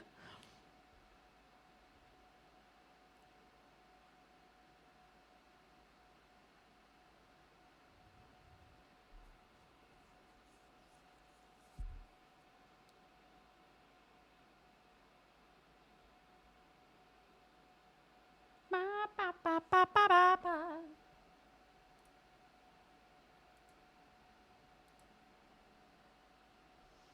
Da da da da da da da.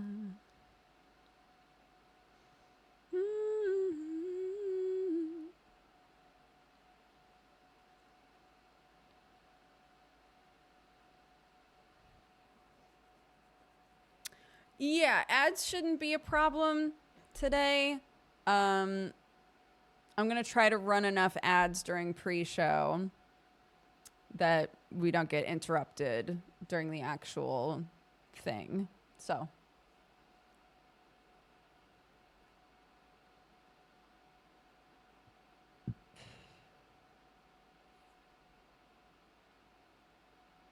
It's what I try to do with normal streams too. I try to make sure that ads don't interrupt stuff, but sometimes they just happen and you're like, sit down, get out of here.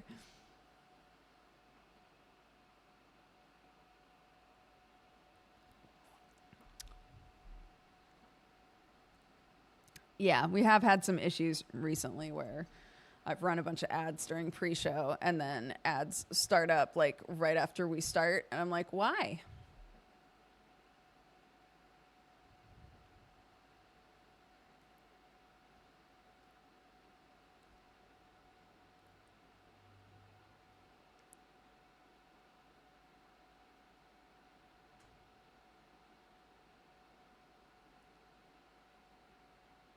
I heard they upped the frequency.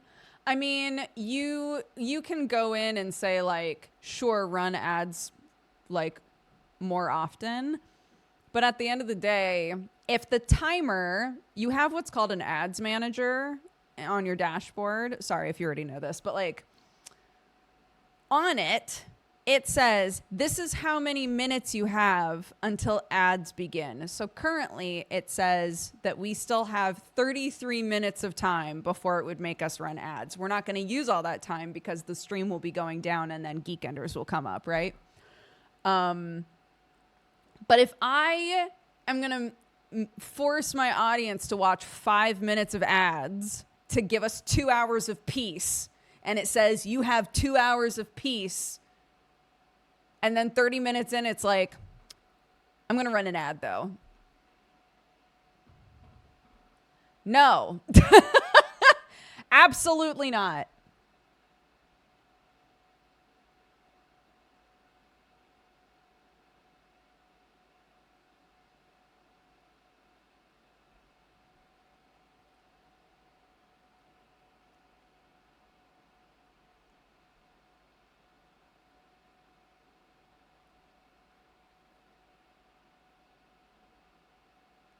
Tinder will always make me think of the Worthy Kids witch video. My sister dropped the take of the century on me. So good. If you haven't watched it, you should go watch it. Just type in Worthy Kids, WORTHIKIDS, Worthy Kids witch. It's so good. All of Worthy Kids stuff is fantastic, but that video is the first video I ever watched of theirs, and I think about it all the time. The app, Miriam. Isn't that a little problematic? No.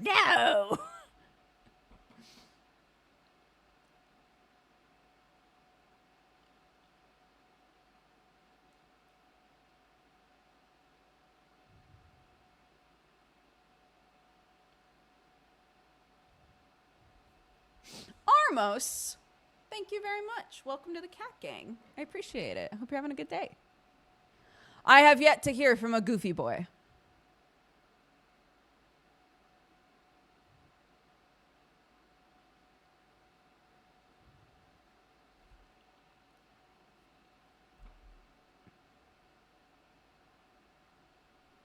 Yeah. Oh my God. The whole,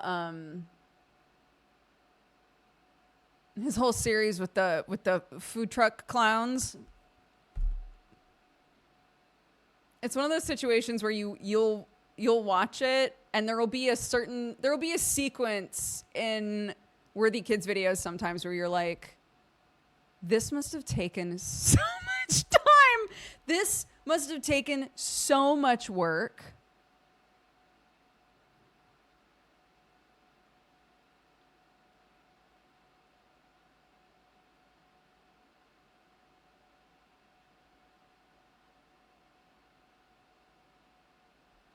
Do you think Jesse's awake yet? Guys, if Jesse doesn't wake up and Krendor shows up an hour late because he's getting a coffee, and I have to be done by 5:30 GMT,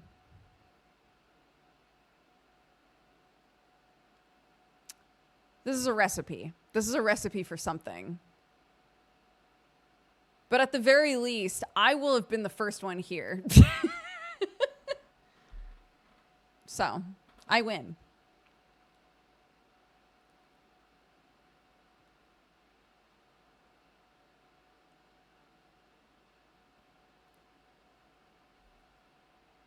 A disaster, but with the high ground. Yeah. A disaster, but with a high horse, more like. I was here. Where were you?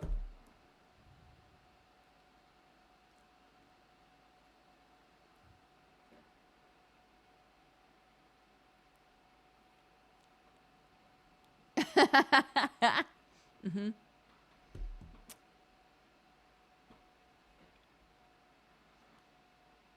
Yep.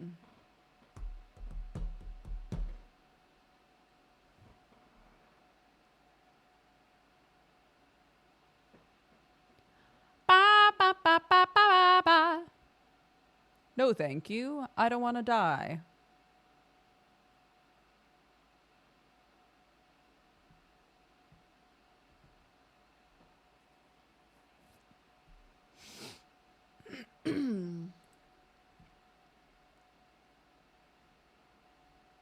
Apparently, I just have songs from YouTube videos stuck in my head now.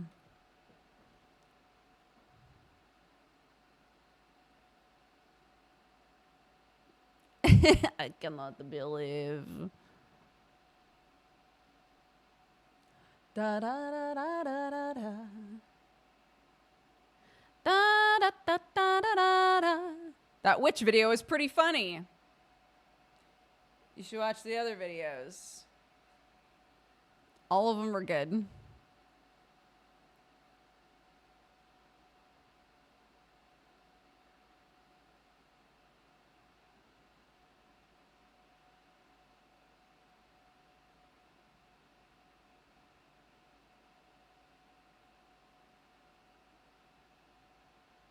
Wire is a masterpiece. Wire's fantastic. As a big Frasier fan growing up, Frasier Demon Hunter or whatever it's called, I love. It's so short and stupid. Like literally, I just love all of them. They're so good and so weird. Tier list Worthy's videos. I can't. What if Worthy sees it one day? Yeah, what's it called? Wait a sec. I'll find it. I'll find out what it's actually called.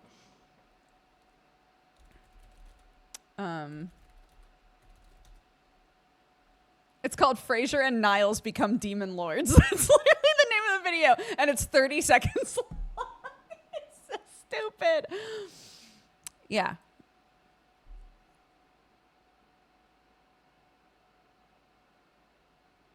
I'm still salty about Dukes' Maya tier list. Then make your own, dude.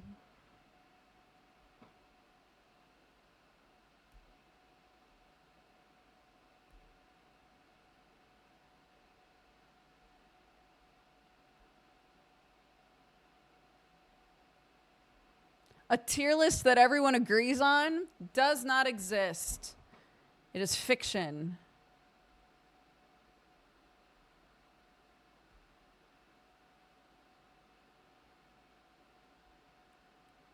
Hello. Hello, everyone. Welcome.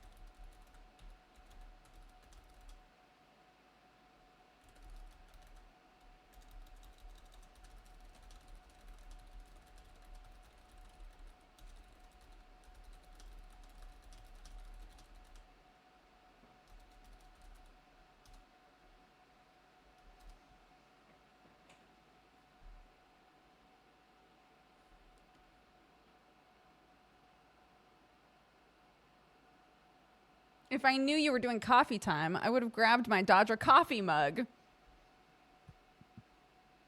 If it helps, we do coffee time pretty much every day. You could come back. I just watched Frasier and Niles become demon lords, and I have no idea what I just watched. His dad is my favorite part of that video. It's 30 seconds long, but it packs in so much.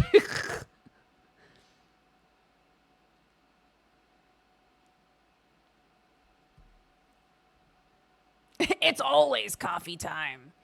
Yum, yum, yum, yum, yum, yum, yum, yum. Do, do, do, do, do, do, do.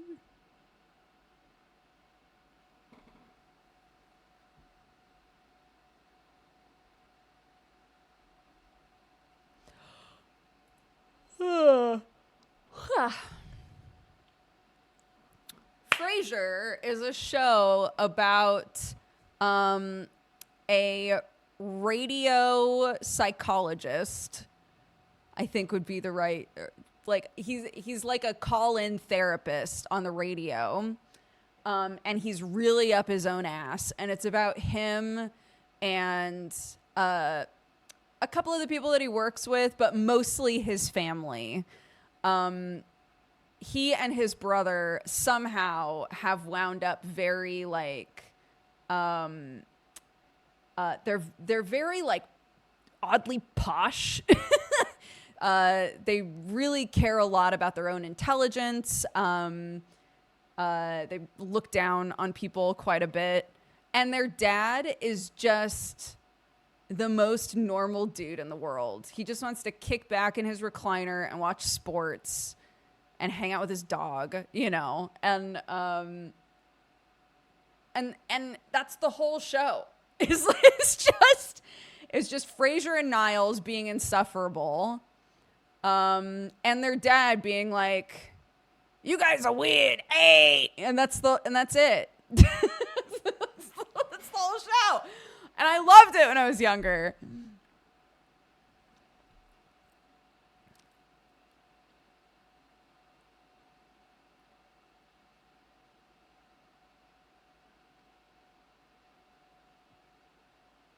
Yes, it's a spin-off of Cheers. Frasier was a Cheers character. And I think in Cheers, he was married. And then at the start of the Frasier TV show, he's gotten a divorce. So if you watched Cheers, you knew his ex-wife from the show. Yeah. It goes deep, dude.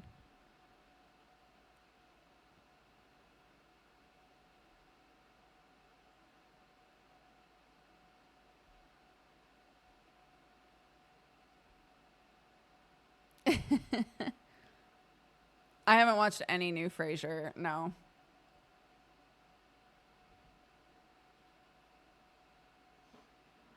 I'm going to message Jesse to make sure he's awake.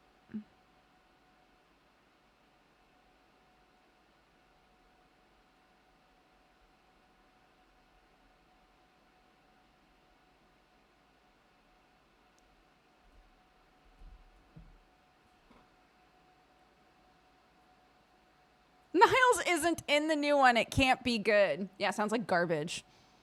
Niles was the best character. But he was also like... Looking at Niles' behavior as an adult, it's one of those situations where when I was younger, I was like, Niles is awesome. And now as an adult, looking at the way that he behaved, I'm like, bro...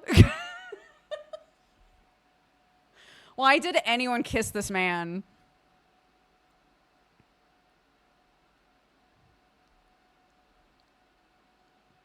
Hi, Brett. Thank you. It is starting to get cozy. I like it too.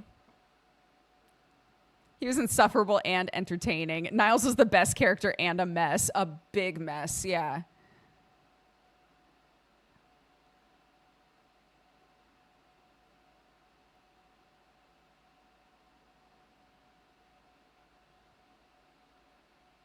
But yes, I agree. He is the best character by far.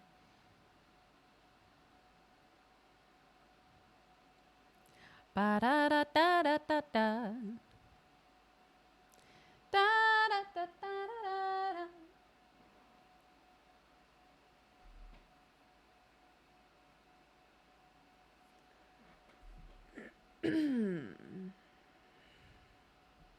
Muting. It's not actually an ad break. I just want you to know something weird's going on. Okay?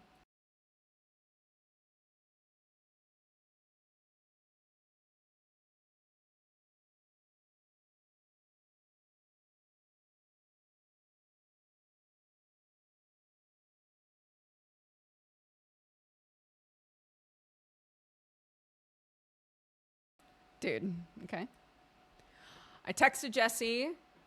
He didn't see it. So I went to call him and it immediately it rang once and then died. So either he's awake and was like, yeah, I'm awake. I'll be there in a second. Or thoughts and prayers for Jesse.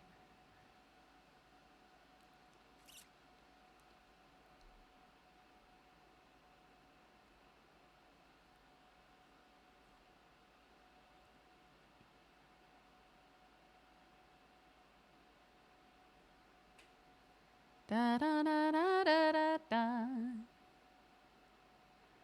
Da-da-da-da-da-da.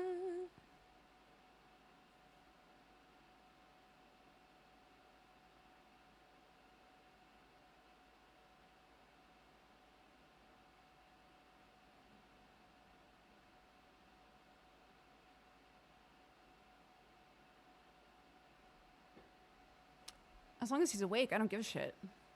But I don't know if he's awake.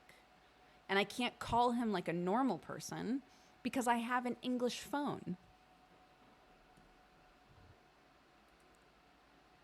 It is Red Flags by Tom Cardy, yes. That is what I'm singing. Yeah, Krendor at 3:45 said, I have somehow woken up. Claps for the boy.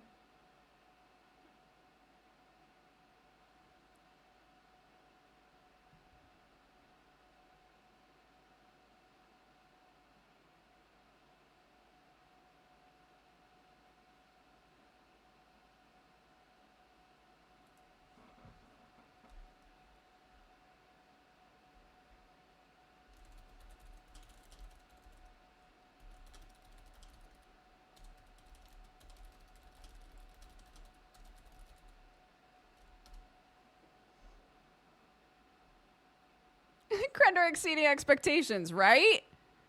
Krendor's like, I take this shit seriously. I'm here. I'm ready. I've already asked, yeah. I'm asking if he'll call Jesse.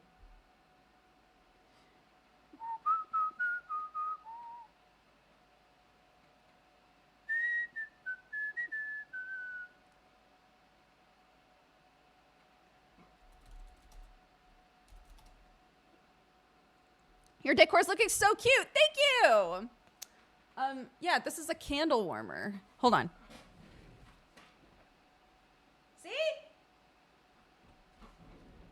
It's a little candle warmer. Isn't it cute? And then, yeah, soon, one day, my bookshelf will be back here. And then it'll all kind of come together.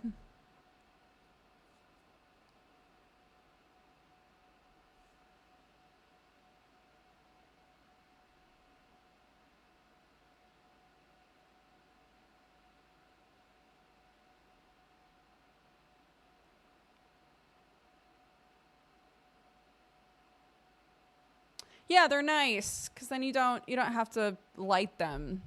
So if you feel really uncomfy about open flame, they're just little heat lamps. And this shit can get really hot. It's on like a pretty low setting right now. Jesse's here.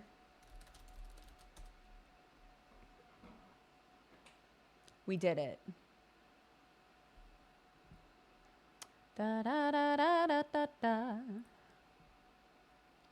Da da, da, da, da.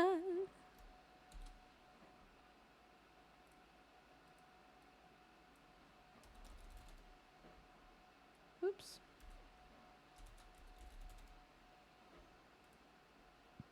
Great.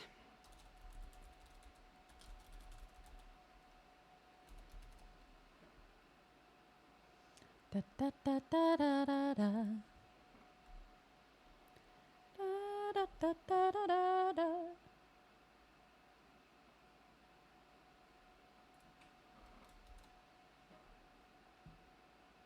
I'll change the title now. So what's going to happen, just so everybody knows, what's going to happen is the stream is going to go down. And then I'm going to get everything set up and ready to go. And then we're going to come back up. So please don't go anywhere. It's the best way to do it so that what was going on stream before this exists as a separate VOD to actual Geekenders. And if you want to watch the VOD later, you can watch that on Jesse's channel. I don't keep the VOD. It's exclusive for Jesse. He's here. The boy.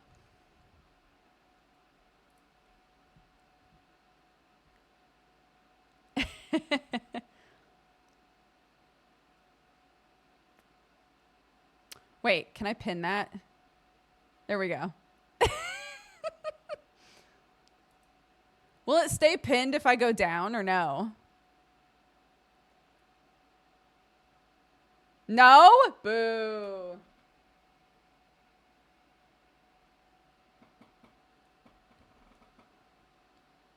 The stream category is empty. Yeah, that's because if I change this to talk shows, this VOD, all the time that we've spent this whole time will suddenly vanish. We're going down, down, itty down. And sugar, we're going down swinging.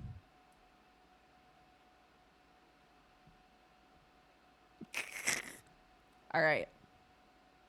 I guess really quickly, while the boys are getting settled, I'll just do the activity feed now, so that when Geekenders is done, we can just be like, bye.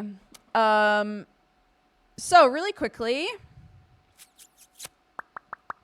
Fedori, thank you for the 47 months. BioSleep for the 19. Barathi for the 84. Happy 7 years. Thank you so much for the support. Dr. John for the 81. Chris Wager for the 111. Goodness gracious. Abominator, thank you for the 1 year. Thank you so much. Happy anniversary. Arnar for the gifted sub. Winter Who for the 19. Wood and Grump for the 18. Arnar for the 96. 8 years. Thank you so much, Arnar. I appreciate it. Battle Hardware for the 26. Red Fuzzy for subscribing. Thank you again. Svensonitis for the 82. Lurtz for the 4. Look, it's Hunter for the 26. Jaws for the 43. Portzio for the 76. Pigeon Studios. Pete, thank you again for subscribing. Paul D for the 71. Ikari for the 106. Sparky Sneak Attacks for the 58. Armus for subscribing. Thank you very much. Welcome to the Cat Gang. Shiren for the 97. Joseph for the 85. And Hammer and Dice. Welcome to the Cat Gang. Thank you very much for subscribing right at the end here. I'll see you guys around. AKA, I'll see you in just a minute. We will be back. I'm going down, setting everything up for Geekenders, and then we'll be coming back. Okay, so stick around. Leo Bitchy, thank you very much for subscribing right at the end.